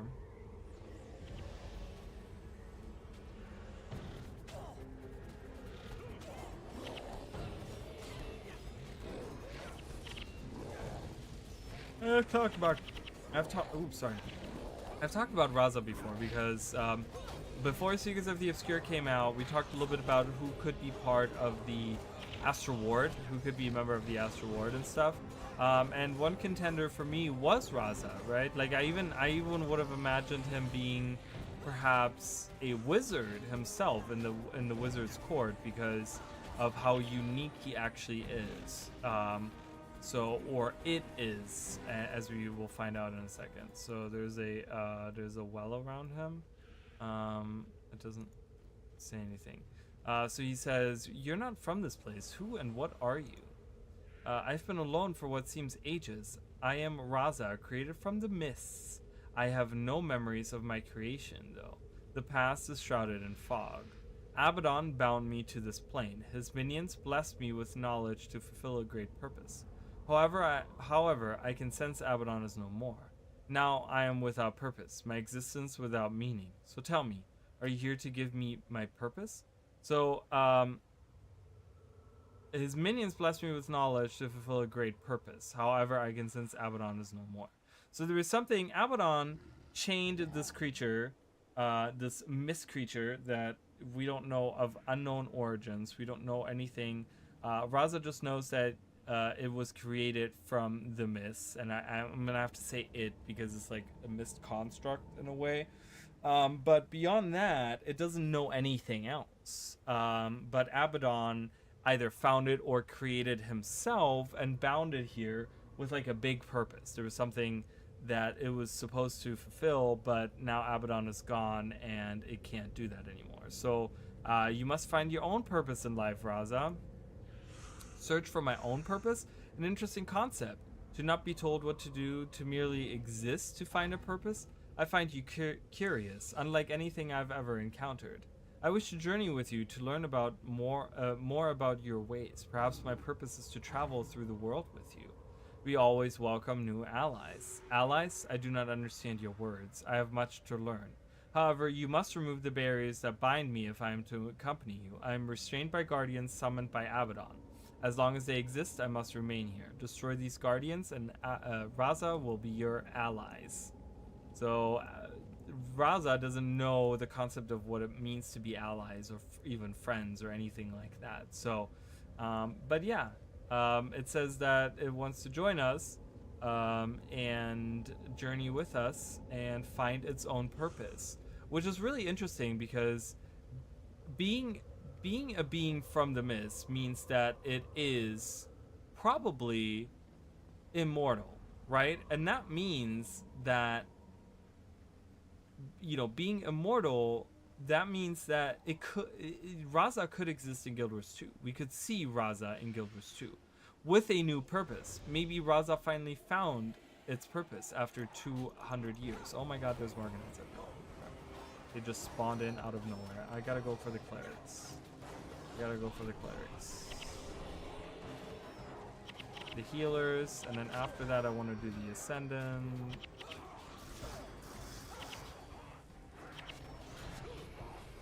Goran just gained a level.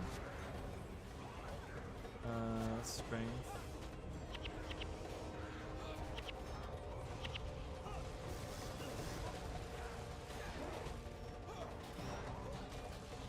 I mean, even under level, this group is doing pretty good, I gotta say. Master of Whispers just leveled up. Perfect. Get those curses up. Awesome. Great. Alright, let's kill that Binding Guardian here. We gotta kill 3 of them. Alright, 1 is done. Alright, let's kind of wait until we recover a little bit of the energy we've lost. Yeah, the overcast, I definitely, I think I have to turn, this off. How do I do this again? There's a way. Okay, shift click. So you can disable skills. You can literally set them to only cast certain ones. So I have disabled him from using Breath of Fire because I don't want him to lose any more to the thing. Oh, we have the Shadow Army, Shadow Monk. So Shadow Army, which is Menzies. Remember, Menzies is still out there, right? So Menzies is also.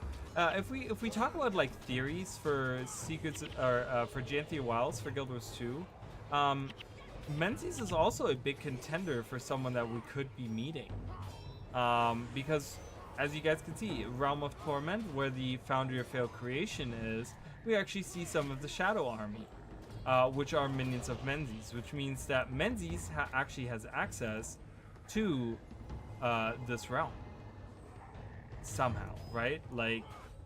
So maybe Menzies is behind all of that, because Menzies we never see Menzies at Guild Wars 1. We never defeat him. So he could still be around, right?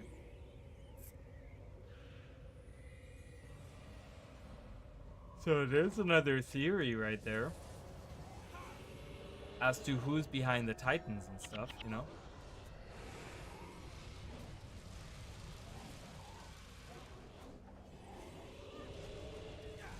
Alright. Done. And so we had Marganines, we had Shadow Forces. So I'm guessing the third one is going to be Doom. Doom's Forces, Undead. We're going to see some skeletons maybe or something.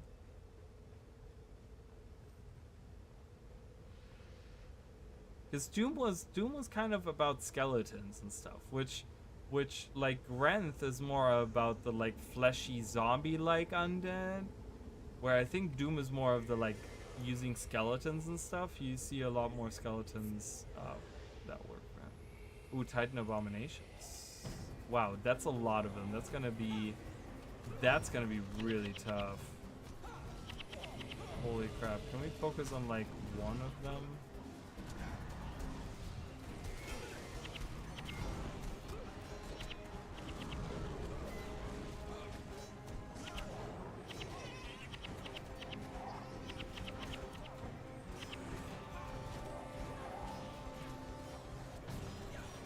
Sasuke died again. It's okay. He's gonna keep dying. It's fine. No big deal.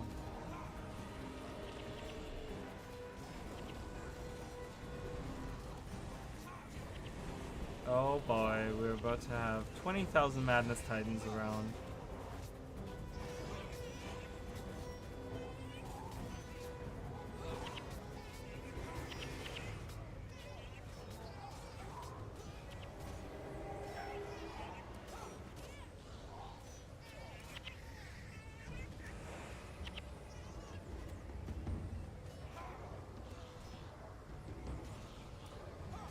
Sorry guys, I'm getting really tired. I don't know why.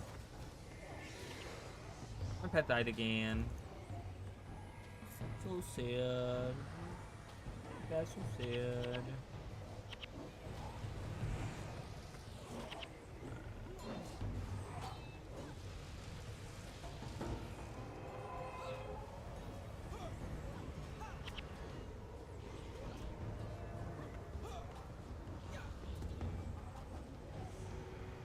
Alright.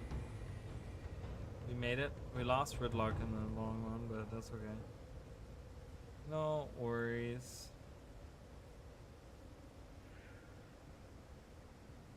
Alright, so we have freed him, so let's talk to...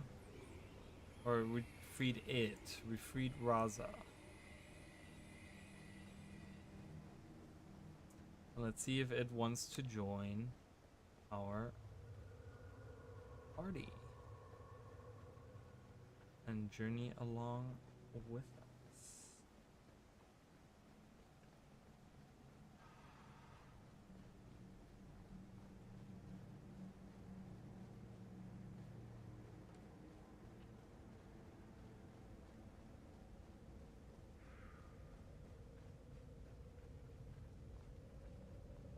Oh my god, I don't know why it's hitting me so much right now.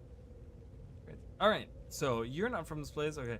Any purpose. The barriers are no more. I offer you my skills and my insight. As a child of the mists, I have an affinity for things spiritual. In return, you will show me how you experience life and aid me in finding the purpose for which I was created. I must take this time to reflect. I will meet you later. Alright, so we have to go pretty much because it can't join us immediately. We have to go finish the mission. And that's it. So we have this mysterious creature from the mist, this weird construct created in the mist that joins us.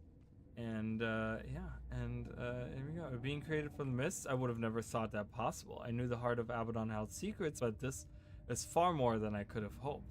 I would like to meet this Raza. Bring him, or it rather, around when you get the chance. You got it.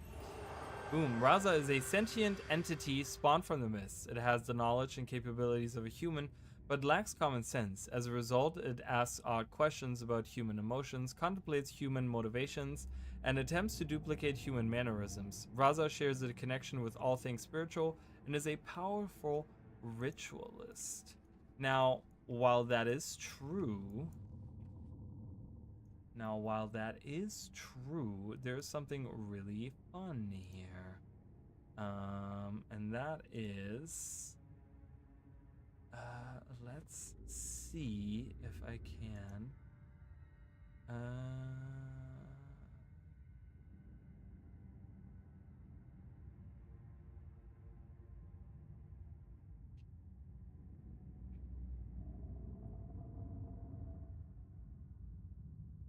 Okay, so we can go now to the command post. I'm just reading about, again, it's been a long time since I've done all of this stuff. So let's go to the command post because Raza will be here. So we can meet Raza now. Okay, he's not in, it is not in our party, which is okay. But Raza is supposed to be somewhere. There it is. Look at it. Hello, Raza. So this is Raza. It is a ritualist, but this is the cool part. You can actually change him to whatever you want. So this was, you know, this was a great hero to get because it let you just fill whatever roles you wanted to. Like, yes, you know, obviously it starts as a spiritualist, as a ritualist, but you can change it to anything. So I'm gonna make him a yes, everything is prepared. So Raza is now a paragon. Like I said, I'm trying to build a group of paragons. So we have another paragon in the group. What? What? It's crazy. Oh my god. I'm gonna kick out Kos and bring in Raza. Raza the powerful or something. I don't know. Whatever. Alright. Well, does Raza have a spear? Raza has an okay spear and uses command. Okay, so command is not really what I want you to do. I want you to do spear and leadership and maybe command. What do I need? 8 spear, 9 command.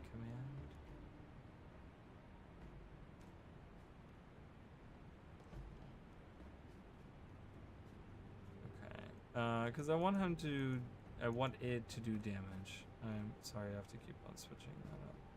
Alright, we'll do damage with him. I'm just gonna keep saying him because whatever. If it hits 3 times faster, this is good. Mighty throw.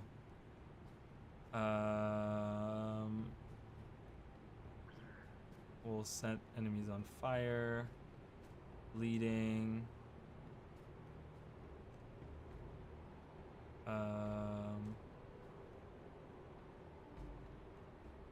They cannot be blocked. All of your non-spear attacks is disabled.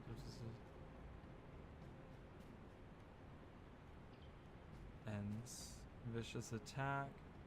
If you land a critical hit with this target, both suffers. Oh, cool, nice. Yeah, definitely want that.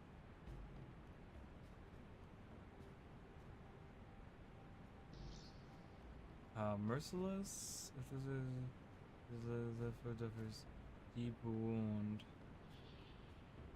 Deep wound if you land a critical hit with this attack. Which, remember, I do go for the eyes a lot, so I think that's good. Take that. And then maybe we can do a little bit of, I mean, go for the eyes, you know, maybe do that as well. Put that in. It has the next attack skill used for each ally within your disposal. Yeah, okay, let's use that. Just to kind of even that out, but these are all like adrenaline skills, so he's gonna have to kind of... Yeah, so he doesn't look like a paragon, obviously, you know, but that's okay. I want him to be, you know, something that I don't have yet, and something I don't have is like someone that actually deals with throwing spears. Because I'm kind of the one that deals with throwing or doing the... I don't know, I might do... Still thinking, I mean, I could change this up and I could make myself the damage dealer. The one that throws the spear. Because I am Spearmaster Raleigh, so the idea is that I should be throwing spears, right? And then make him...